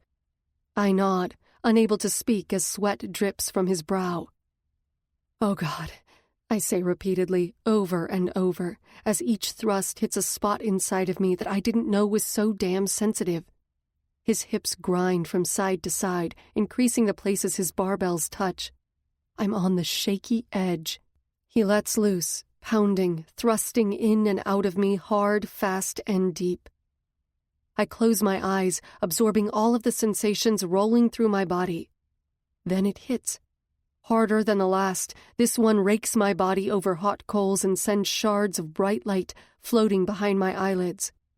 When I'm able to come down, euphoria washes over me. Tug's body is covered in a light sheen of sweat.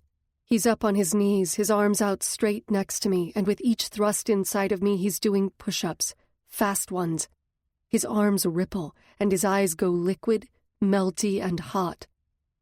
Then, as if in slow motion, his eyes close, his head goes back, and his dick throbs inside of me. His face tightens, brows furrow, and he grunts hard, his breath stopping. Damn, that's fucking hot. Hot spurts of his cum spill deep inside my body, and I almost come again. He opens his eyes, fire and desire burn me with intent. He leans down, covering my body with his dick still inside of me.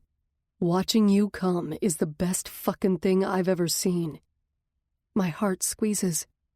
I never thought words like that would make me lose it, but they do. He kisses me, but this kiss is not hard and frantic like the others. This is sensual and just as damn hot as the others he's given me. Damn, this man is good with his mouth. Tug drags his dick painstakingly slowly out of me. Every movement flares my pussy to life. He pecks me on the lips and rolls. His arm snakes around me and pulls me into his body. I rest on his chest, listening to his heartbeat and enjoying his heat. My body is so relaxed and sated, something it has never really been. As I listen to the rhythmic thumping in his chest, sleep takes over. I wake with a start. My entire body hits something hard. I try to clear out my foggy mind. Tug's hard chest. Shit. I'm not lying next to Tug. No, I am lying on top of Tug, full on, all skin to skin. He woke me up twice during the night, saying he needed more, and after he touched me, so did I. It was amazing, like nothing I've ever experienced before in my life. His stamina is something I've only read about in books. Then it hits me like 1,000 bricks falling off a tall tower, and I'm standing right in the middle of it. I had sex with Tug. Holy shit. I didn't want it to go this far, but when I saw him, I couldn't think. I call it the Tug's scrambled brain effect. Damn it. I need some space, some time to think, and being on his rock-hard body is not helping the situation one bit. I try to roll off of him when his arms wrap around my body, halting my movement. Where are you going?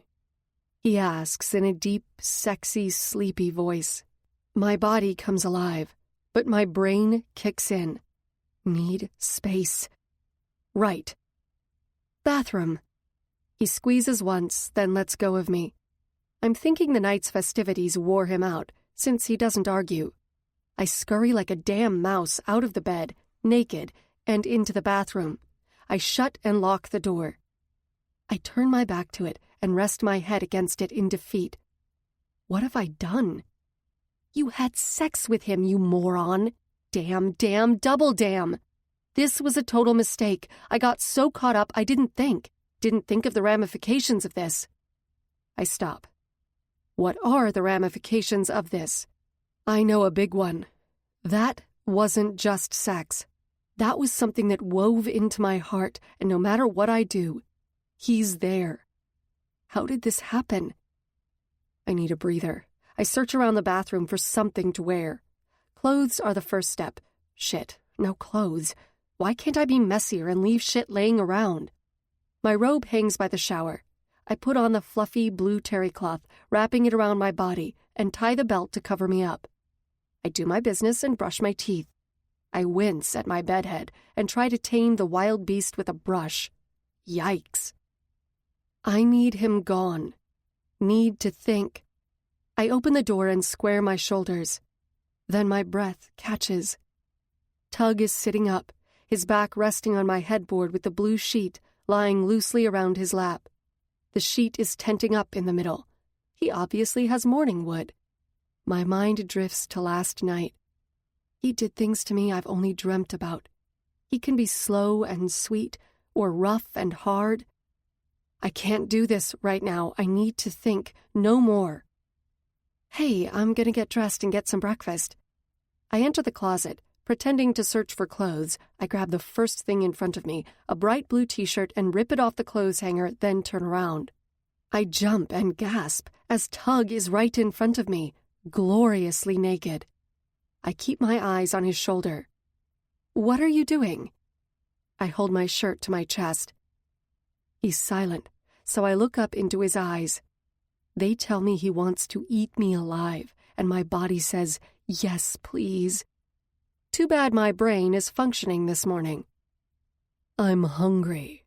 His lips come down on me in a flash. My stupid body gives, melting right into him. He ushers me to the bed and lays me down, his kiss never retracting.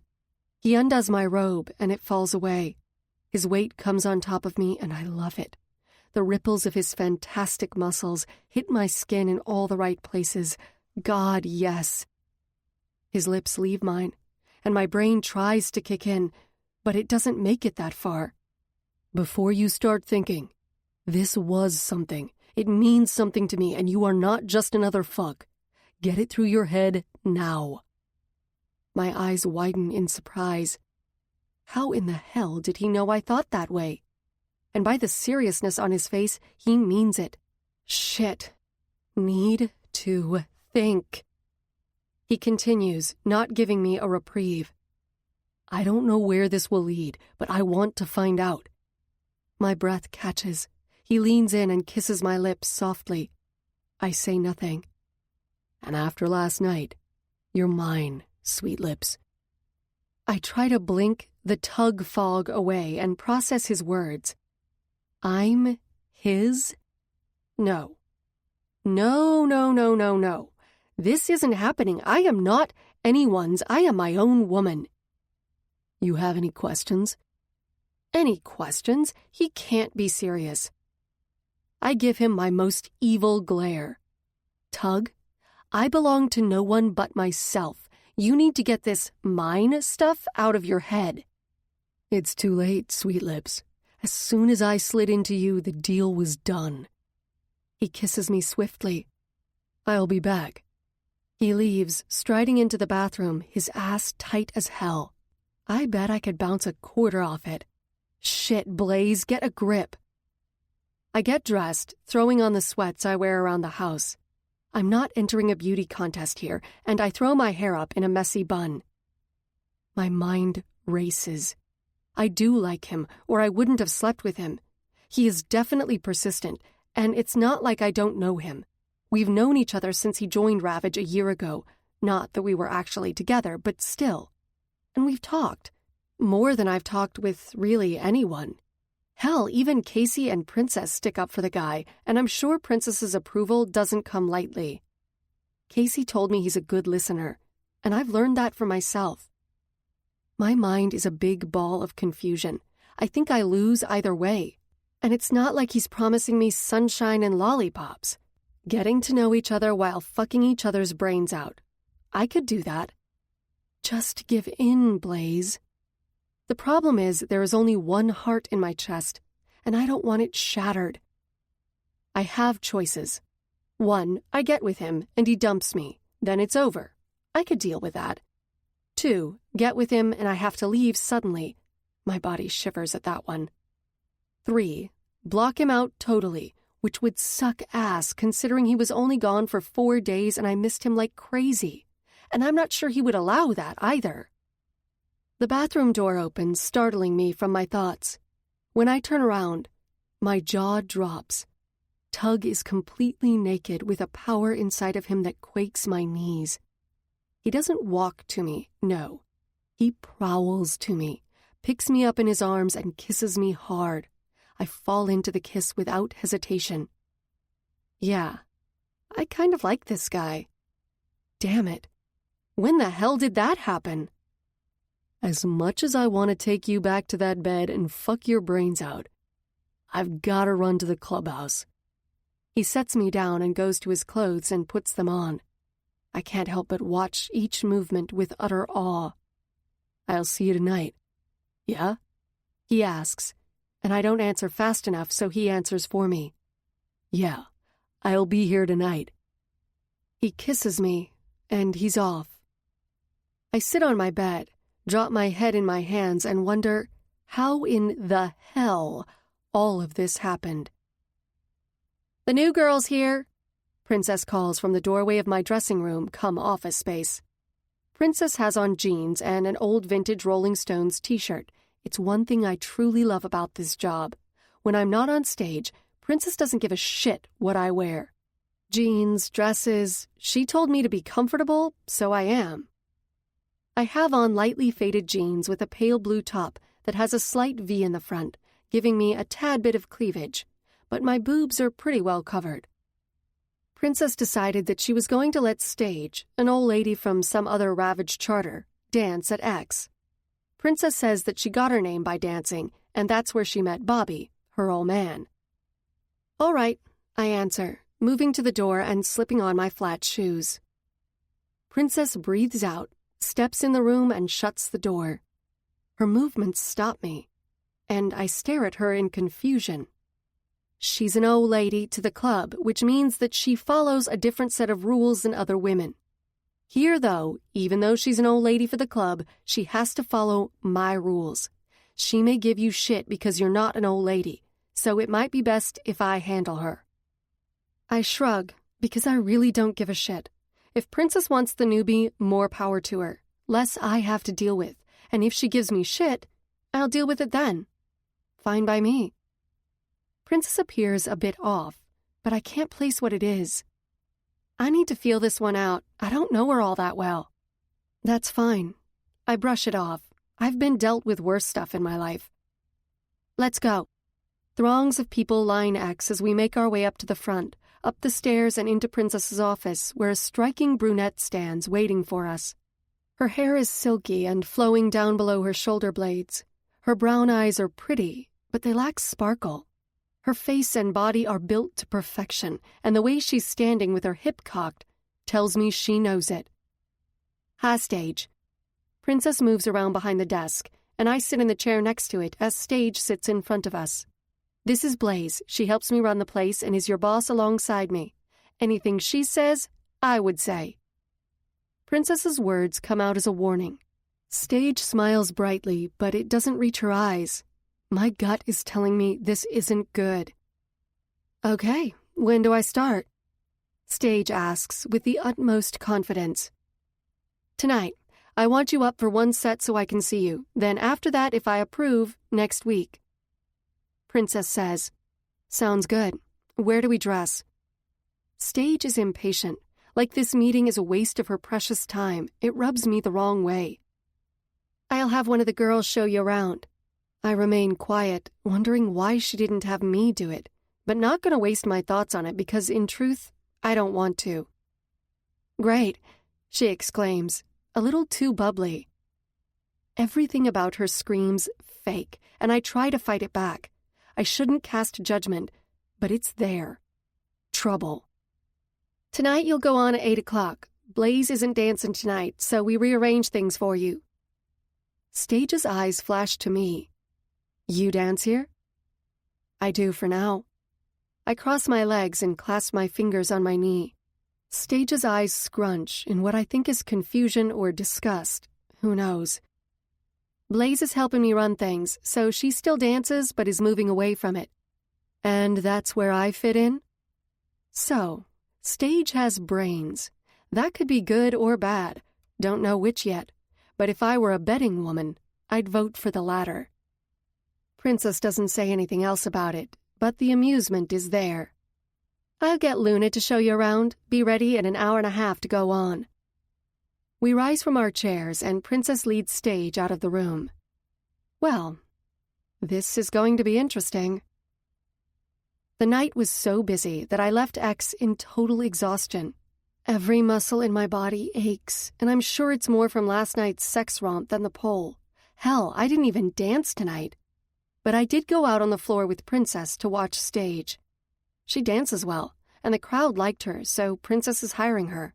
I left before they talked. When I pull up to my house, an instant pang of disappointment clutches around my heart. Tug isn't here. I begrudgingly take a shower and then snuggle up on the couch, wrapping myself tight in a blanket. I think about watching a movie or television, but neither sound good. Instead, I lie here with my mind running faster than a NASCAR on the track, so fast that I can't make sense of it. I close my eyes and try to calm all the wayward thoughts and focus. Peace doesn't come. All the happy memories that I have of my mother are watered down with the bad. The bad invades me. My stomach tightens and I fold my knees into my chest, making myself as small as I can. I'm late, and Santos hates it when I am. I didn't mean to be, but Jenny's car stalled on the side of the road and we had to wait for her mom. Santos refuses to get me a car.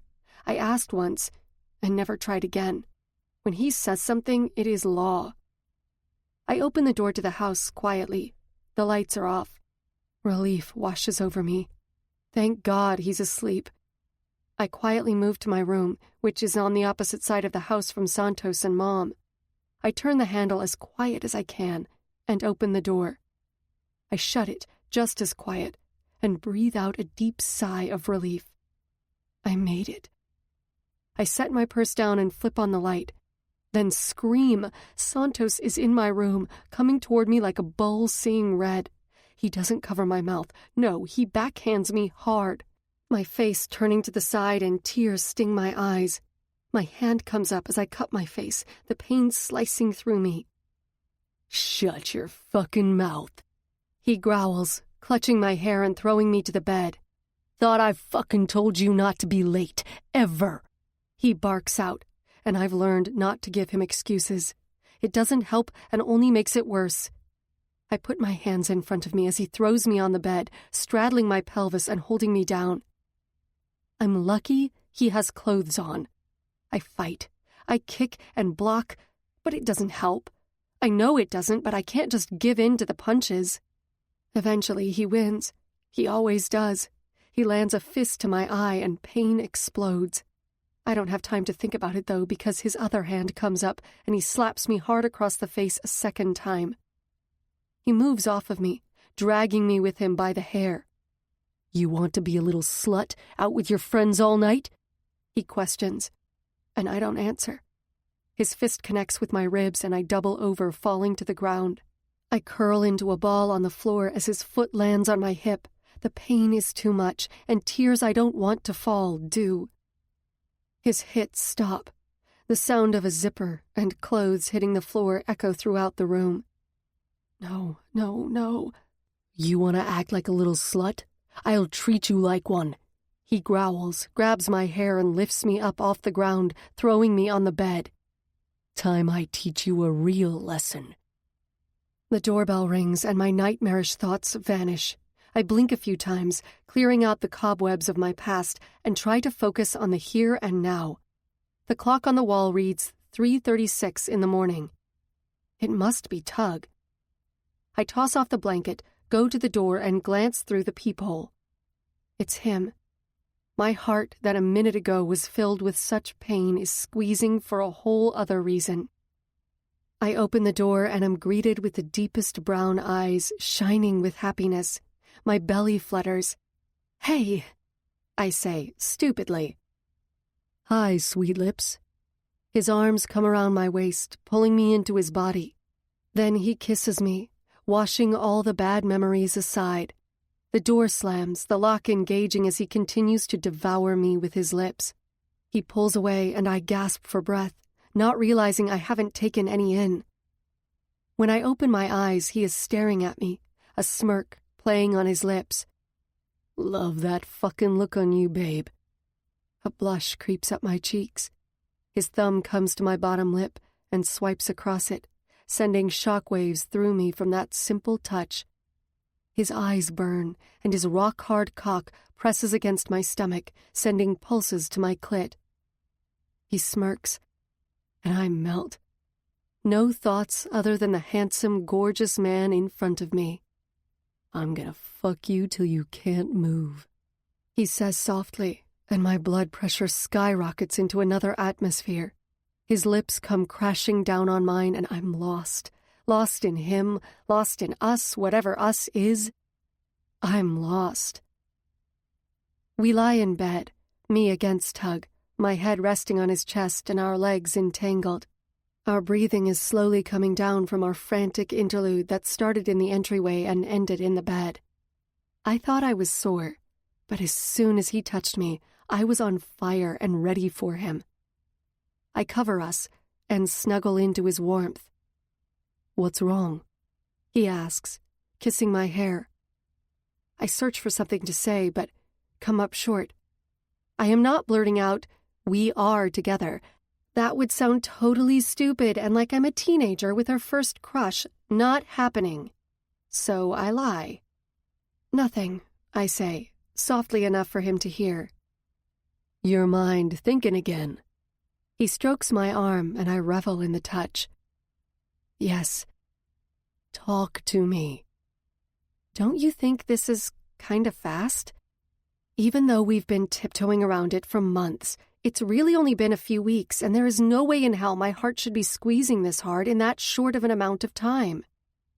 "Life's short. Gotta grab the good stuff when you can." His words shock me. Not the words, actually, but the weight of them. I take a second to really think. He's right. So very, very right. Because if something happened tomorrow, if I died, or if, God forbid, have to run, I'll have these memories to get me through all of it. I squeeze him tight and allow the happiness to surround us. Chapter 8. Tug. Shit, fuck, damn. Buzz set up all the equipment we got from Joey's house as soon as we got back in the basement of the clubhouse. He's been trying all day and part of the night to crack Joey's codes. We had Doc examine Joey as soon as we got to the clubhouse. Doc ran a shitload of tests and told us the guy was brain dead. The chemical he gave himself was supposed to kill him instantly, but for some reason, he hung on. Ravage ended up putting him out of his misery. After that, Buzz started and hasn't stopped. He gets so close and then something happens to the drive that sends him on what he calls a cyberspace chase, leaving him pissed as shit. So technically, we are exactly where we started before going to get Joey, except we have a computer that we can't crack. I've been helping out where I can, mostly keeping Buzz going by feeding his ass because he won't get away from the computers except to pee every once in a while. That motherfucker is determined to break it, and I have every bit of confidence that he will. I sit at the clubhouse bar nursing a beer. The brothers are in having church. Breaker and I just got done cleaning a couple of the brothers' bikes, another one of our many prospecting tasks. I swallow the beer and enjoy the coolness as it slides down my throat. These last few days have been pretty much the same. Garage, ravage, blaze, sleep, and repeat. I wouldn't change a fucking thing about it. The garage is going well. Cars coming in and out. Things with Ravage are calm except for the computer shit. Blaze. Shit, that woman. Every fucking night I come to her late and she doesn't complain at all. I fuck her until she's bow-legged the next day, and then fall asleep with her in my arms. Right now I'd say my life is pretty kick-ass. Buzz ran the info on the asshole that bum-rushed Blaze at X. He's 36 and has a job at an advertising company. His record is squeaky clean, but when Buzz hacked into the advertising agency's computer, he found the asshole got a promotion that day. So my guess is the dumbass was celebrating. Congratulations. The guys come piling out of church and I head to the bar, handing out drinks to whoever wants them. Pops steps out and whistles loud, catching everyone's attention. "Let's ride," Pops announces. Those two words mean it's just a ride, being part of the family, part of the pack. It's not a run or a situation we have to take care of. It's a ride, and I fucking love that shit. The ride is freeing. It allows me to stop thinking about everything and just focus on the things around me. The only thing that would make this shit better is to have Blaze on the back of my bike. Fuck yeah. That would be perfect. We cut our engines and my phone rings. The display says Mom calling. What the fuck?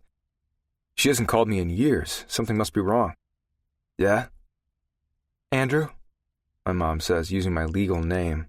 Technically, I'm Andrew Tugger, but in the service everyone called me Tug. It stuck. Yeah, Mom, what's going on? I walk the guys into the courtyard. Some go into the clubhouse, some sit out on the tables. I choose the picnic table and sit on top of it, my boots planted on the seat. Silence on the other end. Mom? I pull my phone away to see the call has not been lost. Mom, I say, but this time with a bit more authority. I'm here. Her voice sounds broken, like she's been crying. Shit. I wanted to call you and tell you that your sister was in a car accident. She sniffles, and my heart seizes in my chest.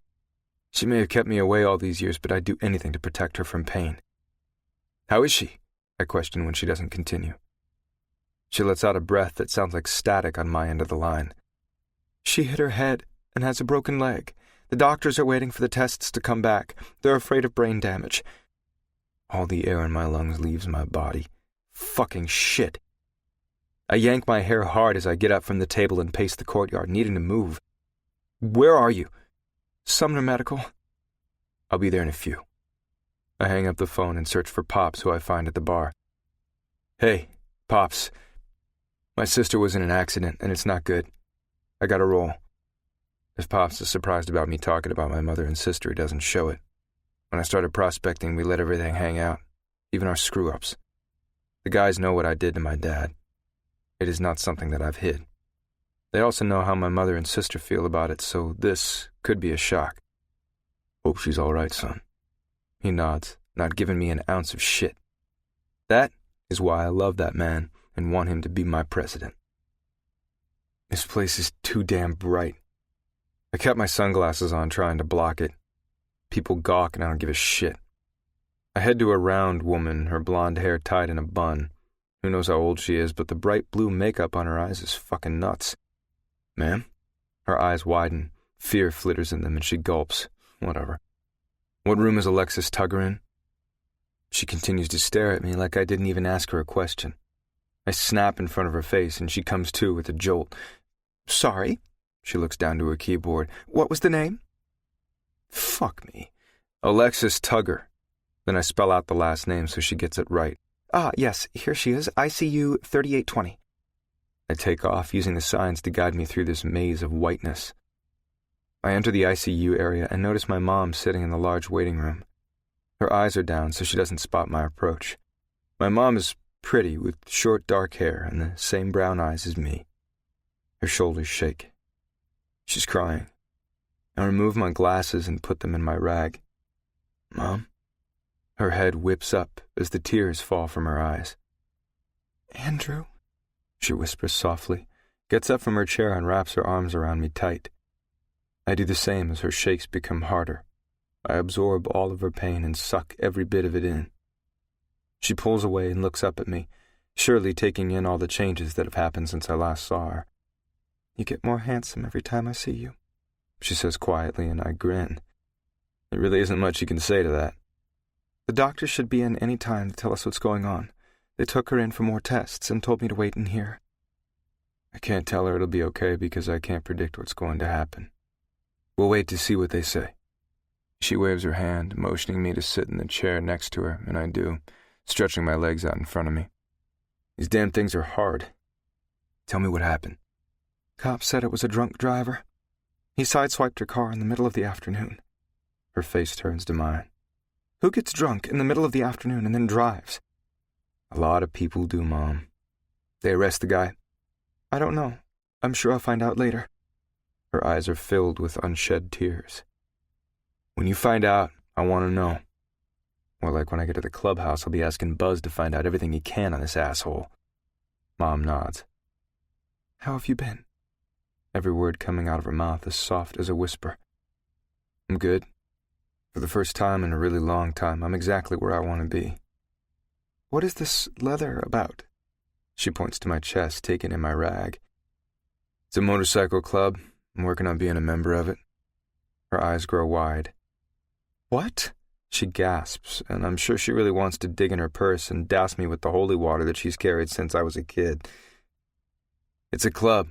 We ride together. I work at the garage on cars, got an apartment, and a girl. I'm okay, Mom. She is always worried about us. That is why I don't understand why she stayed with my father. She was so protective of us all the time, getting into it with other parents over stupid shit us kids had done. But when it came to her, she let herself be a punching bag. I don't get it, and probably never will. Is that safe? There is no way in hell I'd tell her the truth. I'm glad I locked my gun on my bike.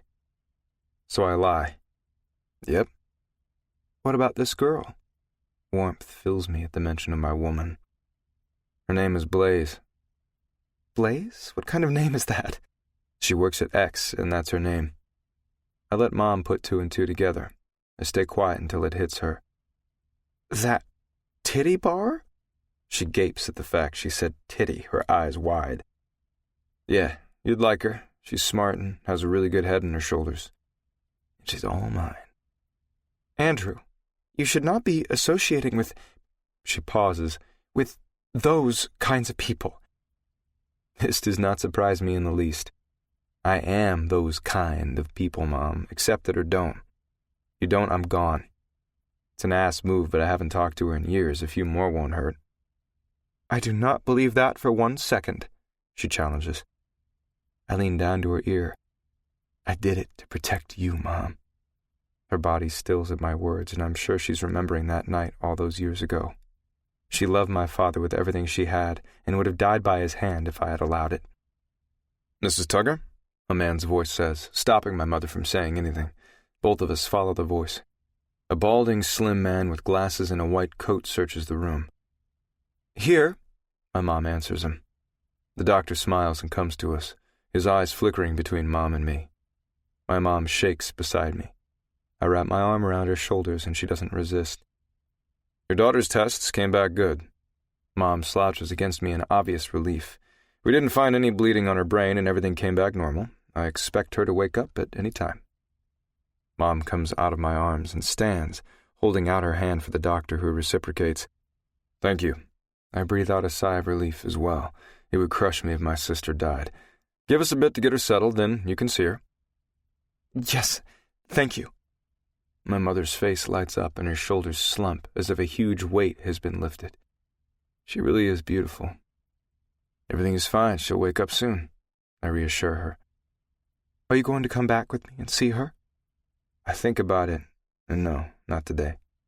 The family reunion shouldn't be done in the ICU. Nah, you go on. I gotta take off. Her body deflates and I'm not sure why. She's the one that can't get over what I did. I got over it the minute his dead body was in front of me. This is on her, but I love her. Will you come over for dinner? She's extending an olive branch. Shit. Yeah, Mom. Call me when Alexis gets out and I'll come. I give her a soft hug and get the hell out of here. My lips trail from the corner of her mouth to her jaw to the back of her ear, down her neck, down the middle of her breasts, down to her stomach, and suck in at her belly button as she shivers. She smells like vanilla ice cream, and I want to fucking lick every inch of her. My tongue continues to taste my ice cream all the way up to her tits. Fucking love her tits. They're to die for, large, round, perky, with the sexiest light pink nipples.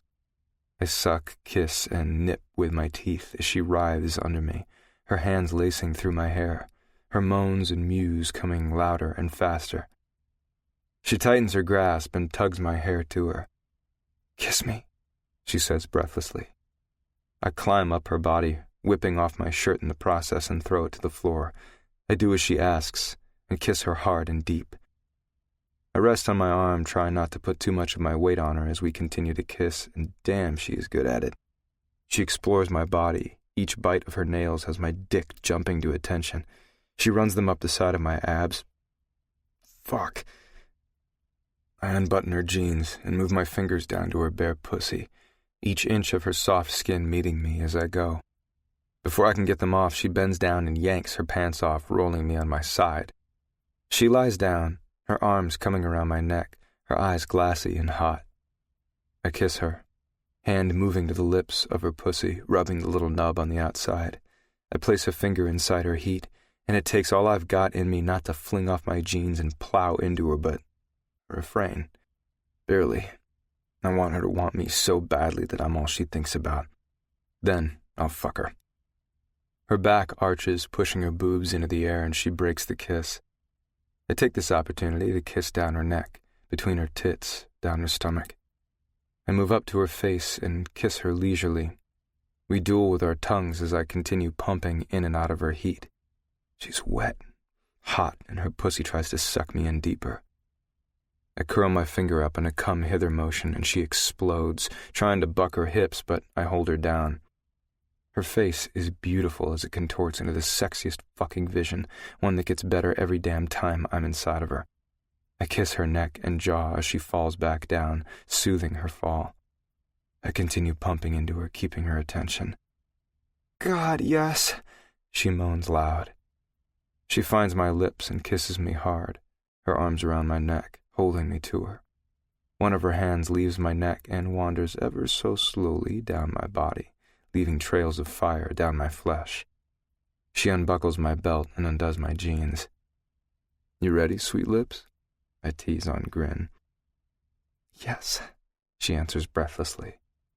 I strip my pants and climb on top of her, my knees and elbows holding most of my weight. Holding my dick, I rub it up and down her pussy, getting it nice and wet. Her eyes roll in the back of her head in pleasure. I place my dick at her entrance and advance centimeter by centimeter. With my piercings, she has to be really wet or it could hurt, though we have yet to have that problem. Her eyes stay closed, and I wish I could know what she is thinking. "Sweet lips, open your eyes." She complies, and I stare into their shiny depths. They are filled with excitement, lust, and desire. I inch further in her, and she bites her lower lip. Then further in, and her body tries to arch, but I hold her down. I go deep inside of her, her pussy clamping me hard. I still and thrust hard, straining my calf muscles. She gasps and groans at the same time. Her fingers dig into my arms, and I love the bite of pain. "Move," she barks out impatiently. First instinct is to make her wait, but I'm done playing. I need to fuck her. In and out, each thrust better than the last. She keeps her eyes on me, and I'm glad. I want her to know it's me fucking her. Know that no matter what she says, she's mine. Each thrust massages my dick in a way I haven't felt before, and when the tip touches her cervix, Blaze cries out to God. The piercing hits nerve after nerve, and I lose it. Control gone. My thrusts become harder, faster, and my orgasm approaches. My hips circle, needing Blaze to be there when I fall over the edge. Her breaths pick up and her nails dig harder. She screams her release, clamping my dick. Then mine hits as I continue to thrust. I close my eyes, the release taking me over. When I open them, Blaze's beautiful smile lights up the room. I could so fall in love with this woman. I bend down, kiss her lips, and slowly remove my dick. I fall to the side of the bed, bringing her body with me. Her head rests on my chest, arm over my abs and leg over my thigh. It seems to be our position since we usually end up this way even in sleep. "Damn, baby." I try to catch my breath. "I think I saw stars," she says quietly, and I grin. Damn right she fucking did. I kiss the top of her hair. I turn off the bedside lamp and we lie in the darkness, not saying a word. We don't need to say a word, because the silence is comfortable between us. Just being together is enough. What did you do today? She asks, yawning on my chest. Guess silent time is over. I went and saw my mom. I squeeze her and wrap both arms around her. I thought you said you haven't talked to her in a while. Did something happen? My sister was in a car accident. Mom needed a shoulder, so I went. Her body tenses, so I continue. She's fine. All the tests came back good, but she does have a broken leg. You'll have to go and see her. A heavy stone forms in the pit of my stomach. I want to, and I will. I just don't know the reaction. She invited me to dinner when Alexis gets out. What happened that you don't talk to your mom anymore? I suck in deep and close my eyes, not wanting to tell her, but it's time. I killed my father. Blaze stills in my arms, her body becoming tight in a jolt. My father used to beat the shit out of my mom. One night he was beating her and it wasn't going to stop. I took a lamp from their bedroom table and hit him in the head with it. I'm so sorry, she whispers. It had to be done. He wasn't going to stop, and if I didn't do something, he would have killed her. Much rather have him dead than my mom. But it was an accident, and isn't your mom even slightly grateful, though? She asks, and I've wanted the same thing at times. Mom loved him, so I don't think she ever forgave me for doing what I did. I tried to explain once, but she shut down and talking to her wasn't any use. It's horrible. Blaze stares up at me, horror and sadness all over her beautiful face. It's life. You deal with the shit that life throws at you. This is what my life threw at me, so I deal. I shrug it off. I can't say that it doesn't haunt me sometimes, but I can't ever let it invade my life. Then she's trying to reach out to you. You should take it. Her voice is soft and full of hurt. She turns, lying on my chest. Her breathing picks up and expels out deep. I squeeze tight. What are you thinking about, sweet lips? I ask, and she stills. I don't want to talk about it, she mumbles quietly. I want to haul her ass up to my face and demand she tells me, but that wouldn't get me anywhere with Blaze. She'd for sure close up then. No problem. Let's get some sleep. My mind trails off to different scenarios that could be spinning through her mind. None of them good. Eventually, I drift off. Chapter 9. Blaze. I sit in front of the mirror in my dressing room and apply my heavy eye makeup. Strong, dark colors on the lids give a dramatic and sultriness to my blue-silver eyes. I don't know my father, but I guess he has the same eyes. My mother had green ones. I line the rims of my eyes with dark eyeliner, paying special attention to the corners and flaring them out a bit. I add blush and bronzer to my face, neck, and shoulders. I start the task of mascara, which normally takes me about 3 coats to get my lashes soft and fluttery. I swipe berry lip gloss across my lips, rubbing them together and opening them with a pop. As I look in the mirror, a whole other woman stares back at me. One that doesn't have a lifelong history of shit to deal with. A person that can just be. A person that can be happy with Tug. A light tap comes to the door, and I get up and unlock the door, opening it a crack. Ms. Blaze, you have 3 minutes, Callie says through the crack. Since taking on the 1 night a week dancing thing, it's working out well.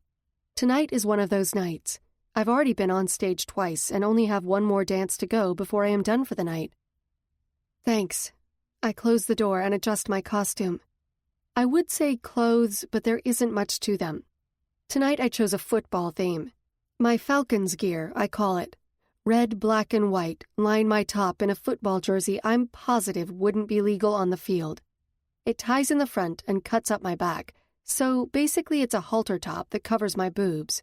My sparkling black and red sequined boy shorts are cut up high on my ass cheeks. Underneath them is a black lace thong. I strap on my 4-inch heels and check the bottoms for the rubber pads. I don't want to fall on my ass. After everything checks out, I give my long brown hair another fluff and amble out to the stage. Standing at the edge, I breathe in deep. You can do this. I mentally prepare myself for going out there, still trying to push away memories of being thrown off the stage. Once my music comes on, I step out, and the music takes me away. On my way into the dressing room, there is a flurry of action. Princess isn't here tonight. That leaves me. I change my clothes and use the backstage bathroom. I sit on the toilet and hear sniffling. My eyes shoot up. Is one of the girls crying? What the fuck? I do my business and go to the sink. Under the stall, someone in bright red heels stands, turned sideways, and not on the toilet. She must be standing. What the hell? I wash my hands, taking an inordinate amount of time doing so. The woman in the bathroom still doesn't come out. I turn the water off, dry my hands, then open the main door, but I don't go through it, just shut it. I stand off to the side and wait. Not 5 seconds later, the new girl comes out, wiping her nose and sniffling. Her eyes have no red or puffiness from crying. White powder lines her upper lip. Fuck me. She's doing fucking drugs. Shit. You doing all right? I say from the door. Stage jumps and swirls around, her eyes wide. She clutches her chest like I just gave her a heart attack or something. You scared me. She breathes out hard. Not only does she have white powder under her right nostril, she also has it on the small side of her nose. Dumbass. You got some on your nose. I brush my own nose to demonstrate where it is. She wipes her nose abruptly and turns to the mirror, checking her reflection. You know the rule. Princess went through all of it after your first dance. You're out. Get your shit and leave. She turns to me and snarls. You can't fucking fire me, you bitch. Who the fuck do you think you are? I cross my arms over my chest. I'm in charge, therefore I have the authority to fire you, and when I tell Princess what I saw, she'll back me 100%. She steps a bit closer. I don't know who the fuck you think you are, but I'm an old lady in this club. I will not take orders from a piece of shit club mama like you. Oh, she just didn't say that. Did she just say that? My face tightens. I am beyond pissed the fuck off. I ignore the club mama jab because a reaction is what she wants. I damn sure I'm not going to give it to her. Here, you are a stripper. You break the rules, you're out. If you'd prefer to get the final word from Princess, that's no problem, but you are not going on that stage. Stage's face contorts somewhere between anger and disbelief. She steps closer and I keep my eyes and ears alert. You fucking bitch. She spits out, and little drops of spittle come with it. Gross. I want to wipe it off, but I stand my ground. Her hand swings toward my face and I step back quickly, enough not to get slammed. Well, if the drugs didn't do it, taking a swing at me did. I smart off as she comes toward me. Leave me the hell alone. And if I fucking don't, she huffs, coming closer. You know what? I'm going to let Princess handle this. You are so not worth it. I move to the door, turning around so I am facing her. I could fight her, but I really fucking don't want to. You bitch. Damn, she really needs to brighten up her vocabulary. She charges toward me. I sidestep and she runs smack into the door, slamming her face into it. Seriously, how much coke did she snort? I twist her arm and clutch it behind her back. I bend her wrist until she screams in pain. I learned it in one of my self-defense classes a few years ago. Thank God. She groans and tries to kick, but I bend it further to get her to submit. Somehow I open the door to the bathroom where Callie is standing. Get Doug to escort her off the premises. I don't want her in here again. Callie takes stage, gripping her arms behind her, and I follow after. I call Princess, who answers on the third ring. I tell her exactly what happened, and she says she'll deal with it. Man, Stage is something else. I just knew she'd be trouble. I run the floor, check the girls, and an hour before closing, take off for the night. I need to get out of here. After the incident with Stage, I was so damn pumped it's like every bit of adrenaline was coursing through my veins. Now I'm crashing from it. I'm also ready to be with Tug. Things with him this past week have been amazing. I didn't have a choice but to fall head over heels for the biker. I can be mad at myself all I want, but it isn't going to change anything.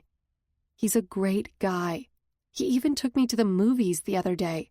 The movie sucked and we ended up leaving early, but it's the thought that counts. I know he's busy with Ravage and I'm busy at X. Somehow it just works. I jump into my Jeep and Callie shoves off as I pull out of the parking lot. Home, my destination. Something moving on the windshield catches my eye.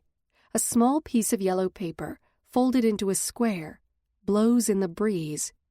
Probably someone's selling something. About once a month we get people putting flyers on top of our cars, selling anything from car washes to miracle drugs that cure fat. I throw them away. This one can wait until I get home. I'm sure as shit not stopping in the middle of a dark road to get it. There is no tug when I get home, and a pang of disappointment hits my heart. But I know he'll be here later. After entering the garage, I click the opener and close it. I get out of the Jeep, heaving my bag along with me, and snatch the paper from the windshield. I enter the house, press the code into the alarm, and give the door a tug. I kick off my shoes and my feet relax once they are out of their confines. I open the yellow paper, wondering if it's for food or for something else. I stop dead in my tracks. The words are in cursive, but so clearly written, my veins turn to ice. We've missed you, Paige. S and F. Fuck. I throw the paper down on the table as if it was poison and it leaked onto me. My brain stops as I let my body absorb the shock. They're here. They found me. How in the fuck did they find me? I rush to my bedroom, flicking on the light. Nothing is out of place. I dart to my closet, yanking the hangers out of the way, digging behind the racks of clothes. I have to find it. Clothes fall off the hangers and I leave them scattered on the floor. I dig and dig until I find my mother's old hat box. It was the only thing I took from home, and that was because it had the only thing of hers that I could grab. I tear open the light green circular lid. I haven't had to carry this in so long. I haven't had to use it, ever. But I have practiced at a shooting range not too far from my house, though I am a bit rusty. My black and silver 9mm sits inside, with its clip fully loaded next to it, and a box of high-power bullets. I bought it as soon as Princess gave me my ID and put my mom's box to use. Thank God for that ID. Here in Georgia, there are no laws about registering guns, only a simple background check, which was on a very squeaky clean Taryn McKnight. All I had to do was go in and tell them what I wanted, and then I strolled right out of the store with it. I grip the handle of the gun, and I place the clip into its chamber, hearing the click. I ready it, but leave the safety on and tuck it in the back of my jeans. I rush around the house, making sure that all the windows and doors are locked. I check the basement as well. I will need to do something about those windows. They're locked, but don't look as sturdy as the ones upstairs. I take the stairs 2 at a time and enter the kitchen. I need a damn drink, but I can't. I need to stay clear and think. I'm going to have to leave. I'm going to need to pick up my shit and get the hell out of town and find a way to get another identity. Shit. Fuck. I want to scream. I can't just leave Tug. But you always knew it could happen. That voice inside me needs to shut the hell up. This is serious. I have to go. What in the hell am I going to do now? Princess, I need her help. She can get me another ID and I can disappear. I can do it. Start all over. I'm strong enough for that, right? Shit. Tears well up in my eyes. It will kill me to leave Tug. To sleep without him, not hear his voice again. Damn it. I fucking hate them. I have to pack. I can wipe out my savings and have it all liquid so I can find another place somewhere. You don't want to start all over. Shut up. No, I don't. But they are leaving me no fucking choice. I rest my elbows on the countertop and place my head in my hands. Why is this happening to me? What in the hell did I do to deserve this? I know one thing is for sure. I will not go with them. I will fight until I am dead, but I will not go anywhere with them ever. A knock comes to the door and I jump. My heart thumps so hard I fear it will burst out of my chest. Shit. It's Tug. In all my trying to figure out what I'm going to do next, I forgot about him coming over. Shit. I breathe in deep. I can have one more night with him, and then I'm gone. One more night to feel him. I can do that. They won't come and get me if Tug is here. Right? I unlock the door, and there stands sexy-ass Tug, his shoulder leaning against the door jamb, so very hot. I can't believe I have to give this up. Hey, sweet lips. He strolls in, and I smell him as he passes, trying to etch it in my brain. Hey, I say, my voice showing a small bit of a tremor, and close the door. I turn around and meet angry, scary eyes, ones I've never seen before. My breath catches in my throat. Mind telling me what the hell you're doing with a gun? Shit, I forgot it was there, damn it. I think quickly. I have it for protection. Lame. My shoulders sag. Why do you need a gun? I freeze. Why does he have to be so perceptive? Why can he get into my brain? I just do. I head to the kitchen, but he secures me to his body in a tight grip, his eyes fierce. I shiver at the coldness in them. Tell me what's going on. I say nothing. Damn it, Blaze, tell me, he orders, and in a voice that scares the ever-loving shit out of me. I breathe in deep. I go for vague. My past has caught up with me. I'm calling Princess in the morning to get an ID, and I have to leave Sumner. That was so not vague. Not one little bit. What the hell is wrong with me? You're leaving. I shake my head yes and fight back the tears. He squeezes my arms, then releases, but he keeps me right in front of him, not relinquishing his grasp. Tell me what the fuck is going on. I suck in deep. It's the past. Let's enjoy tonight before I leave. His brown eyes turn black with fury. He spins around abruptly, and it takes everything in me not to jump. God damn it, Blaze, tell me what the fuck has you running? And running from me? I won't let you leave. I don't give a shit if I have to lock you up at the club. I'll do it. You are not fucking leaving. He bellows, and my heart warms at him wanting me to stay. He gets face to face with me, and I stare into his molten eyes. Tell me now, he demands, and the warmth turns to ice. My entire body starts to shake, hard. Pain slices through me like a sharp knife, pain that he's mad at me, and pain about what I'm going to tell him. I close my eyes and step away from him. I pick up the yellow piece of paper from the floor, hold it out for him to take. His eyes glance on the paper, then at me. Who the fuck is Paige? He barks out. I can do this. I'm Paige. Paige McMillian. His eyes grow wide. I thought your name was Taryn. His brows furrow together in confusion. When I got here, Princess gave me a new identity. I've been running for the past 4 years. I try to judge what he's thinking, but his face has gone blank. What are you running from? That's the biggest loaded question anyone could ask me. I cannot believe I am doing this.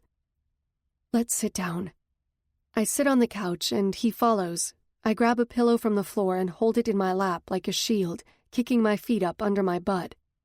The butt of the gun digs in my back, so I pull it out and set it on the table. Tug eyes it, then me, as he sits down on the other end of the couch. I turn from him and stare at the wall. Long moments pass before I speak. My mother fell in love with a man. I whisper quietly, barely audible. This is the first time ever I have spoken about it, and hopefully the last. I'm so scared to know what he's going to think of me when I finish. My mom was really sick and needed treatments that we couldn't afford, but the man she fell for could. They got together and Mom got her treatments. I stop, not wanting to continue with the story. It's way too black, and I want out of it. I'd rather be up on stage with every man touching me than to tell this story. Tug waits patiently, giving me time. I love that he doesn't pressure me in this moment. I couldn't take it. Him and his son. I stop, the words not wanting to escape my lips, and they tremble. Tug scoots closer to me on the couch, and his hand comes out to mine. I don't bat him away. I need this, need him. I was young, I murmur, way too young. I pause and try to fight the tears. I close my eyes and say what's been squeezing my heart for years, what's changed me as a person, what's haunted me just the same. They used to come in my room at night and have sex with me. I let out a huge breath. A lone tear trickles down my cheek, and I instantly wipe it away. I will not fucking cry. "What?" Tug says, snapping me out of thoughts. The air in the room changes, giving me a chill. I turn to him, his eyes bold with fury, but it's not directed at me. "You heard me, Tug. Please don't make me say it again." He engulfs me in his arms and leans back on the couch. He puts me between his legs, my back resting on his chest, his arms around me. It's exactly what I need, the safety and comfort of Tug. "How old were you?" he asks gruffly. 16, I whisper. His body goes rigid. His arms tremble and flex around me. I rub his arm, trying to calm him, but it doesn't appear to help. My mother never knew. I was told that if I didn't keep my mouth shut, they would cut the money off to her treatments and she would die. So, for years, I kept my mouth shut. Years? Tug fumes. Yes, I never told a soul until now. His arms stiffen. I found my mother dead in her room. Tears spring to my eyes. She was lying there, cold, her lips pale blue. I tried. Tug, I did. I gave her mouth to mouth and pumped her chest. I tried to save her. I trail off, trying to get my hiccuping cries in check, but to no avail. I knew I couldn't. And so I left her, Tug. Just left her. I sob and allow all the tears to fall. I didn't think I could get any closer to Tug, but it happens. I relish in the warmth as my tears spill on his shirt. "You left her how?" His voice is calm and patient. The two that came in my room had a lot of money and a lot of connections. I did not. I packed a bag with some clothes and a few things, then drove to North Carolina. My mom had a sister that she hadn't talked to in a while. She never told me the entire story, but it's not relevant. I sniffle. She was the only person I thought of that wasn't from home and would probably help me. I showed up on her doorstep and shocked the hell out of her. She was nice and led me here to Sumner. Tug's arms tighten as sobs take over. "You did it to protect yourself," Tug says deeply. I know I did, but it doesn't make the pain of leaving her go away. He comfortingly holds me, allowing me the time to get everything out. After what seems like eternity, the sobs cease. He releases me and I get a tissue off the corner of the coffee table, wiping my face and snot. Embarrassed doesn't cut it. "I'm an asshole, Tug. What kind of a daughter leaves the one person she loves more than anything on this planet? What kind of woman does that make me?" My last question ends on a bit of a screech as my words get louder and louder. Each time I ask one, I point to myself hard in my chest, punctuating each word. "A survivor." Authority pulses off of Tug, but I don't believe it for a second. "Coward," I fire back, not skipping a beat. Tug turns to me, his face showing no disdain or hate. Warmth and compassion flood in his eyes, almost causing me to lose it, but I hold tight. "It took a hell of a lot of balls for you to leave your mother and that house. It is what your mother would have wanted you to do, especially if she had known what was happening to you. Do you think for one moment that she would have wanted you around those two assholes?" Fresh tears spring from my eyes. roll down my cheek, and fall to the floor. I blink, trying to get them out because Tug's face is blurry. "No," I whisper softly. "You think these guys are coming back for you?" His question grabs my attention, and I pull out another tissue, cleaning up my face. That's what the note is. They've found me, and they'll force me to go with them. Tears leak down my cheeks. Tug pulls my chin up with his thumb and finger, so I have no choice but to look right in his eyes. "I will not let them get to you. Do you hear me?" I don't move. "I will protect you, keep you safe. I need names. I can have Buzz run a trace on them and find out where they are and get all the information I can on them." Fear slices through me. "No!" I yell loudly, panicked, and pull back. "Yes, this will give us a heads up from them," Tug demands. "No. It'll be best if I disappear. I don't need to be bringing this shit to Ravage's doorstep, X's or yours." He holds me. "You are not leaving. You are staying here, and if those motherfuckers come here, I'll fucking gut them." A cold shiver goes through my body, and it's strange because it's not exactly fear. But I believe him. "Tell me names and what he did for a living." He releases me, and I sit back a bit, sucking in deep. I don't know what they do. Santos Marcus and Frank Marcus were gone a lot at meetings. We had tons of money, and anything that Mom or I wanted was ours by the end of the day. We had servants in our 7-bedroom house and a chauffeur that would drive us around. I didn't want to say the next part, but it needs to come out. I think it was either drugs or mob. I don't know for sure on either. "Shit," he mutters. "See what I mean? You don't need this trouble." "Get it through your fucking head right now, woman. You are not leaving. You are mine, and I protect what is mine. Got me?" I nod slowly.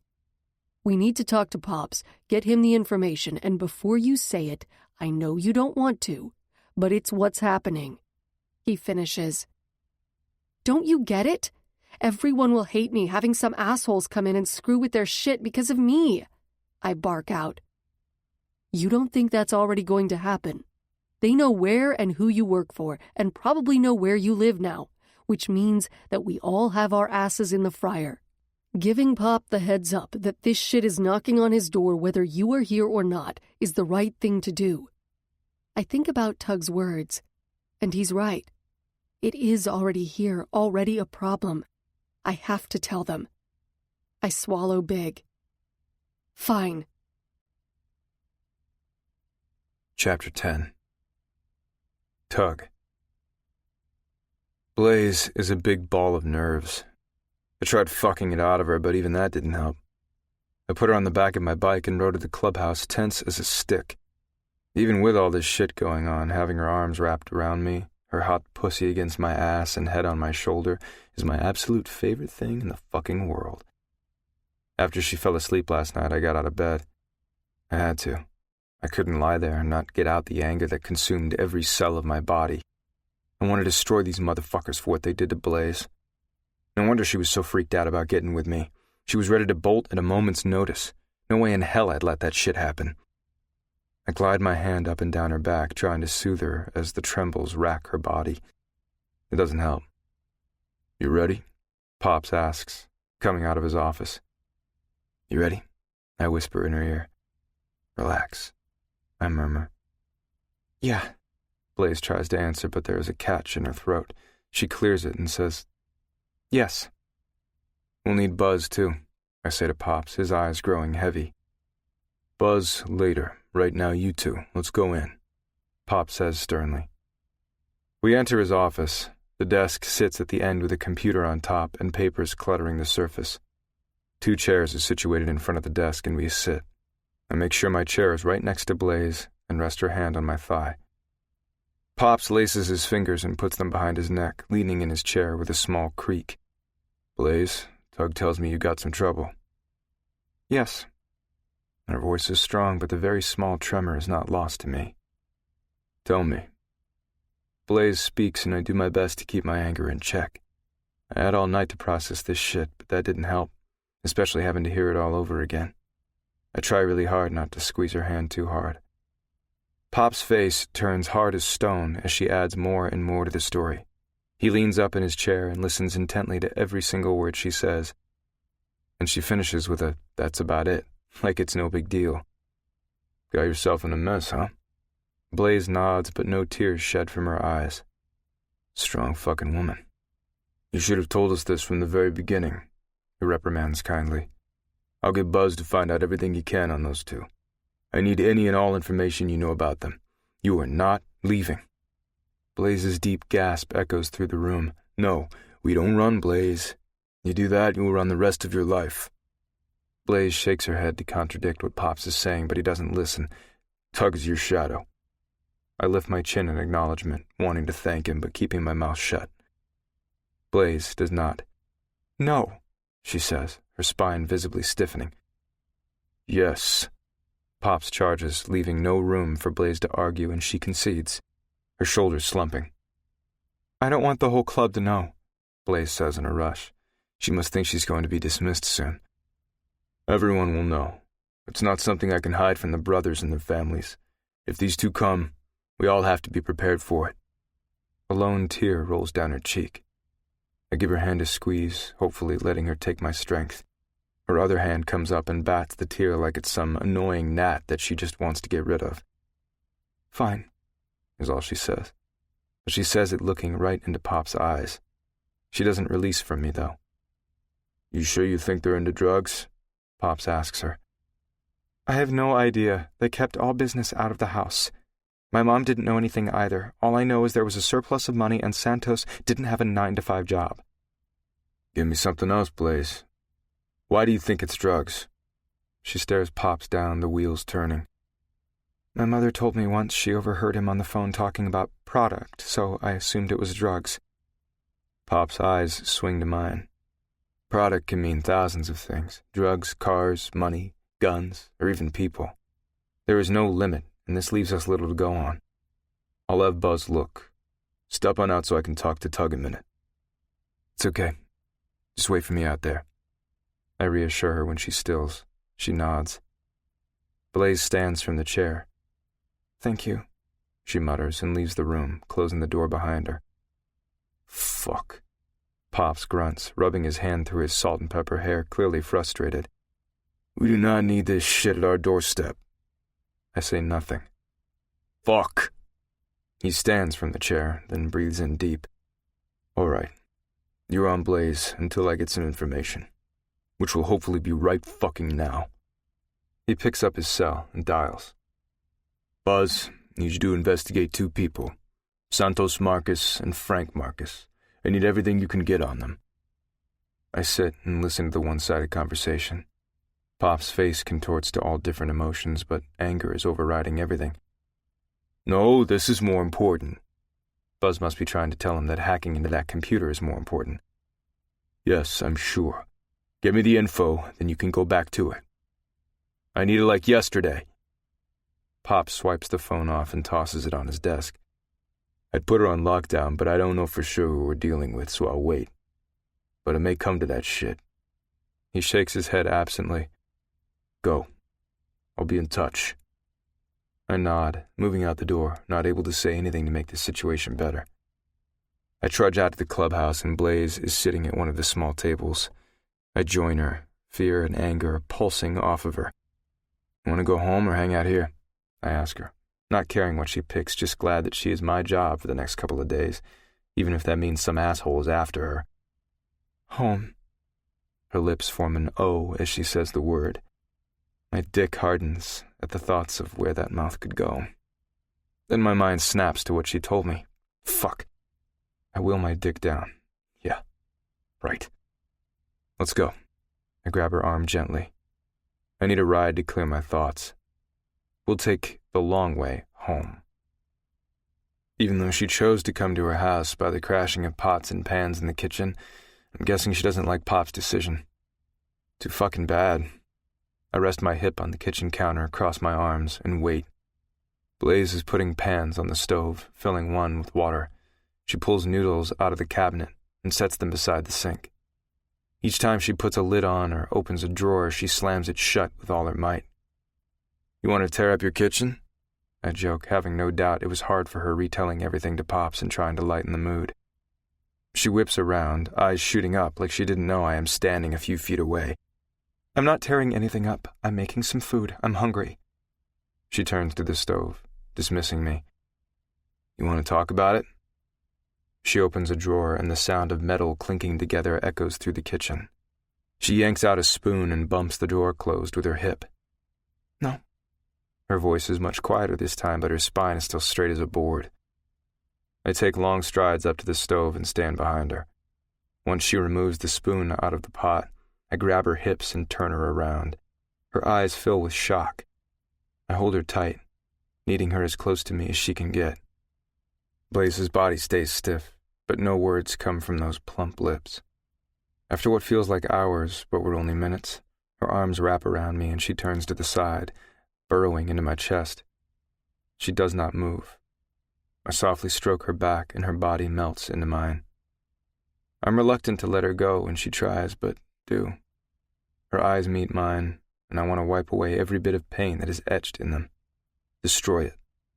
I cup her cheeks, holding her nose to nose with me, lightly brushing my lips over hers and wanting more. But now is not the time to take it. "I know you think it's best for you to leave, but babe, I fully stand behind Pops. We'll be ready if it comes to that." She nods. "I'm going to go in the living room for a while," I say softly, meeting her eyes. As much as I do not want to let her go, I do. I take my phone out of my rag and set my rag on the end of the couch, my phone in hand.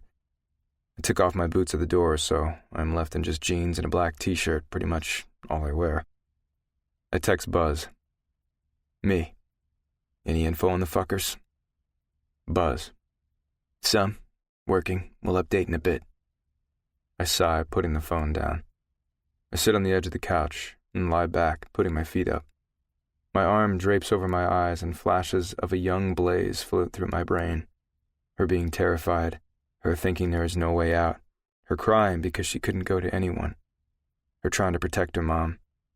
Anger bubbles in my veins, hotter this time than before as my brain is continually processing the hell that she went through, over and over again. And it was hell. It also explains a lot about her. The fact that she likes to be home alone, and at X, how she keeps herself inside her dressing room. The fact that she swore off the Ravage guys right away. She probably saw us as big domineering assholes, same as the men who attacked her repeatedly. The fact that she doesn't date except for me now. The fact that she barely comes to any parties or get-togethers. Her ramrod stiff spine and how she can take on the world. And in a way she has. Fuck. Tug? I remove my arm from my face and sit up. She carries in 2 plates, setting one down on the coffee table in front of me. "I thought you might be hungry. It's nothing fancy, just spaghetti, but it's something." She shrugs her shoulder like it's no big deal. "Thank you. I appreciate that." I pick up the plate, lean back on the couch and eat. Damn, that's good. Blaze sits in the recliner and eats hers, grabs the remote and turns the television on and flips through the channels. "I won't make you watch a Lifetime movie or anything," she says absently. And I have no clue what the fuck Lifetime is. A what? My fork stills. "It's a station that plays romantic and tragic movies that most of the time make you cry. You've never heard of it?" No, I answer with finality. And I'm not going to start. Her eyes meet mine, and she points to the TV with the remote. "This good?" I glance back at the TV, and Monster Truck Racing is on. "Hell yeah, you want to watch this?" "Oh yeah, I want to take my Jeep out sometime and try it. Not the racing part, but the going through the mud and stuff." I whip to her, my mouth hanging open in shock. "No shit?" "No." She turns her attention to the TV. We sit in silence while we finish eating. I make a mental note to make that come true for her. I set my polished-off plate on the table. "Thank you, Blaze." "No problem." She gets up from the chair and picks up my plate. She takes her fine ass into the kitchen, and I watch it sway. Fuck. After a brief time, she comes back. "Come here. Lie with me." She comes without hesitation. She may be angry at the decision for her to stay, but not at me. I crush against the cushions of the couch and pat the area in front of me. She lies down next to me, my arms wrapping around her waist. She fits perfectly. Her body is tense. Relax, I tell her softly. The stiffness in her body gets a tad bit lighter. Neither of us moves for long moments. She finally relaxes. "I'm sorry," she whispers, burrowing into my body. "You have nothing to be sorry for, sweet lips. What happened to you wasn't your fault."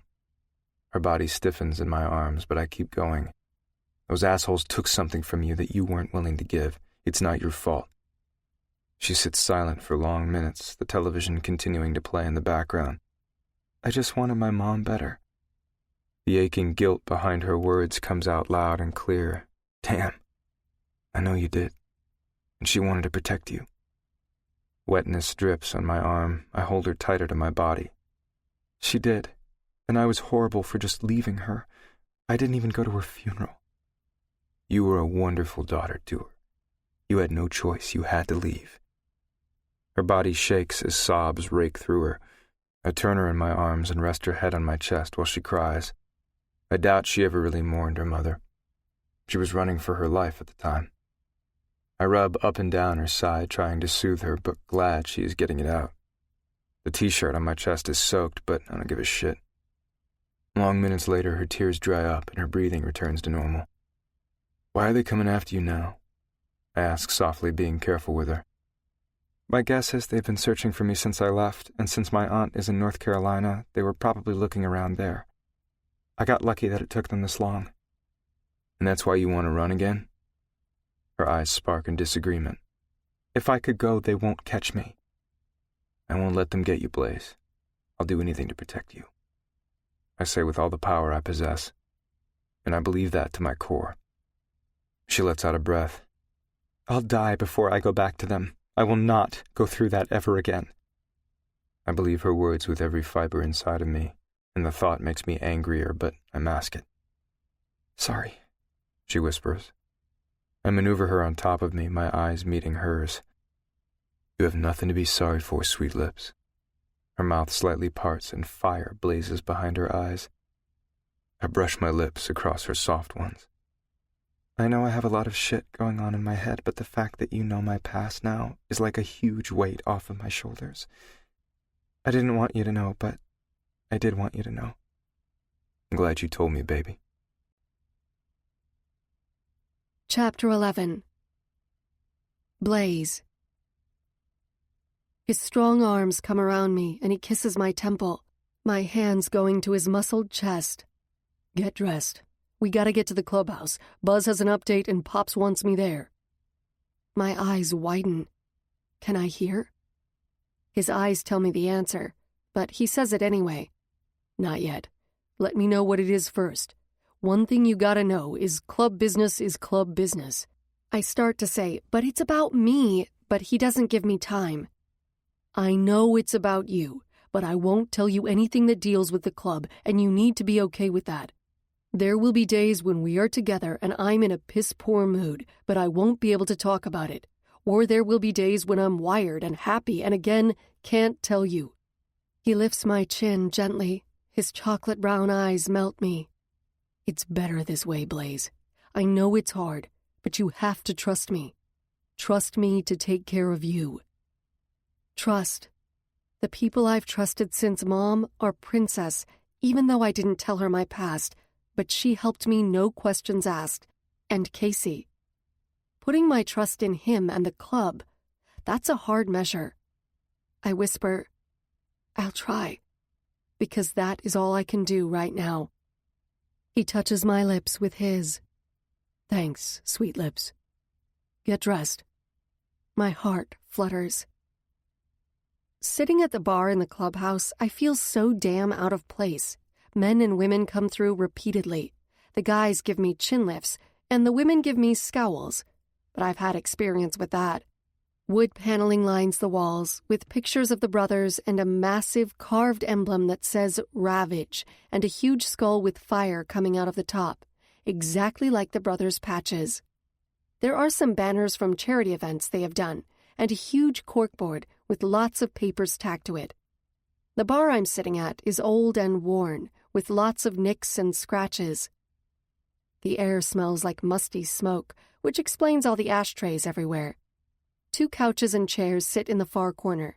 Smaller tables and chairs line the large floor. The area off to the side is occupied predominantly by a pool table, and a large dartboard is on the wall next to it. Well, look who we have here. I jump and turn to the voice, wanting to roll my eyes, but don't. Hi, Dagger. I give a soft wave. What's a pretty thing like you doing here all alone? I think you need some company. He smirks in a handsome way and sits on the stool next to me. Luckily, the stools are far enough apart that he isn't invading my space. Want something to drink? I'd take a soda if you got one. Diet, please, I ask politely. Sure thing. He turns to the room. Breaker! He yells loudly. My eardrums ring, and that's saying something considering I deal with loud music all the time. Breaker comes out of the swinging doors and lifts his chin. Get this beautiful lady a diet soda, he orders, and me a beer. Breaker nods and disappears. I want to ask if Breaker's job is to serve the brothers, but bite my tongue. Breaker opens my soda and puts it on the bar. Thank you, I say, but he dips his chin with no words. Dagger says nothing to him. He's a quiet one, huh? I smile. Pretty much. So why you here? This question shocks me because I figured Pops would have told everyone about what's going on already. But I guess not, and I'm not going to be the one to do it. Waiting on Tug. His brow rises as he lifts his bottle to his lips. You and Tugger, huh? I avoid his question and giggle a bit at the name. Tugger? I ask, taking a drink from my soda. That's his name, darling. Confusion hits. I always thought Tug was his club name. Really? I question. Damn, I thought I knew a lot about him. Yup. Thought you had club names, 'cause I'm pretty sure your real name isn't Dagger. I pause. Wait, is it? I hate this confusion. Dagger lets out a belly laugh, causing everyone in the clubhouse to focus on him. Didn't know I'm that funny. Dagger's not my name on my driver's license, but it is my name, the only one that I go by anyway. I nod. I'm learning here. So, what's up with you and Tug? 'Cause, baby, I've seen you dance, and if he's getting that, I may have to beat the shit out of him just for that. Heat creeps up my neck and onto my face. Shit, blushing? Seriously, woman, get a grip. He's a good guy, I answer, wondering if Tug hasn't said anything to the club about us yet. Surely, he has. And she avoids it. Dagger continues, damn man. You don't have to tell me, but since you're here, did you finally decide to be a club mama, and are you ready for some action? He wiggles his brows up and down, his beard-covered mouth stretched in a grin. This time I do roll my eyes. No way in hell. You wish, Dagger. I strip. That's it. I pick up the can of soda and put it to my lips. Baby, you are sexy as fuck. Seriously. This is how all the guys at X look at me. Ugh. Thanks, I say wryly. How in the hell is this going to go? All of Tug's friends have seen me strip. How do I act when they've all seen me? I shake myself out of my stupid thoughts. I'm just fucking with you, sugar, he says. His bandana covers the top of his long blonde hair. He appears rough and mean, but from the way he's talking, I can tell he has a joking and kind side also. Really? What brings you to the club? I breathe out deep. Tug's handling some things for me, and he's talking to Pops. Partial truth. I really didn't want everyone to know what happened to me in Colorado, but I know they all will.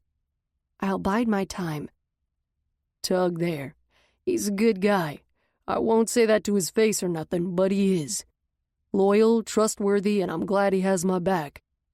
My jaw falls open, and I'm sure my eyes are as wide as saucers.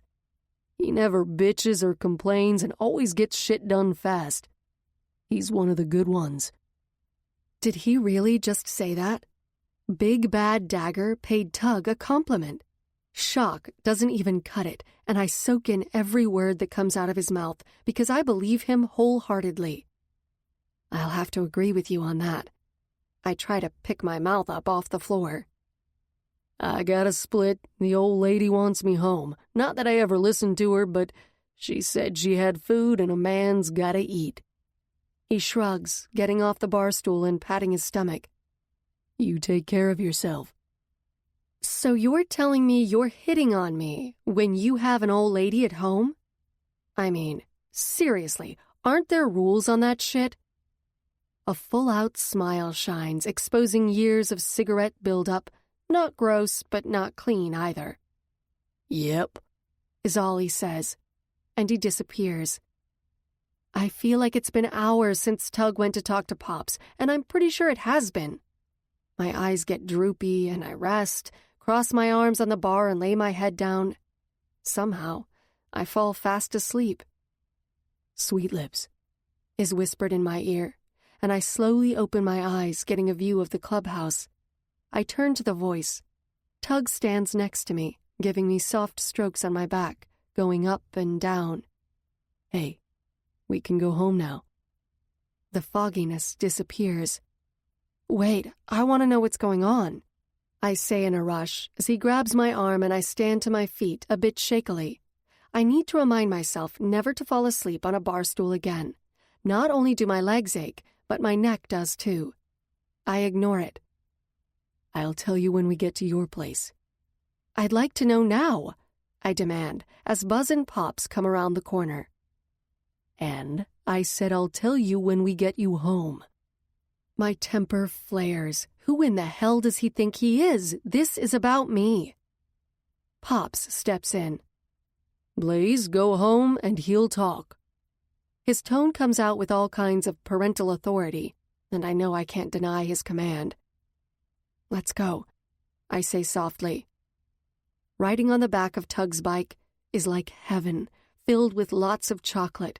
Being plastered up against him ignites every part of my body, and not only that, it's the freedom, like nothing can stop us.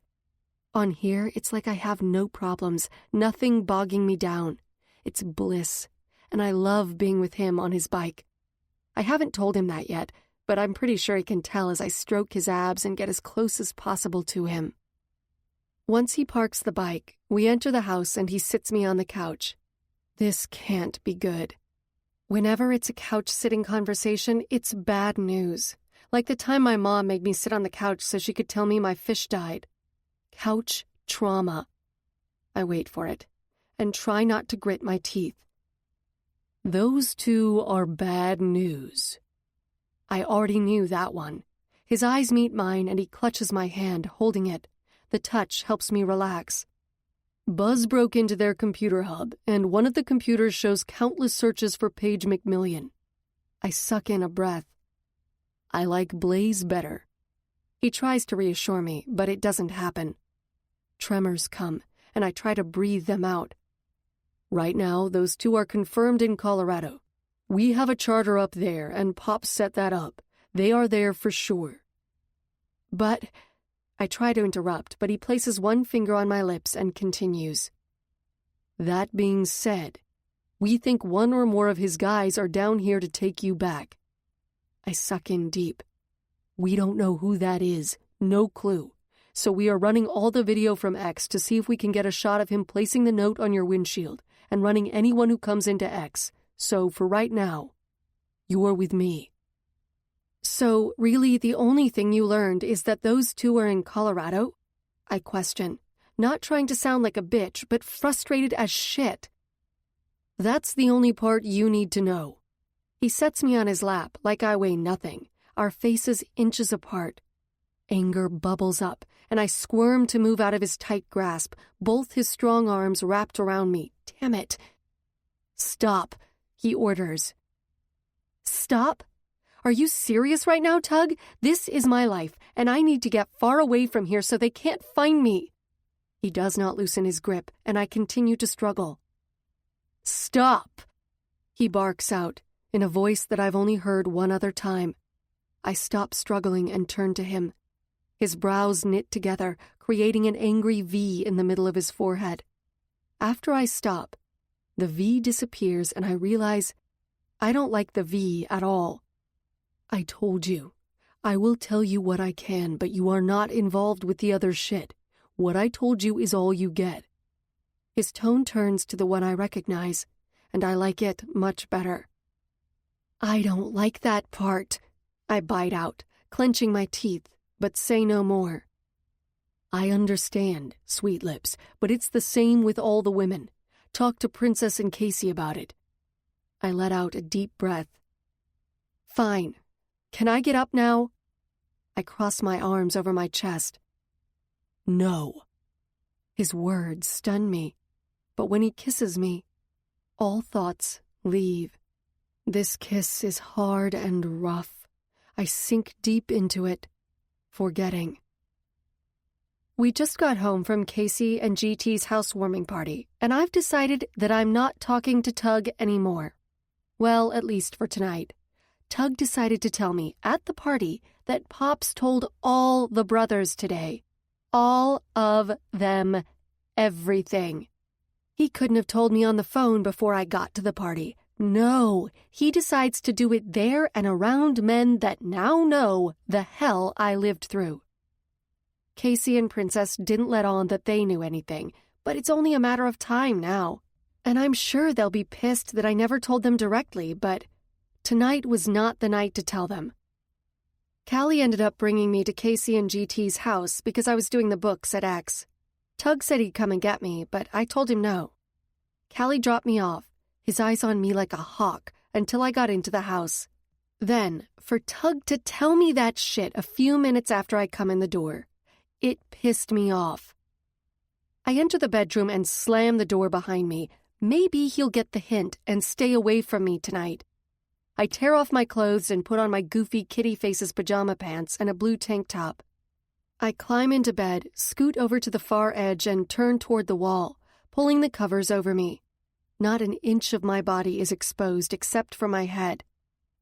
I lie there, and lie there.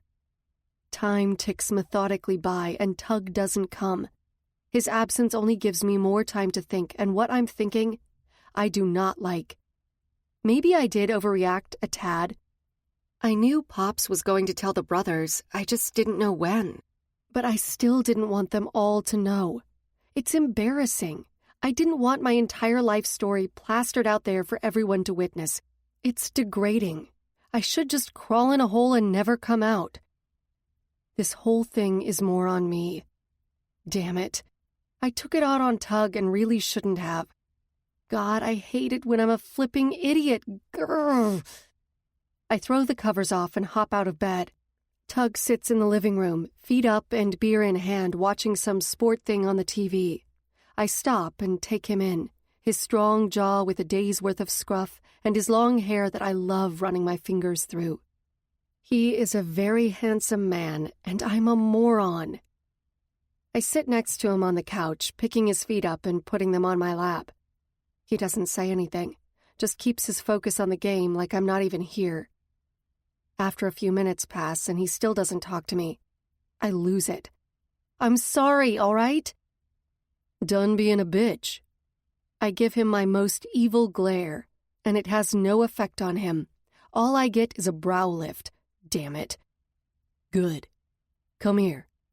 I climb up his body and lay my head on his chest, my back to the cushions of the couch.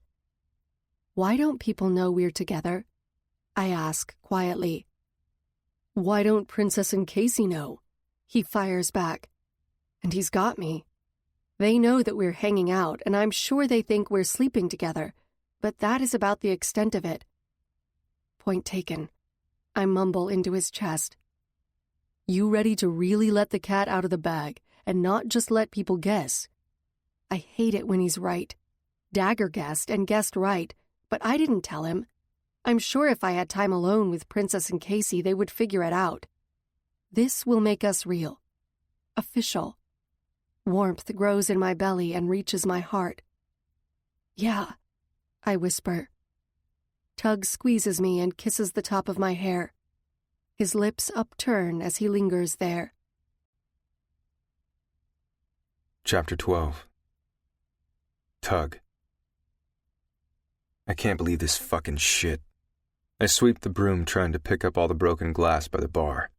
Cops came into the clubhouse with a search warrant a few hours ago and tore this place to pieces. Everything has been fairly calm these past 2 weeks. No one has bothered Blaze or made any attempt to. We have ears on those two motherfuckers in Colorado, and Buzz is still trying to crack the computer from Joey's house, which, luckily, he took to our apartment, or else it would have been trashed. We also told everyone that we are together, and it wasn't the big deal that Blaze thought it would be. Pops and Ma are having a family-only party with brothers, prospects, and their women. We decided this was a good time to tell everyone. Blaze and I enter the clubhouse together hand in hand, and all eyes swing to us. The first voice we hear is Princess. "Hot damn, it's about fucking time." She hugs Blaze tight. "Didn't I tell you?" She questions Blaze. I raise my brow and she shrugs but doesn't respond. Casey approaches from behind Princess, her eyes lit in happiness. Princess moves out of the way and Casey, I still have a hard time remembering to call her Angel, hugs the both of us at the same time. "I'm so damn happy." Casey smiles. "What the fuck is this shit?" Dagger roars from behind them, his tone angry but eyes shining. "What shit?" I ask him. Dagger steps closer. "She's supposed to be mine first." My jaw ticks, but I get it under control. He turns to Blaze. "Thought you were off limits." Blaze turns to me, smiles, and says to Dagger, "I still am." Dagger shakes his head. "Fucking shit." He steps away, and we get words from the other brothers and their women. That was it. "Fucking shit," Dagger yells from the doorway, and that's like the 7th one of those. Each person that comes through the door says it, each one making poor Blaze jump, and her eyes swing to the door. Each time she takes a deep breath and calms herself, then goes back to what she's doing. The cops did not take into account our personal belongings at all in this raid. Our couches are slashed, the foam littering the floor. Tables are broken as if we were hiding something in the wood. The bottles of liquor were smashed to the ground, hence all the sweeping. The bedrooms are a disaster, too.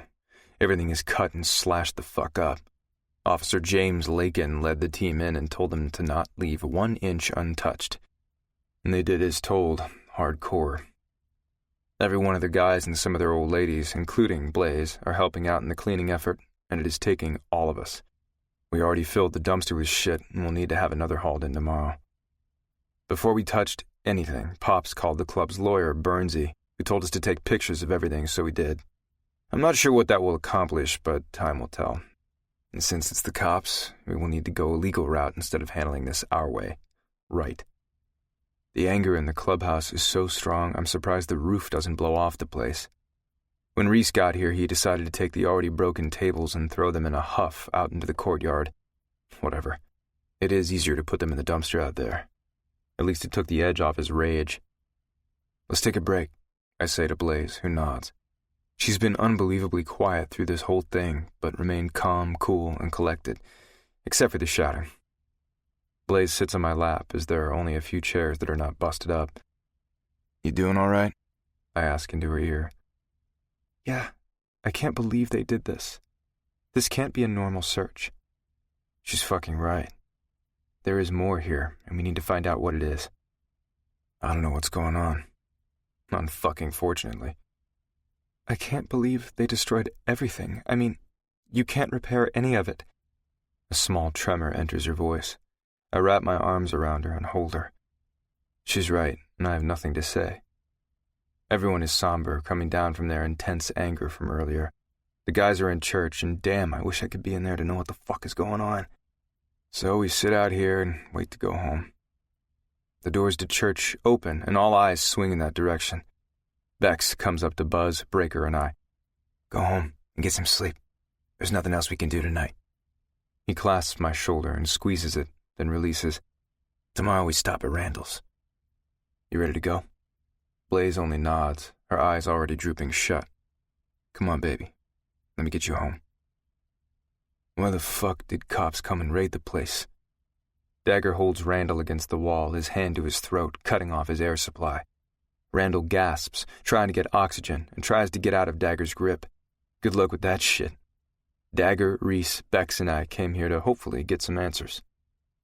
It didn't exactly bode well that when we came in, he was nursing a beer with several bottles littering the floor around him. I don't know, he says, trying to breathe. Get on your fucking phone right now and find out. I want to know what the fuck is going on. Dagger barks with a tone that most would call terrifying. Okay, he gasps as Dagger releases him. Randall bends over, heaving, trying to get his oxygen flowing again. Now, Reese barks from behind Dagger, his arms crossed and feet apart, not giving Randall an inch. Reese is one badass motherfucker. Definitely one you don't want to meet in a dark alley. Glad he's on my team. Randall straightens and walks to the living room, all of our eyes on him. He picks up his cell from the coffee table, and I have no clue how the hell he could even find it. There's so much shit in this house. He swipes some buttons, then holds it up to his ear, and we listen to the one-sided conversation. Smith? Randall. Stenger told me that y'all raided the Ravage clubhouse. You find anything? Randall rubs the back of his neck, not meeting any of our gazes. Shit, what were you looking for? If nothing else, Randall is a pretty good actor. He sounds professional in all business. His eyes dart to us. Really? And they didn't have any? Huh, he says non-committally. All right, I'll be in tomorrow to get updated on everything. Thanks. He flips the phone shut. His eyes sweep across us. They had a woman come in and say that she went to a Ravage party and you were selling drugs. The judge ordered the warrant on her affidavit. Fuck me. Dagger bursts out, and I totally agree with him there. What's her name? Bex asks. Sandra Bucket? Fuck! Reese bites out, but doesn't say any more. Dagger pats Randall on the shoulder. Good job. We'll be in touch. At our bikes, we gather around. I know the bitch, Reese says clipped. I fucked her lots, then she started the whole be my boyfriend bullshit, so I got rid of her. I know where she lives. Let's go. The apartment building is 3 floors and in pretty good shape. We follow Reese, park our bikes, and climb up some stairs and come to a stop at a door. You guys wait outside the door. I'll leave it open a bit. We nod, and he knocks. The door opens up in a whoosh. Reese, a breathy woman says, her voice lustful. Hey, baby. I heard you went to the cops? They told me I had to. She pleads on another breathy note. Who told you? The cops, she replies. The door closes almost shut, and sounds of arguing stream through. After a few minutes pass, the noises turn a little erotic, and a half an hour later, Reese comes out of the apartment adjusting his jeans, and we all head downstairs. That was quick, Dagger says, lifting his leg and putting it over his bike. Fuck off. I knew you assholes were waiting. Next time I'll take my fucking time. Reese barks, and Dagger chuckles. Reese turns to me. Stay on her. He points to a green Taurus. That's her car. Follow it and make sure she goes to this station. If she doesn't, I'll come back and make sure this is taken care of. And I knew how that would be. Hope this woman is smarter than she sounds. On it, I say as the roar of bikes take off, me following to sit behind a large bush at the entrance to the apartment complex. Out of sight, but still in the know of all the comings and goings. I light a cigarette and wait. 4 hours and 20 goddamn minutes later, the bitch finally leaves her place. I follow cautiously, staying out of sight. She pulls into the police station and steps out of the car. Her long blonde hair falls down to her ass, encased in shorts so short her cheeks hang out. Her skin-tight top shows off huge tits, and her heels are so tall I'd think she'd break a fucking leg. She marches into the station, and I park on the other side of the entrance and kill the engine. An hour and 14 minutes later, she still hasn't come out. I hit Reese's number on my phone. What? He answers abruptly. She went in and hasn't come out. He scoffs. She just called from jail. She recanted her story and they arrested her. For something, I didn't listen. She wanted me to bail her ass out and I told her I would come soon. This surprises me. Reese is not known for his caring side. Are you? Reese chuckles. Fuck no. I called Randall and the cops ain't got shit on us. Sandra is collateral damage. Even if she tries to tell the cops something now, they won't believe a fucking thing that comes out of her mouth. Be at the clubhouse in a few. Why do you think they haven't given me another note or made themselves known? Blaze asks me, lazily lying on my chest, her hand resting on my abs and legs entangled in mine. Sex is always off the charts with Blaze, and each damn time it gets better. I'm not sure how that is even possible. I met her at X tonight, and we barely got into the house before I had her on the living room wall. Then we made it to the bedroom. I'm not sure. After righting the clubhouse and setting it up with some chairs and shit from storage, there's been an eerie silence. Nothing from the cops, who found nothing. Nothing from the two assholes that want Blaze. Nothing from Buzz, who is still trying to crack that damn computer, and I'm pretty sure it's a lost cause. Nothing for the 4 days. The tapes that Buzz got from the night that the note was left showed a person in dark pants and a hoodie covering their head. The person's back was to the camera, so there was no clear shot. One thing I've realized is I like Blaze on the floor with Callie instead of up on the stage. She's still been getting on once a week, and that one day I grit my fucking teeth. I hate that all those motherfuckers watch my girl. I want to tear every one of their eyeballs out and shove them down their throats. And even though it sucks ass to be there on those nights, I try my damnedest to in case of trouble. Before we turn the next page of this journey, take a few moments to unwind with this gentle piece of music. We appreciate your time and trust.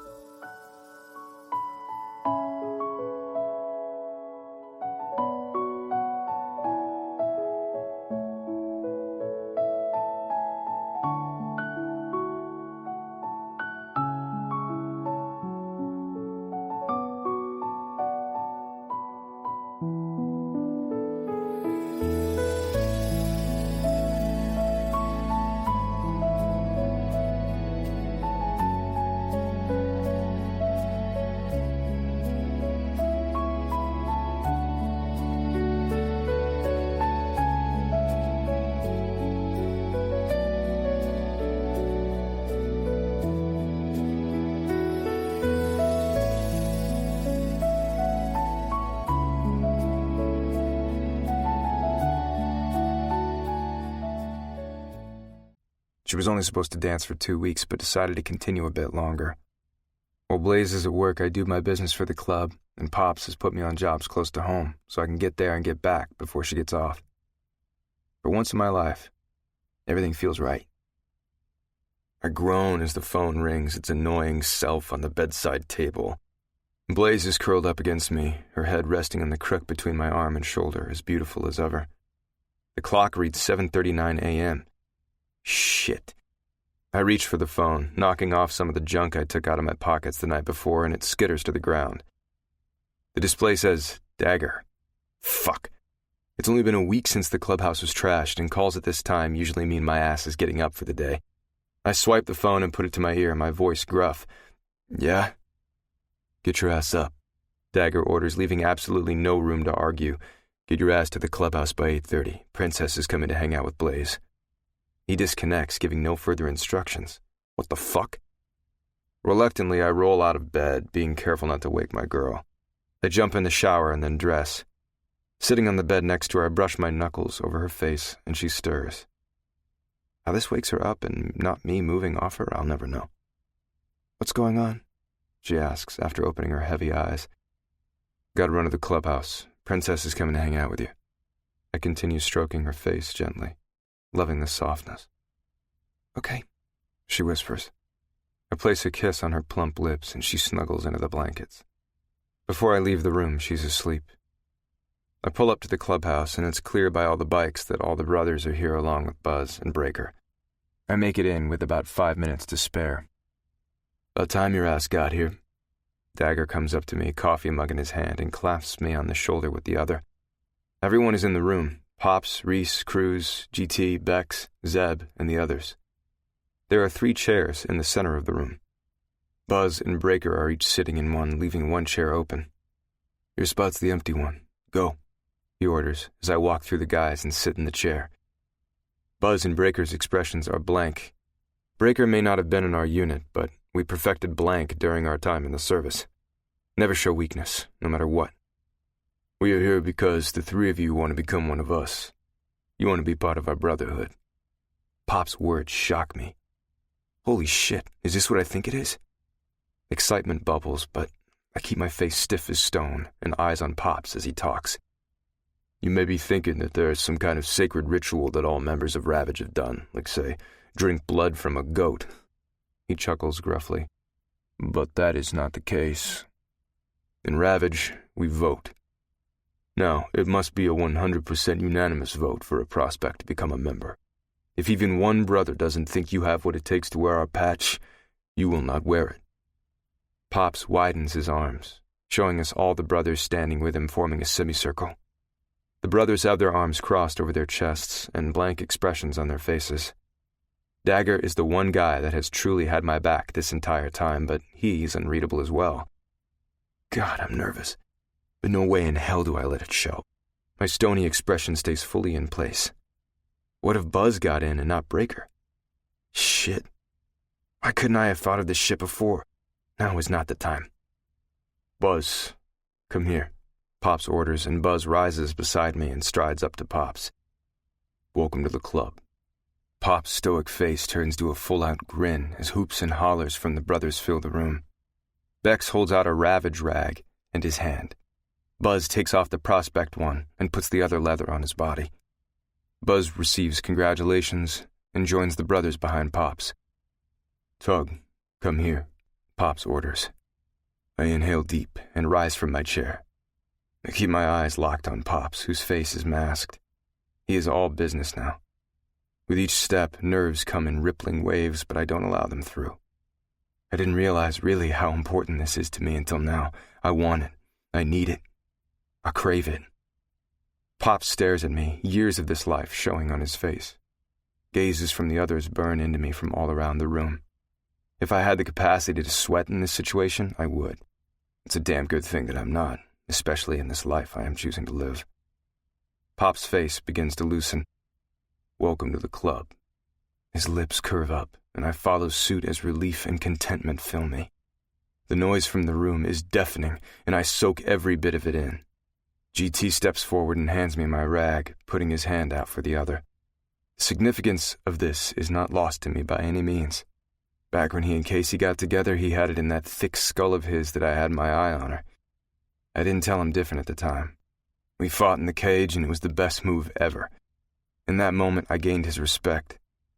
We were good. Him handing me my rag means true and honorable acceptance and none of that other bullshit. I slowly take off my prospect rag and place it in his hand. He holds open the Ravage one, and I turn, slipping my arms into the leather, a smirk playing on my lips. Breaker sits in the chair, and I hope like hell that he gets his too. I turn to GT, who pushes me into the group of brothers. Loud shouts and pats on the back ensue. I find myself next to Dagger, who bumps my shoulder. Pride surges. He taught me everything I know about Ravage. He is now officially my brother. The voice is quiet as soon as Pop speaks. Breaker, come here. My stomach tightens only because Breaker is the quieter of the two brothers. He keeps to himself much more, but does as he's told. If he doesn't patch, I don't know what Buzz will do. Their bond is strong, as is this bond we made with the brothers. Breaker rises from the chair, his face blank, and approaches Pops. What is really seconds feels like hours. Then he speaks. Welcome to the club. I breathe out a sigh of relief. Breaker is one arm hugging Pops. More hoops and hollers follow, and this time Cruz hands Breaker his rag. He's thrown into the fray, and we all congratulate him. Pops turns to all of us, raises a hand, and everyone silences. Church, 10 minutes. We nod, and the roar of congratulations is gripping. There's so many hands patting me that I can't tell who is who, but go with it. Happy. Try fucking elated.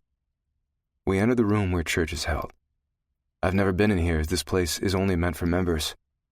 A large rectangular oak table sits in the middle of the room with several chairs around it. Pop sits at the head of the table with Bex to his left and Dagger to his right. Cruz, GT, Reese, and Zeb fill up the table. Buzz, Breaker, and I grab chairs from the wall, and the brothers make room for us. I have to admit, this is fucking awesome. The same wood paneling from out in the clubhouse lines the walls, and a huge Ravage MC symbol, a skull with fire coming out of the top, is centered on the wall behind Pops. The other wall has a huge sign carved out of wood that says Ravage Motorcycle Club. Pictures line the other wall, from parties to mugshots. The wall with the doors is empty. Once Pop slams the gavel, he first welcomes us, then gets down to business. And shit if the business is not what I want to hear. Apparently the two assholes that hurt Blaze are into some of the same shit we are. We are not directly connected, but are connected through one of our suppliers. Therefore, anything done would need to be precise and not fall back on Ravage. If the assholes leave Blaze alone, we leave them alone. If not, we step in. Pops put the word out the first day he learned of the connection. Their response was they were going to leave her alone. I don't buy it. There's even talk about Princess and how she needs to do better background checks on those she hires at X, as to not bring this shit to the club. I grit my teeth through that part because I fucking want my Blaze here. But do understand where this is going, and it is voted that Pops talks to her. Lucky him. After church is adjourned, I'm elated to be a part of it. Pops asks Buzz, Breaker, and I to stay. After the room is clear, he gets up and ambles down to us, resting his hip on the table. His eyes scan us, and he must like what he sees as he starts to talk. Anything you hear in this room goes no further than you. All these men in this room trust you to do this. You have problems with something that happens in this room? You do not, his voice gets louder, discuss this with anyone outside of the people in this room. You don't go home and bitch to your woman, your mom, or your preacher. You got a problem, you come to us. You have questions, you come to us. His eyes pin each of us as he says these last words. You come to us. We nod. All right, let's get some lunch, and then it's time to party. Drunk. Yeah. Pretty fucking drunk, but not wasted, and my wits are pretty much there. Well, kind of. Shot after shot was sent my way, along with beers, and I took them all. It takes a lot to get me out of control, and thank God for that shit, or I'd be making a fool of myself by now. Kind of like Breaker, lying on the couch almost passed out. Old ladies, club mamas, hang-arounds are all here to celebrate. I tried calling Blaze, but she didn't answer, so I called Princess, and she said they were doing some girly shit. I told her to bring Blaze to the clubhouse, but she hasn't come yet. The club is pretty full, and I'm sure outside the courtyard is littered with people too. I've had more club mamas than I can count coming up to me trying to get a piece, but I've turned them all away. I only want one piece, and if I keep this shit up, I won't get her tonight. Fuck. Women littered the side of the room, which was cleared out for a dance floor, giving us all quite a show. None make my dick hard. I may be a guy, but when you have a taste of something as hot as Blaze, that's all you need. I jolt when a touch comes to my shoulder. Princess. Hey, Tug. I've got a present for you. My brows shoot up. Not only is she Cruz's woman, she's also the club princess, and I don't want shit to do with that. Wait, where's Blaze? She doesn't answer. Come on. She's holding out her hand, but I don't take it. I do rise and follow her to the corner of the club. I notice a huge pole that has been installed from floor to ceiling. A lone chair sits in front of it, and Princess exaggerates a sweeping motion with her arms for me to sit. I do, and turn to the room. Everyone is gathering behind me, even some of the shit-faced women stop dancing and come my way. Now, since you are a brother, I thought we'd initiate you, Princess teases. My way. So, this is for you. The lights go out in the clubhouse, but only for a second. Some lights come on, and a strobe light from somewhere starts sending red, blue, green, and yellows through the space. Standing in front of the pole as the music begins, eyes glued to me, is Blaze. My mouth drops as I scan her body. Sexy, black leather bikini top that laces behind her neck, short little matching leather shorts that I'm sure if she turns will show me some cheek, and she is covered from neck to waist in blood-red fishnet. Her hair is wild, and her face is fucking perfect. A soft smile plays on her lips as she reaches up and grabs the pole. She dips her body down low, her ass almost touching the floor, but her heels stop her. She shakes and swirls her ass as she goes up the pole. My dick hardens to the point of physical pain against the confines of my zipper. Her strong arms grip the pole, and she drapes one of her legs around it at the knee and falls so she is upside down. She puts her arms out straight to the floor, and the fishnet falls from her body. She gives me a small wink. Holy shit. She then does some sort of maneuver that brings her feet flipping to the floor. She sways her hips to the music as she comes closer, She leans down and places a kiss on my lips, way too fucking short for my liking, but then steps away and bends at the hips, giving me a beautiful view of her ass. This stops me from rising. Her fingers slip into her small shorts as she wiggles them down ever so very slowly, giving me an even better view of her perfect ass. Whistles and catcalls come as the shorts hit her thighs. I snap. No one sees her but me, damn it.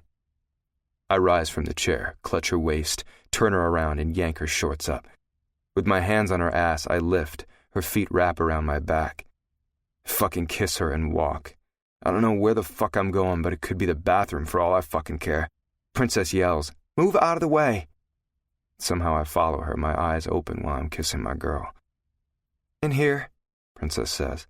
"I'm told this is yours, so I cleaned it. Enjoy." She opens the door, and before the last syllables of enjoy are said, I slam the door with my foot and Blaze is pressed up against it. My eyes close as we kiss, full-on demanding, battling for control kiss. I set her down briefly and snatch the shorts off her body, then devour her mouth. Her nails dig into my shoulders as they make their way up to my hair and thread through, scraping my scalp. I fucking love it. I unbutton my jeans in a rush and push them down, along with my underwear. Reaching between us, I realize I forgot her thong. Fuck it. I wrench it out of the way and glide into her. Fuck me. Her wet heat is like satiny silk as it squeezes my dick, pulling me further in. Her tongue slides deep in my mouth. I thrust up frantically. The little control I have when she's around snaps like a rubber band. With both hands on her ass, I use the door to help me hold her up. I thrust faster and squeeze my ass to get more power. She breaks the kiss to moan, mewl, and scream as I pound into her, the door shaking behind us. Her pussy grips my dick like a massage. She screams her release, and after 3 more thrusts, I come, grunting into her neck. "Shit, babe," I groan, nuzzling her neck. My wobbly legs and jeans around my ankles don't bode well for me carrying her to the bed. "Gotta put you down. You okay?" She nods, her face having that "I've been fucked real good" glow. Damn, that's sexy. I turn to the side and place her down on the floor, her legs a bit wobbly. Once I steady her, I tear off my boots and jeans. "Bet," I demand. I strip off my shirt and turn around.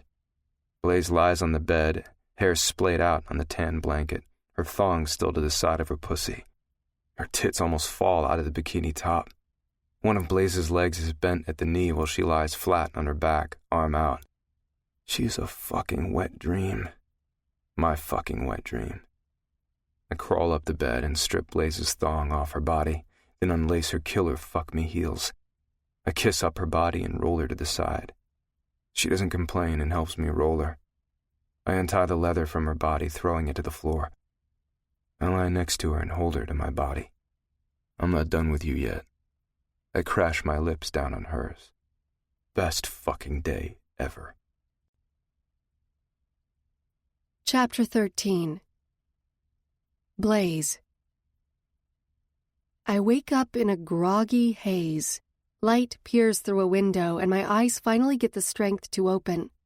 My arm is wrapped around my sexy man's middle, my head on his chest, and our legs tangled together. We seem to like this position. He is a Greek god, and I can't believe I didn't want to give him a chance. I can't imagine my life without him. I tear my gaze away and take in the room. Wood-paneled walls, bare except for a few empty shelves, a dresser on one wall, and another on a different wall. A door is open wide to what appears to be a bathroom, which is good because I need to make it there soon. Last night was amazing. Tug was out of control, and I have to say I loved every minute of it. He can do it sweet, and he can do it hot. I'm happy either way. Riding him was the highlight of my night. It definitely tested the strength in my legs. When Princess came over yesterday and told me about the plan, which she only knew about because Cruz asked her to get some girls together for the party, I didn't say yes at first. It's hard enough getting up on stage at X, and doing it in the clubhouse for Tug unsettled me. I know he hates it that I still strip, but those nights I rake in some serious cash, and I'm not ready to give that up yet, especially with Santos and Frank still out there somewhere. Princess didn't tell me that he was becoming a member. Supposedly, Cruz told her to do something special for Tug with a wink. Princess, being a smart woman, assumed it was for this reason, and she was right. Princess being Princess, of course, had me come around. When I hid before the lights went dead, I almost had a panic attack, but I breathed through it. I went on stage and did my thing, but doing it at the clubhouse felt more personal, intimate. But the fact that it was for Tug got me through. I kept my eyes focused on him the entire time, not letting the noises in the background distract me. The lust in his face when he saw me tied me up in knots in a way I didn't expect. I get gawked at all the time, and when I do, I notice it's nothing compared to the way Tug looks at me. He looks at me like I am the most precious, sexiest thing he's ever seen, and I love that. I'm not sure how we did it last night, but we continued the sexathon throughout the night, exploring and taking our time. The sounds of the party outside blasted through the door, but we paid no attention to any of it. My bladder calls. I slip from Tug, who doesn't move a muscle, and out of bed. I do my business in the bathroom. There's a shower but no shampoo, so I'll wait till I get home. I definitely need one. The remnants of Tug's cum is on my chest. I wiped it off as best I could last night, but some is still there. Since I knew the plan, I packed a small bag with clothes for me and toothbrushes for both of us along with toothpaste. I open the bag and brush my teeth thoroughly, wash my face with water and a small bit of hand soap, and wipe it off on a small towel on the hanger. Strong arms wrap around my waist, and I crash into a naked, warm body. I smell him. Tug rests his chin on my shoulder. "Why'd you get up?" His voice is groggy and sexy, sending chills up my spine, my body wanting more. Had to pee and brush my teeth. I turn around in his arms, gripping the strong, muscled, tattooed wonders and holding on with a death grip. "What do you have planned for today?" He bends down, giving me a chaste kiss on the lips. "I need to go to X. Princess and I need to do the lineup for next week, and I have books to catch up on." I pull myself as close to him as possible. "I've got some shit to do today. You stay with Princess, and when you're done, call me. If I can't come and get you, one of the guys will." My heart fills. I love how protective he is of me, and I know it's not because Pops told him to watch out for me. It's because he really wants to. I know he cares about me. Love, no. It's too soon for love, right? Sounds good. But first, he dips down in a kiss that steals my breath. All too quickly, he ends the kiss, leaving me panting. "We have something to do." He lays me down and shows me his something. I love every second of it. I sit in my dressing room, going through numbers. It's been 4 nights since Tug and I had our sexathon at the clubhouse. The memories of that night will never leave me. It's definitely one for the record books. A knock sounds on my door. This happens regularly now, and I like that the girls feel they can come to me. I set down the numbers I'm crunching on getting a new pole installed. "Come in." I stopped locking my door a while ago because the girls come in too often and I didn't want to keep getting up and down. I turned to a huge bouquet of perfect white roses, carried in a vase by Brittany, one of the dancers. My stomach plummets, and my thoughts drift for a split second. My body wants to wake up, but my mind does not. If I stay asleep, I don't have to face the day. I don't have to lie to my mother and tell her that I fell again or some other excuse. Mom thinks I'm an utter klutz, but she's been so sick that she wouldn't pick up on the lie anyway. I roll over in my bed. My entire body aches from the rough touch of Santos and Frank last night. Despair fills every crevice of my body. My hand encounters something sharp, and I pull it back. A small drop of blood falls from my finger, and I place it in my mouth, sucking the blood away. Next to me lays a white rose. I pick it up and smell it. Even though it pricked me, I've never gotten a flower this gorgeous before. Something good. After getting ready for the day and making my breakfast, I sit at the kitchen island thanking God that no one is around. I eat in silence, loving it. I bring the rose to my nose and breathe in its beautiful floral scent. A hand grips my shoulder, and I jump, turning around. Santos. Oh God. My smile fades and his grows wider. He bends down to my ear and I shiver in disgust. I see you like your present, little one. I stiffen. I wish I could say that that was the last rose they left on my pillow. These are for you, Brittany says, bubbly, setting them on the table next to me and probably thinking these are the best gift a woman could receive. My stomach rolls at the sight of them. Shit, shit, shit. Every drop of blood leaves my face and my stomach takes that opportunity to twist in knots. Are you okay? Brittany asks, and somehow I put my focus on her. Fine. Go ahead. I can tell that she knows something's wrong, but she does leave, turning back several times to watch me. As soon as the door clicks, my attention is back to the roses, just waiting for them to do something. What? I have no idea. Maybe shoot and kill me? I know it's not rational, but I'm not rational right now. A cream-colored envelope catches my eye, and as much as I don't want to, I can't stop my feet from gliding toward the flowers. When I open the card, my breath seizes. There is a bomb inside X. If you don't want it to blow and kill everyone, then bring your sexy little ass outside by 9:45, alone or else. Boom. S. The clock says 9:17. Oh, my God. Oh, my God. Sickness snakes up my throat. A bomb. A fucking bomb. What do? There is no way in hell that I am going with him. I won't. But all these people are here. They have families at home. Shit. Princess is upstairs in her office. I snap into action. I text Princess. My office now. Emergency. Then I call Tug. He answers on the second ring. Hey, sweet lips. He sounds so happy. Tug, I got flowers from Santos. I relay the message on the card as best I can. What do? I scream into the phone, not knowing which way to go. He covers up the phone. It's muffled, but I vaguely hear him retelling someone in the background. Princess bursts through the door and I give her the card. She reads it fast and her eyes turn dead cold in an instant. I'm talking to Tug, I say, and she nods, picking up her phone, I'm guessing to call Cruz. I grow impatient. Tug, I say tersely into the phone. His hand moves away from the mouthpiece. Hang on, baby.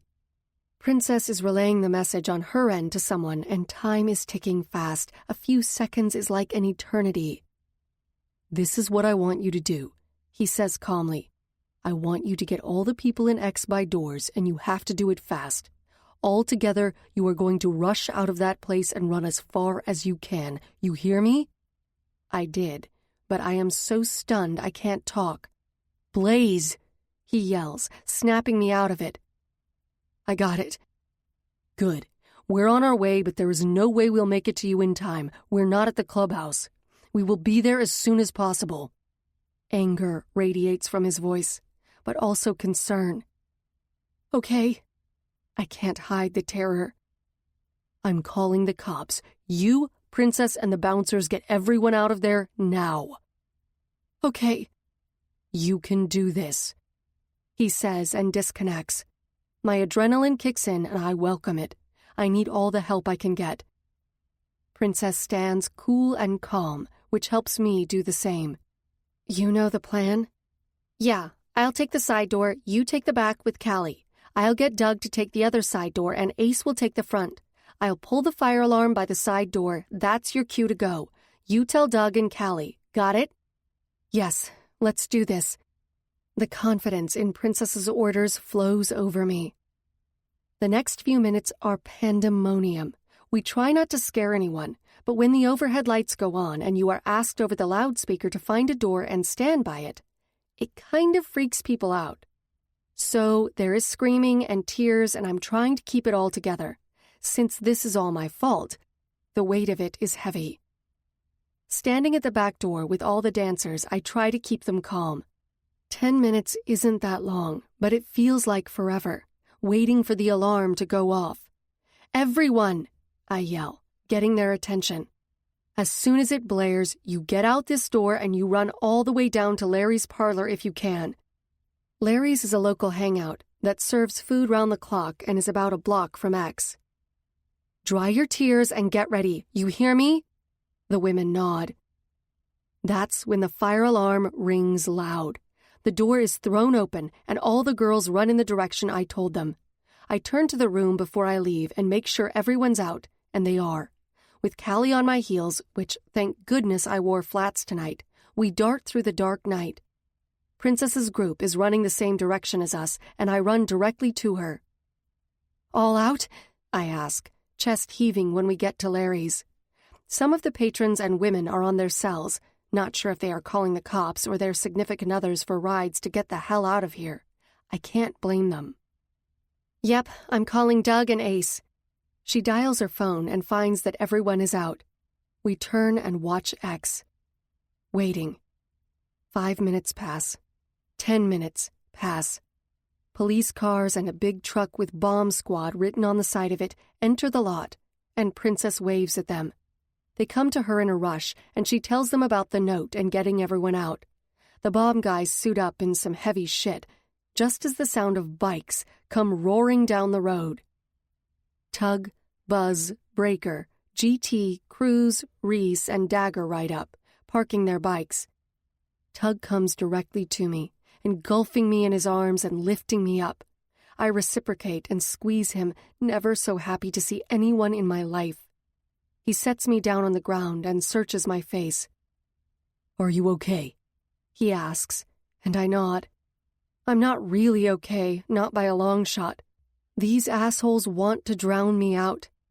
I turn as Buzz, Breaker, GT, Reese, and Dagger take off all around the place, no doubt seeking Santos and Frank, which I'm sure are long, long gone by now. He holds me and I breathe him in, smelling leather from his rag, which he told me was not a vest, but a rag. I call it that now, not making that mistake again. The sound of a car moving behind X has us swinging our gazes in that direction. Luna is backing out of the lot, fear etched on her face. Boom. Boom. Luna's car blows up, right before my eyes. Girls scream and my knees weaken. Boom, boom. One after another, down the lined rows where they are parked. Boom, boom. Each one going up in a big ball of fire, with debris flying everywhere and the smoke almost reaching us. Boom, boom. 8. And then nothing. No more. Cries from the girls whose cars blew echo in the night. Weird. My car seems to be the only one that didn't get blown up in that row. Boom. Before my very eyes, from something much stronger than what was used for the other cars, my Jeep explodes. No, it doesn't explode, it detonates to a point that when the smoke clears, the only thing left is the frame and wheels. Holy shit. Did that just happen? Tug's grip tightens on me, but I can't take my eyes away from the explosion. The cops do their thing, but I don't pay much attention to it. Instead, I stare at my Jeep and the other cars now, big piles of metal. Luna. I can't hide the gigantic lump in my throat. Tug squeezes. A hand touches my arm and I turn to Princess. "Are you okay?" she asks. I nod at her absently, but physically I am still alive, so it's the best answer I can give. "Luna." I shake my head, unable to form words and try to get my shit together. Tug's phone rings and he answers it. "Yeah." "No shit. Where?" Gotta get the girls safe. Got it. He turns to Cruz, doing some sort of mental talking thing that only gets a chin lift exchange. I wish I knew what the hell was going on here. Shit. We are going to have to stay and talk to the cops. Be short and sweet with your answers. If they ask who the flowers were from, tell them you don't know. The card only had a letter S on it. Tug commands. He has lost his ever-loving mind. Seriously? I say, low so no one can hear.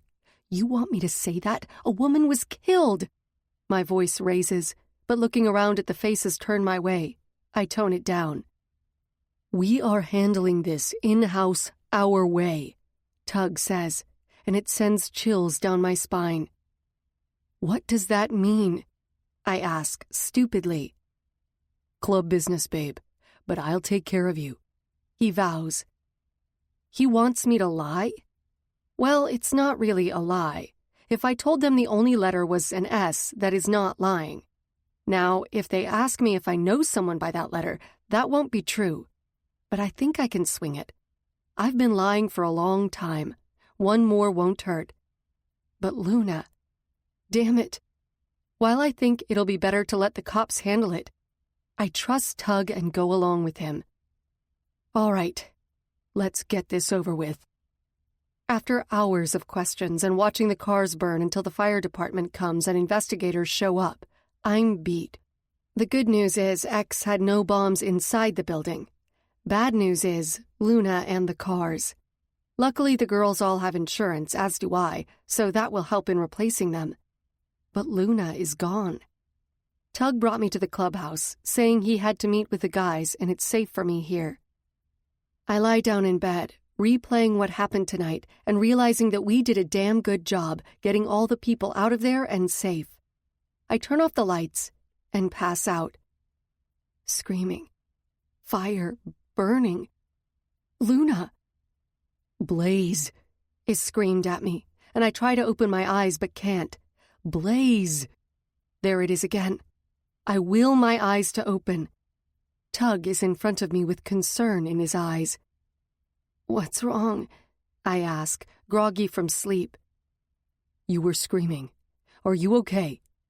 He scans me up and down. I must meet his approval as his eyes return to mine. I was? I thought it was a dream. Yes, loud, all the guys jumped. He turns and all the brothers are standing in the room staring at me, and I'm thanking my lucky stars that I put on a damn shirt before lying down. No underwear, though. Shit, I scramble for the sheet. Sorry, I'm fine. I rub the grogginess away as the guys file out of the room. Tug eyes me, not knowing whether to believe me or not. I don't blame him because truly, I'm anything but fine. I've got to go out for a while. Bex and Zeb are staying here with you and Princess while you sleep. You're safe here. Where are you going? I really do not want him to leave.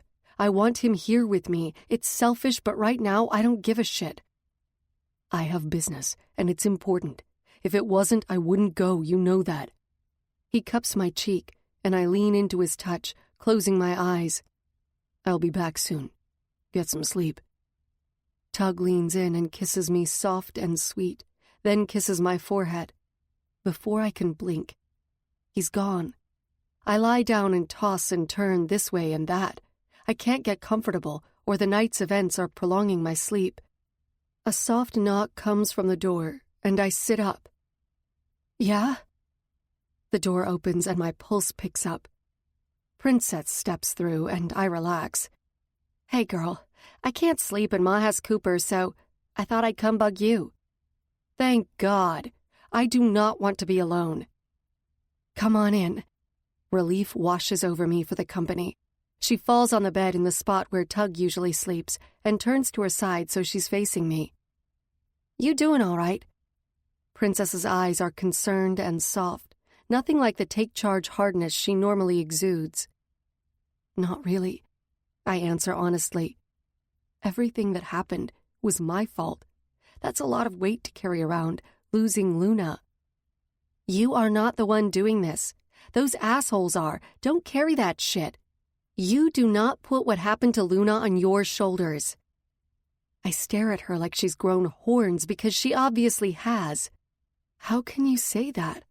I brought them here. They wouldn't be here if not for me. My words are soft, and a small yawn escapes my lips. I think you were meant to come here, she says, also quieter now, her eyes beginning to droop. I'm not sure of anything at the moment. I yawn. Can I ask you something? Even tired, the question gives me a jolt. Sure. Why did you come to Sumner in the first place? I know I never asked, but that was because you looked like a scared cat when you showed up. My eyes widen. I did not. Don't look like that, you did. That's why I didn't balk. When I left home, I went to my aunt's. She gave me a card with X on the front and your address on the back. She told me to go there, and they would help me. So I did. Princess pops up on an elbow. Really? What is her name? Sylvia Downing. Princess sucks in a deep breath and plops back down on the pillow. Her eyes focus on the ceiling. Holy shit! I never thought of the connection or reason for my aunt sending me here. I was too messed up in the head to even think about it. Now I want to know. What? How do you know her? Her head turns to me. Sylvia is Ma's best friend. Well, Sylvie to me. I pop up from the bed and sit cross-legged. What? I can't believe this. There is no way. Yeah, Sylvie lived here and met Ma. They became close, then she moved out to North Carolina. My Ma was crushed, but they still keep in contact. Oh my God. Seriously? I know nothing about her. My mom didn't talk to her, but when everything went down, she was the only place I thought to go. I had her address from my mom's address book. Why did she leave? I don't know all the details, but Sylvia and her guy Rocco wanted to leave. They packed up and were gone. Ma wasn't happy, but she didn't say anything. She shrugs. Do you think that's the reason my mom and her didn't talk? Because she got hooked up with the club? I sure as hell hope not. Ma told me once that Sylvie had family but didn't talk to them because of a falling out. But that's all she said. Princess's eyes droop. You'll have to ask her. She'll shit that you're Sylvie's niece. So she gave me X's card because she knew you'd help me. No questions asked? Princess is way too smart to just help anyone. There were questions that I wanted to ask, but didn't. You were scared, had it written all over your face. I figured in time you'd tell me what was going on. I mean, shit, Blaze, I knew you were running. I just didn't know why. This is just hard for me to wrap my head around, I confess, lying back down. Everything happens for a reason. We love you, Blaze, everyone. We'll do everything we can to make sure they can't get you. How did you find out everything? I ask, curious. Cruz. He told me what he could.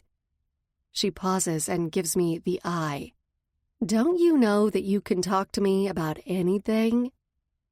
I let out a huge sigh. I wanted to forget, but when it comes to bite you in the ass, you have no choice but to talk. Come to me and talk from now on, she says, and I try my best to smile, but it comes out half-assed. What are we going to do about Luna? Not only was she killed, she was killed on X property. This can't be good. Don't know yet. Let's worry about that tomorrow. I know she has family that will do her justice and all the other shit we'll just deal with. I admire Princess so much. Her head is screwed on so well that nothing gets to her, or at least she covers it well. I decide to change the subject. What happened with Stage? Beat the shit out of her? You did what? Surely I heard her wrong, right? She didn't beat up another old lady at the club. She got lippy with me. I punched her. She came after me and I took her down. Simple. Princess says as if it's no big deal. Damn, woman. She waves her arm. No big deal, shit happens. Princess yawns. I gotta crash, she says, and instantly falls asleep. Soon after, my mind twists and turns with everything that I've learned and seen these past few hours. and I finally fall asleep too. Chapter 14. The Clubhouse. Bex and Zeb sit at the bar nursing their beer. Two club mamas lie on the couches on the far side of the room, fast asleep. Zeb and Bex discuss the dealings of the night and try to come up with a plan to get rid of Santos and Frank once and for all, but they have yet to come up with something that would really work. A small metal cylinder rolls on the floor, landing in the middle of the room, and their eyes turn to it. "What the fuck?" Bex growls. "Fucking grenade! Get the fuck down!" Zeb yells, and everything goes blurry as they crash to the floor, paralyzed. A few moments later, Santos, Frank, and their goons strut into the clubhouse like they own the place. Santos believes that his expensive pressed suit, light green shirt, and tie cost more than the whole damn building he's in. Santos is not impressed with the space one bit. "Pitiful," Santos declares. Santos nods to Zeb and Bex, who are down on the floor, unable to move. They hear the intruders, but everything is muffled and seems far away to them.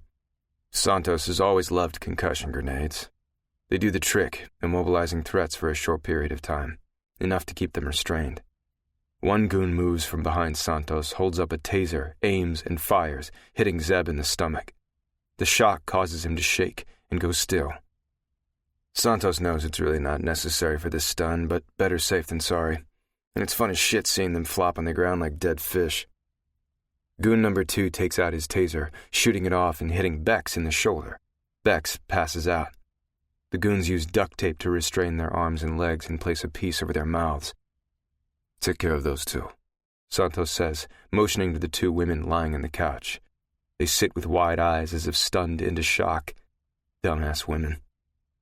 Another goon holds out a stun gun, pressing it into one of the women's sides. "Nighty-night," he says creepily. Then he turns to the other woman, pressing the gun into her back as she tries to turn. Lights out for her also. The goon tapes the women up. "All right, quietly start checking everything. Open every door. Soon as you see Paige, I want to know." 5 of Santos's goons, including his son Frank, move through the clubhouse, guns in hand. Santos saunters behind the bar, nonchalantly pouring himself a shot of whiskey. He tosses it as Goon 5 comes up. "Got her." Santos moves from the bar and follows the goon down the hallway. The goon grabs the handle and turns it very gently. The door swings open, and a woman rolls to her side, opening her eyes. "Motherfucker!" Princess yells, gripping her gun that she never goes anywhere without. All the while, she kicks Blaze hard enough to wake her. Princess lets off a shot just as something hits her directly in the chest. Her body convulses and goes limp, her gun falling to the floor with a thud. One of the goons tapes her up. "No!" Blaze screams, moving from the bed backward toward the open door of the bathroom. Santos doesn't waste any time as he approaches her, grabbing her around the waist. Her smell permeates the air, making him rock hard. Santos hasn't had a fighter like her in years and can't wait to get back inside of her. And he will. "Let go! I'm not going with you!" Blaze screams, trying to wiggle out of his grasp, bile rising from her stomach to her throat. She swallows repeatedly, trying to get it down, and succeeds, but keeps fighting. She'd rather die than be anywhere near this man. Frank steps in the room and comes close to Blaze, her heart falling to the floor. "Look who we have here. Damn, I can't wait to get reacquainted with you, sis." His fingers touch Blaze's face as she continues to fight Santos's grip. "But for now, lights out." He places a stun gun to Blaze's arm as Santos lets go of her. She falls hard to the ground, the smell of burnt flesh filling the room from the contact. "Let's get the fuck out of here," Santos orders. "Get over here." He points to one of the goons. "Carry her and get her in the car, now," Santos demands, plucking a pair of jeans off the floor. The goon picks up Blaze's limp body and carries her past Princess, Bex, Zeb, and the two women still lying on the couch. He places Blaze in the car, and Santos sits next to her. Frank sits in the passenger seat, and Goon 3 drives. The other goons get into the car behind them. In the garage, Derek, one of the hang-arounds, wipes his hands on a cloth, getting the grease off from the truck he's fixing the carburetor on. He doesn't sleep much these days, and working on trucks is his way of coping. Losing his baby sister in a horrible way when he could have prevented it eats at him every moment of the day. He should have helped her, but he was too late. Derek has been around Ravage for a couple of months and is very interested in joining the club. He hears a loud noise in the night sky and peers out the small window of the garage door. It was the clubhouse doors slamming shut. Men he's never seen before are getting into 2 black, shiny cars. One man is carrying Blaze, the hot woman from X, Tug's girl. Her head hangs down, bobbing around painfully. Shit. Derek grabs the keys to the Explorer sitting in the lot and quietly sneaks out to the car. He watches the cars leave, turns the ignition, and drives out of Ravage on the car's tail. He lifts a cell out of his pocket and calls Pops. Chapter 15. Tug. By the time I got out to the cabin where the guys took the asshole that blew up the cars, he is tied to a chair, bloody, and one of his shoulders is contorted in some strange way. GT is wearing brass knuckles, punching the guy in the chest and stomach, more than likely breaking a few ribs. I move over to Pops. Find out anything? Only that he was paid to set the bombs. Other than that, nothing yet. We're going to let Reese have a turn for a bit. He turns to me. You want some shots? Fuck yeah, I say, not turning to him but keeping my eyes on the grunting man in front of me. GT hasn't even broken a sweat. You want these? GT turns, holding out the brass knuckles, a grim line on his face. I step forward. Yeah. I nod, moving in front of the guy. Before I break your jaw, want to tell me where the hell Santos and Frank are? The man has dark hair, is dressed in jeans and a white t-shirt that is covered in blood. He's about my age and dumber than a box of rocks. I told you everything I know. Some guy came to me, told me what I needed to do, and I did it. He sputters out, and most of the words sound breathy and painful to say. Gave me cash. That's all I know. Pops nods, indicating that's the same story he's been giving. Fuck. He's a go-between. Shit. I unleash my anger on the guy, throwing fist after fist at him. With each punch, a small amount of relief comes over me, but not nearly enough. By the time I stop, his head is hanging down to his chest, his chin touching it. Blood comes out in several spots, and his breathing has turned into wheezing. Good. I step back when a hand comes to my shoulder. Pops. Let Reese have a bit with him. The man somehow raises his head, but his eyes are closed. Moans of pain escape his lips as Reese steps forward. He unties one of the guy's hands and brings his arm out to the side. He jerks it violently, the guy screaming in what has to be excruciating pain. A crack of bone echoes the air, and if I were any other man, I'd probably flinch at the sound. But I don't. I stand at his side, my arms crossed in front of my chest. Pop's phone rings. Yeah? He takes a step back, listening. Stop, he orders the room, and Reese instantly does. Everyone's eyes swing to Pops as he listens on the phone. You stay on them, you hear me? Do not lose them. Pop's face contorts to anger, and the vein on the side of his face begins to tick. My eyes widen as Pop's eyes come to mine. They got Blaze. What the fuck? I yell, ripping my fingers through my hair. How in the hell did this happen?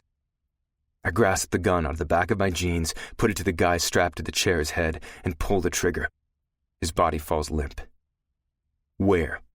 We have to go, I say to Pops, who's listening on the other end of the phone. Load up. They're on the Hostler moving north.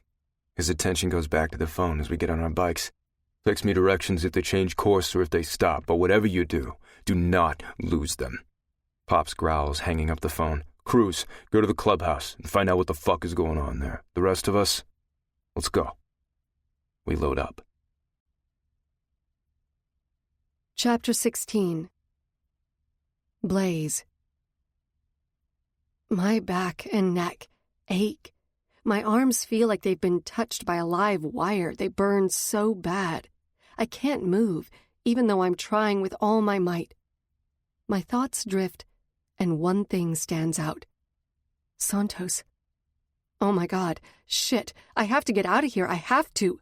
No one will be able to find me if they get me too far from Ravage. Shit! I try repeatedly to open my eyes, and this time I'm able to just a crack. Santos sits next to me, and Frank is in the front seat. My body won't move when I know I'm telling it to. Damn it. Santos sneers over at me. I close my eyes quickly, but I'm too late to fake. Paige, my darling Paige. Pins and needles poke my skin as his arm wrenches me over to him, but I don't cry or scream. It does no good, and they get off on that more.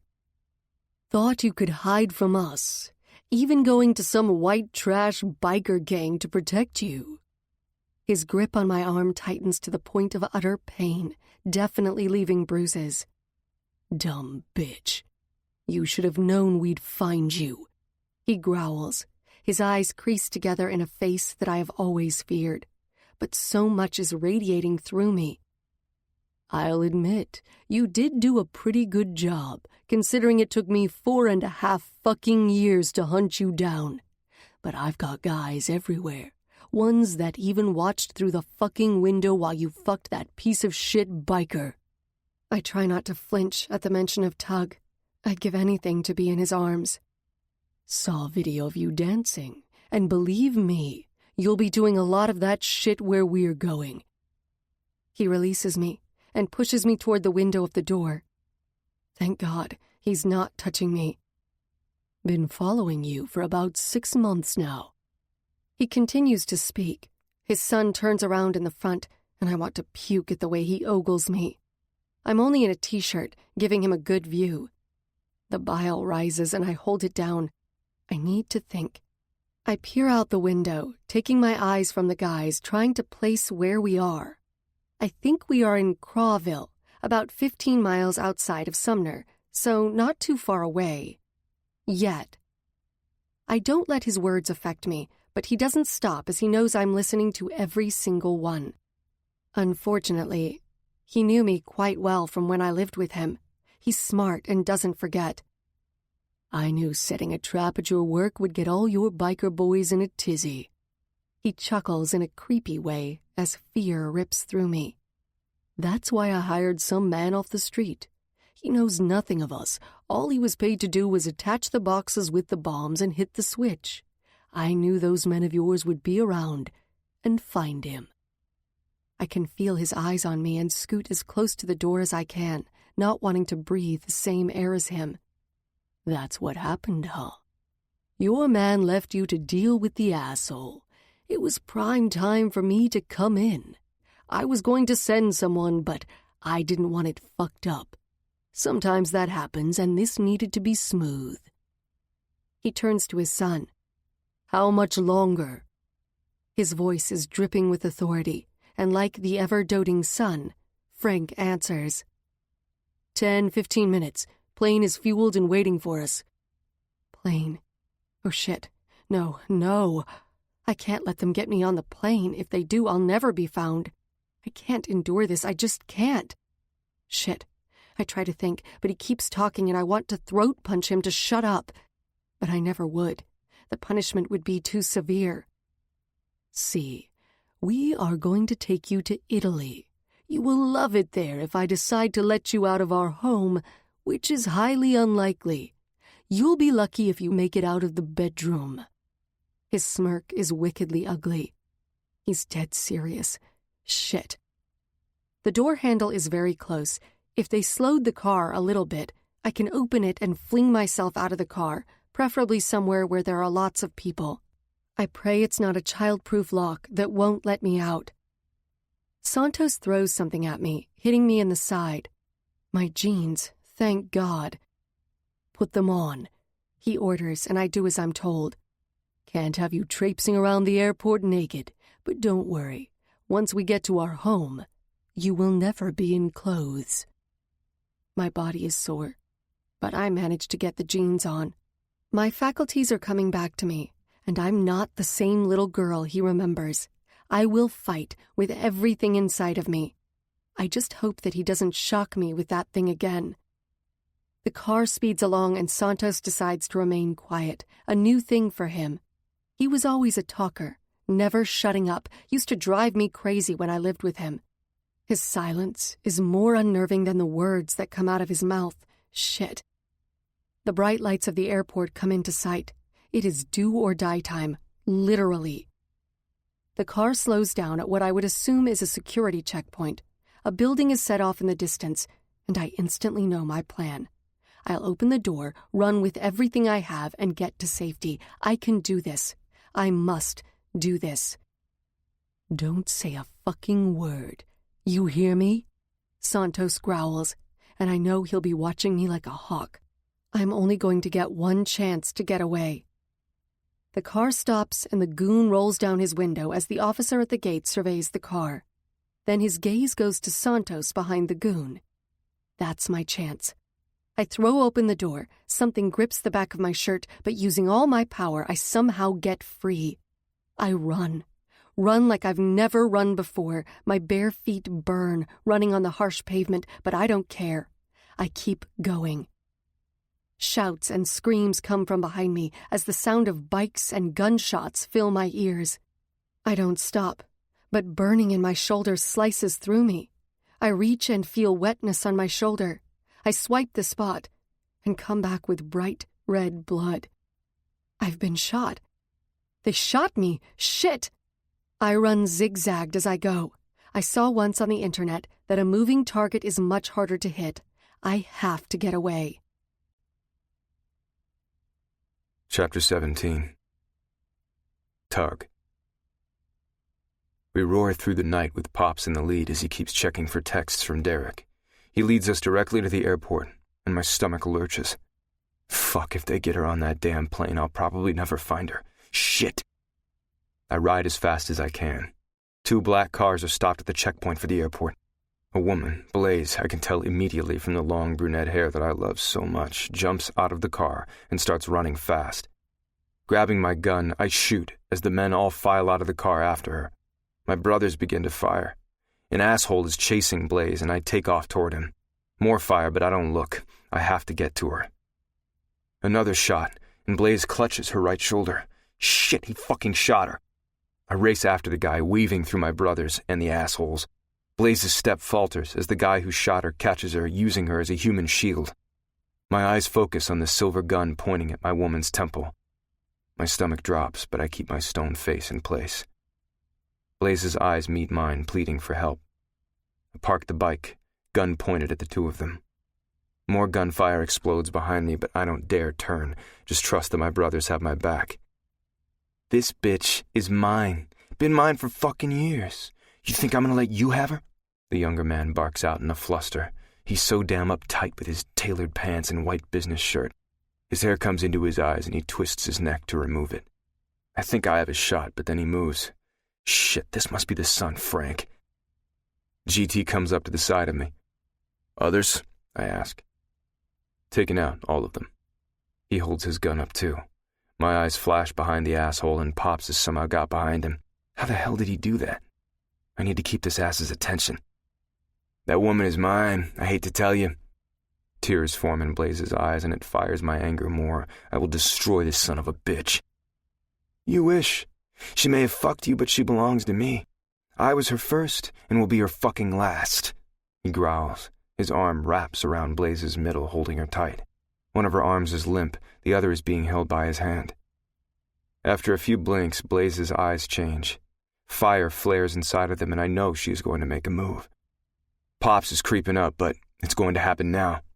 Before I can blink, Blaze lifts her foot, bending at the knee, and kicks the asshole behind her in his knee. The asshole wobbles in pain, and Blaze somehow releases her good arm and punches him in the nose. The asshole turns at the blow.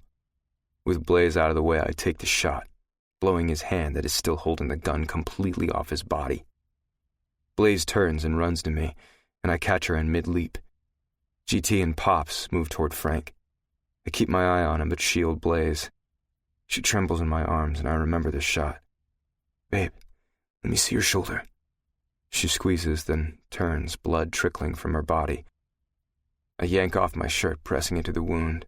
After wiping away the blood, I see it's a flesh wound, but I'm not taking any chances. GT and Pops wrap the asshole up with duct tape, take him to the car that Derek is driving and throw him in. Pops leans down to Derek. He then rushes to Dagger, GT, and Reese, talking in hushed voices. I need an ambulance, I yell. He nods, hitting buttons on his phone. My girl's eyes are open, but her breathing is a bit too shallow for my liking. So I leave you alone and you get kidnapped? What's up with that? I try to joke with her and keep her mind off of the pain that I'm sure she is in. I was shot in the thigh during my service and it hurt like a mother bitch. I wasn't going to let him take me, she says softly. I think more out of fear than pain. Police cars and ambulances arrive on the scene. Derek's car, Dagger, GT, and Reese are gone. Cops stop and draw their weapons, all the guys putting their guns down and raising their hands in surrender. I carry Blaze to the ambulance before it is fully stopped. The paramedic opens the door, unfolding a stretcher to the ground. She's been shot in the shoulder. I think it's a flesh wound, but I need you to make sure.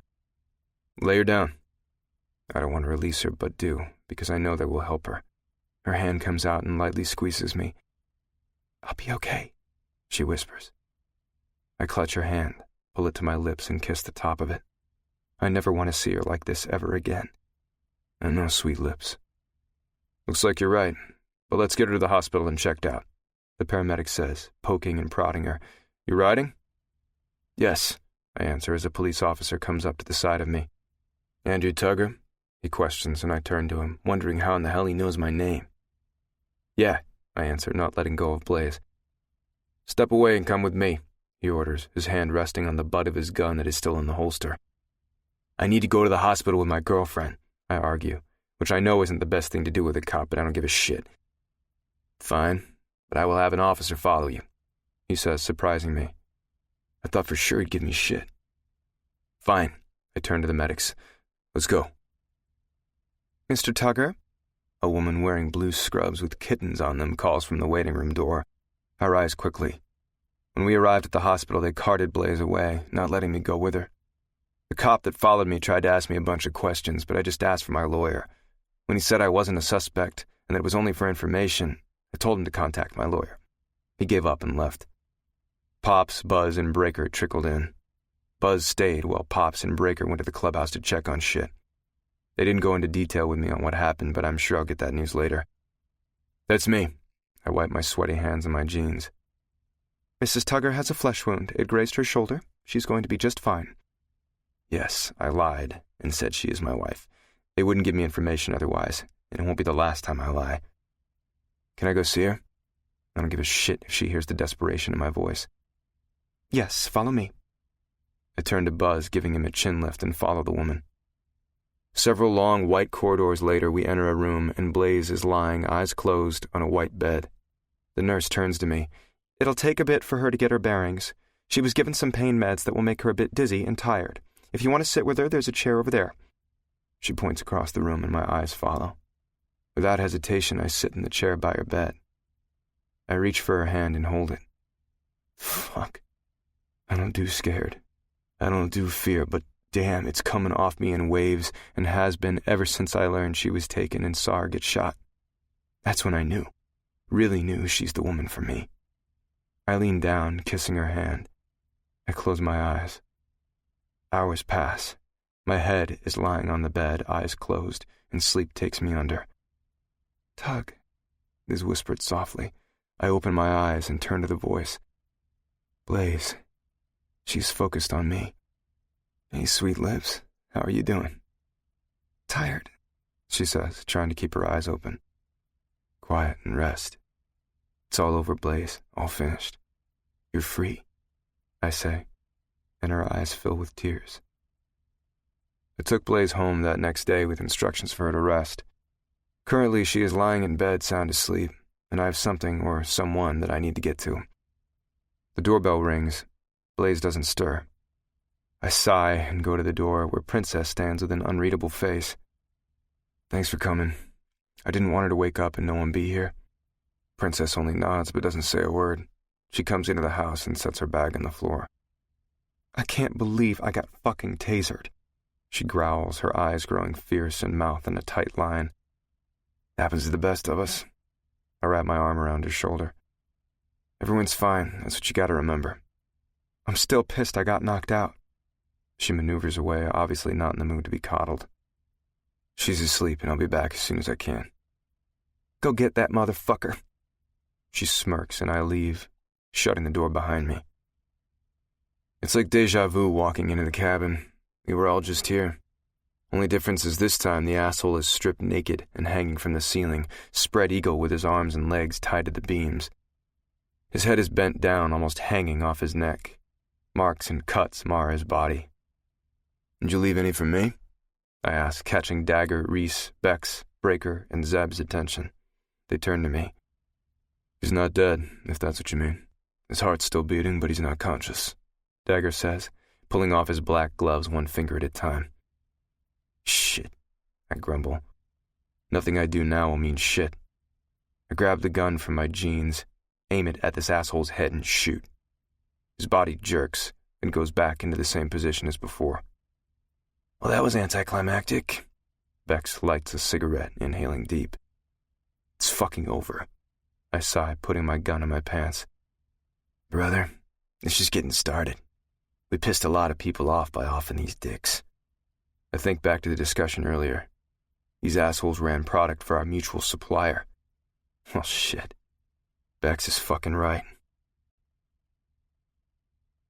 Chapter 18. Blaze. Coming to X for the first time in a week is a bit surreal. Princess had it closed a few days after the bomb scare. She's been handling everything, and I'm ready to get back to business. Last week, Tug made me rest every damn day. I was bored out of my mind, and by day 4, I wanted to scream. But when Tug gave me a "don't fuck with me" look, I rested. I have a small wound on my shoulder that is pretty much completely healed. After I woke up from all the drugs they pumped in my body, I was scared. No. Terrified was more like it. Tug tried to calm me, but I didn't think that Santos and Frank were dead. I knew for sure they were coming to take me with them. Hello, freaky panic attack.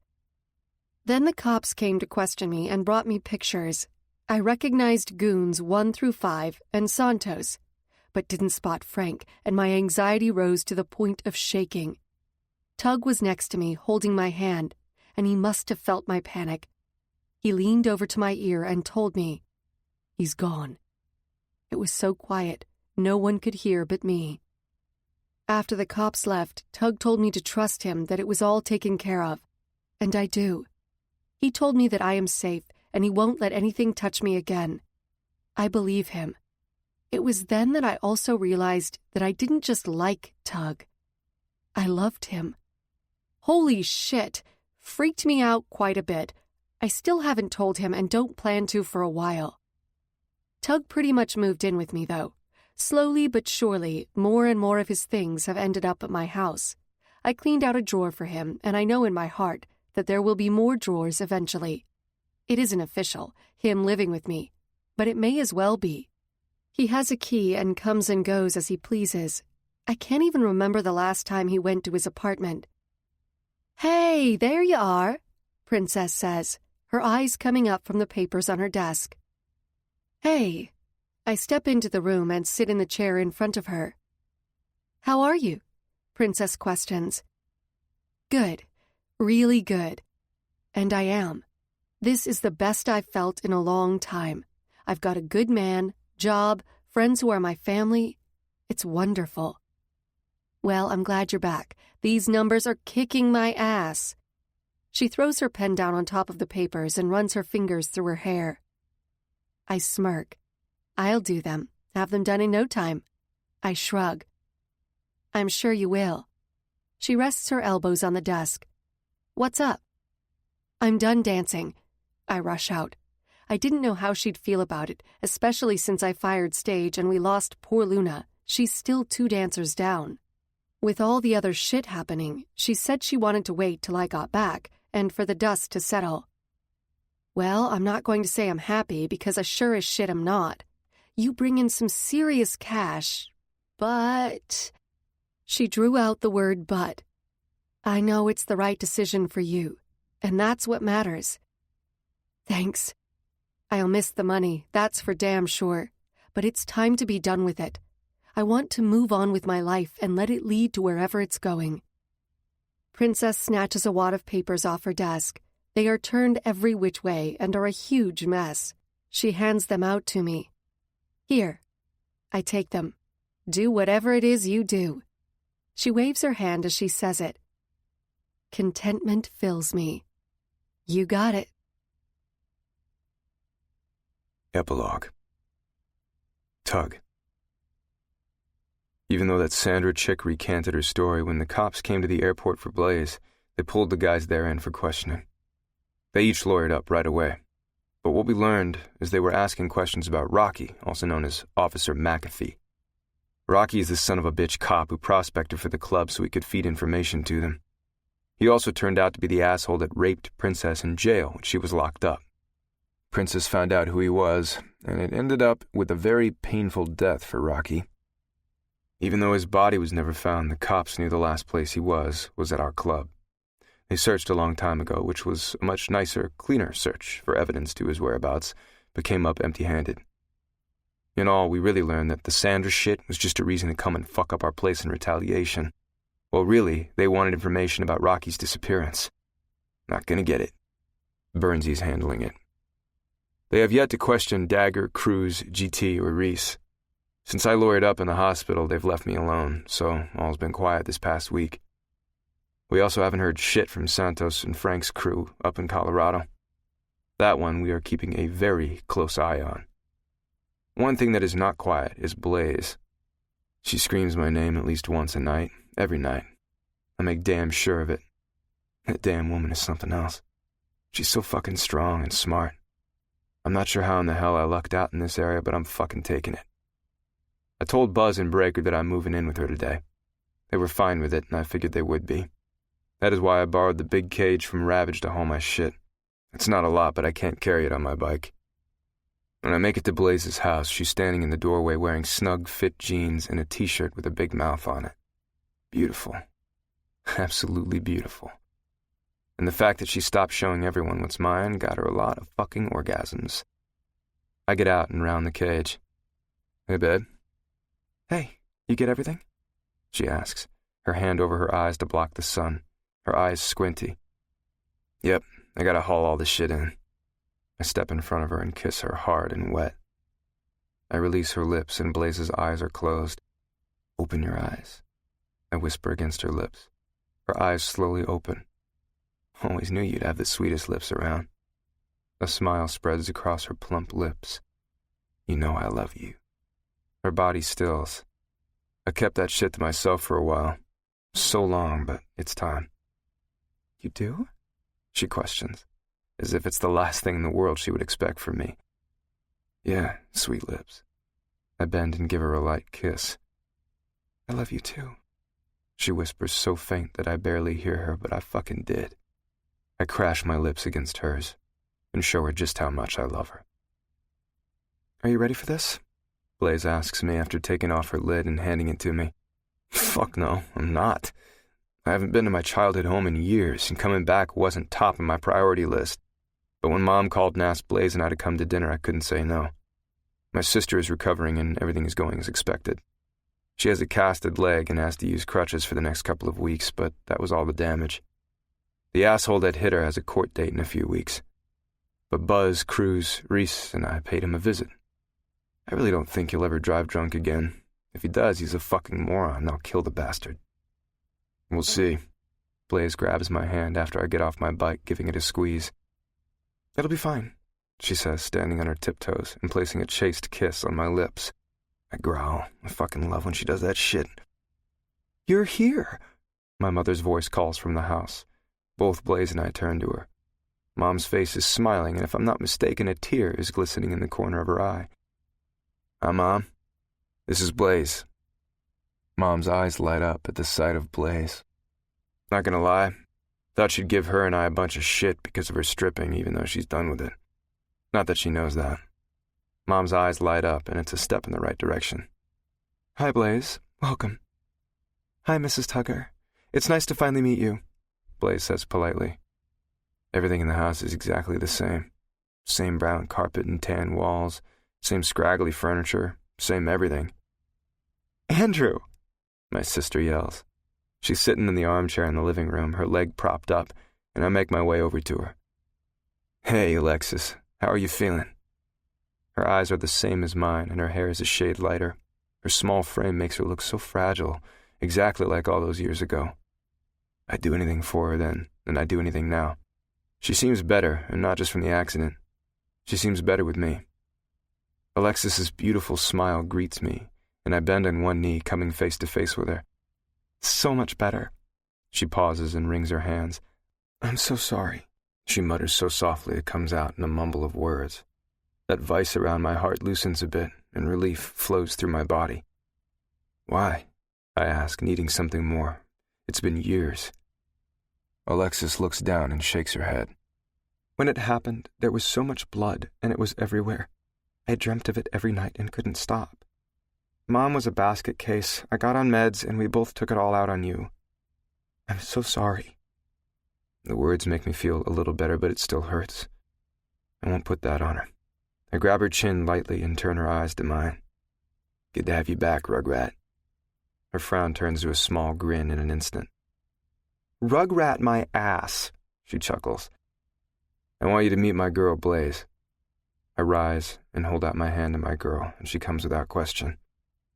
Hi, Alexis. Nice to meet you, Blaze says. Alexis's eyes widen. You sure are pretty. What the hell are you doing with him? And just like that, Alexis and I are good. Relief. Happiness. Blaze laughs loud, and I glare at my sister. Not in the I will kill you way, but the big brother getting his sister back way. You better watch it, I warn, getting more chuckles from my sister. Come and eat, my mother calls from the kitchen. My sister wiggles to the end of her chair. Can you hand me the crutches? Fuck that. I pick her up under her knees and behind her back. What are you doing? She screeches in my ear, but I ignore it. I sit her down in the chair and push it up to the table. You didn't have to carry me, she grumbles. Shut it, I clip. The table is square. I sit with Blaze and Mom on my sides and Alexis in front of me. Mom passes the food around and we eat in uncomfortable silence. I can't take this shit. Mom, are you still pissed at me? I ask flat out, receiving a gasp from Alexis and wide eyes from Mom. Blaze's hand finds my thigh and she squeezes, and I rest mine on top of hers, feeling her comfort. Mom sets her napkin down. Well, I was going to wait until dinner was over, but this is as good of time as any. She closes her eyes like she's gathering what she wants to say. I wait quietly. I'm sorry, Andrew. It's taken me many years, but I now understand why you did what you did. You said once that I would have stayed with your father and let him... She stops and coughs. You're right. I would have. I loved your father and always thought it was a rough patch. I am miserably sad that he is gone. What the fuck? Blaze squeezes my thigh. I appreciate her reassurance. I am sorry that I took my pain out on you. A tear rolls down her cheek. I wish I could go back and do things differently, but I can't. I can only work on the future. I rise from my chair and pull Mom out of hers, wrapping my arms around her tight. Contentment rolls over me. I have everything I've ever wanted. I have my girl, my mom, my sister, and my club. 2 weeks later. Blaze. I'm slowly getting into the club life. It's really no different than before, just now we go on rides as a family and do charity events. This past event we did raised over $11,000 for autism awareness. Princess even suggested we put one together for breast cancer. I cried over that one. We have it in the works. The one thing that wasn't fun at all was riding in Luna's funeral. That was hard. Most of us went and stayed in the background, paying our respects, but giving her family space. I will never forget the look on her face before the car exploded. It haunts my dreams, and those nights aren't good ones. Tug has been wonderful. After going to see his mom and sister, who are wonderful people, he is lighter, like some of his heavy weight was removed from him. I don't bring it up, but we have gone over for dinner twice more. It will take a while for it all to meld together, but they are on a great road. Lying in bed each night with him and waking up every day with him is phenomenal. I never knew what I was missing, and now I wouldn't change it for the world. Today there is a huge party at the club. Princess, Casey, Ma, and I worked our asses off, getting all the new furniture ordered since the cops busted everything, and it wasn't repairable. Some things we found in storage, but we did more. We worked tirelessly getting it ready, and tonight is a party celebrating. I've been talking to Princess and Casey about everything to do with Ravage. While I knew about the women's place in the club from Tug and books, it was nice to hear how the other ladies handle it. One thing that was brought up during our conversation was their property of rags. I was dead set against it. I am no one's property ever. Santos and Frank thought I was, and I vowed never to allow that again. After several hours of explanation and a pissed-off princess, I got it. I understood it. The property of rag is special and significant. It is like marriage, biker style. Princess also told me about the time she entered a party without her rag, and a brother from another chapter thought she was free game. It scared the ever-loving shit out of me. It is also why, at a party, I stay close to either Tug, Cruz, GT, Casey, or Princess. I know they would never let anything happen to me, and thank God, I haven't been put in that situation. About a week ago, I had a sit-down with Ma. She pulled out pictures of her and my aunt and told me lots of stories. I loved every one of them. Ma also told me that my mom didn't like Sylvie getting with a biker, and that is what led to the rift between them. After hearing that, a rock formed in my gut that my mom wouldn't be happy for me that I found Tug. But after long thought and talking to Tug, I realized she would be really happy for me. She loved me and would want me to be happy, like I am with Tug. Ma had tears in her eyes at times when talking about my aunt. I suggested she give her a call and see if she can come to Sumner. Ma and I agreed on that one. I add mascara to my eyes and then a little blush to my cheeks. The woman staring back at me is happy. I'm happy. I never thought it would be possible for me, but it is. Everything in my life is great. Without having my past cloud me, I've opened up to so much more. Hey, babe, you ready to go? Tug calls from the doorway of the bathroom. God, he's hot. Jeans, black t-shirt, leather across his tight chest, and his hair messed up and sexy as hell. And he's all mine. I set the brush down. Yep, gotta get my shoes on. I give him a soft peck. His steel arms wrap around me and he crashes his lips to mine. He deepens the kiss, taking every bit of breath out of my lungs. He pulls away. Now that's how you kiss your man. He wipes his lips, now covered in my gloss. Sexy. He releases me on wobbly legs. Damn, man. I sit on the bed, putting on my black spiked heels with the gold toe. Babe. I look to my man, and everything stops. Tug stands there holding a leather rag with Ravage's emblem. On the bottom of it, it reads, Property of Tug. Holy fucking shit. I gasp in a breath, not realizing I forgot to breathe. You gonna put it on? I stand on shaky legs and move to Tug. True, we live together and are happy. But this is huge. He is making a real commitment to me. Holy shit. His eyes blaze with fire and love. A lone tear falls from my eye, but I let it go, instead of swiping it away. Yeah, baby. My voice is so much quieter than how elated I am on the inside. Tug holds the leather up, and I slip my arms in. It's heavy on my shoulders, but I love it. You are officially my old lady. I wrinkle my nose. Can't I be called your woman or something like that? I joke. Princess Casey and I talked about this term too, and I'm okay with it. I just didn't know when or if it would happen. No. His lips come down on mine, and I lose myself in my man. Tug. Entering the clubhouse with my leather on blaze, I can't take this stupid-ass smile off my face. Music blares, but all attention is on us. Whoops, hollers, catcalls, and congratulations ring through the room. I kiss my girl as she runs off with the other old ladies.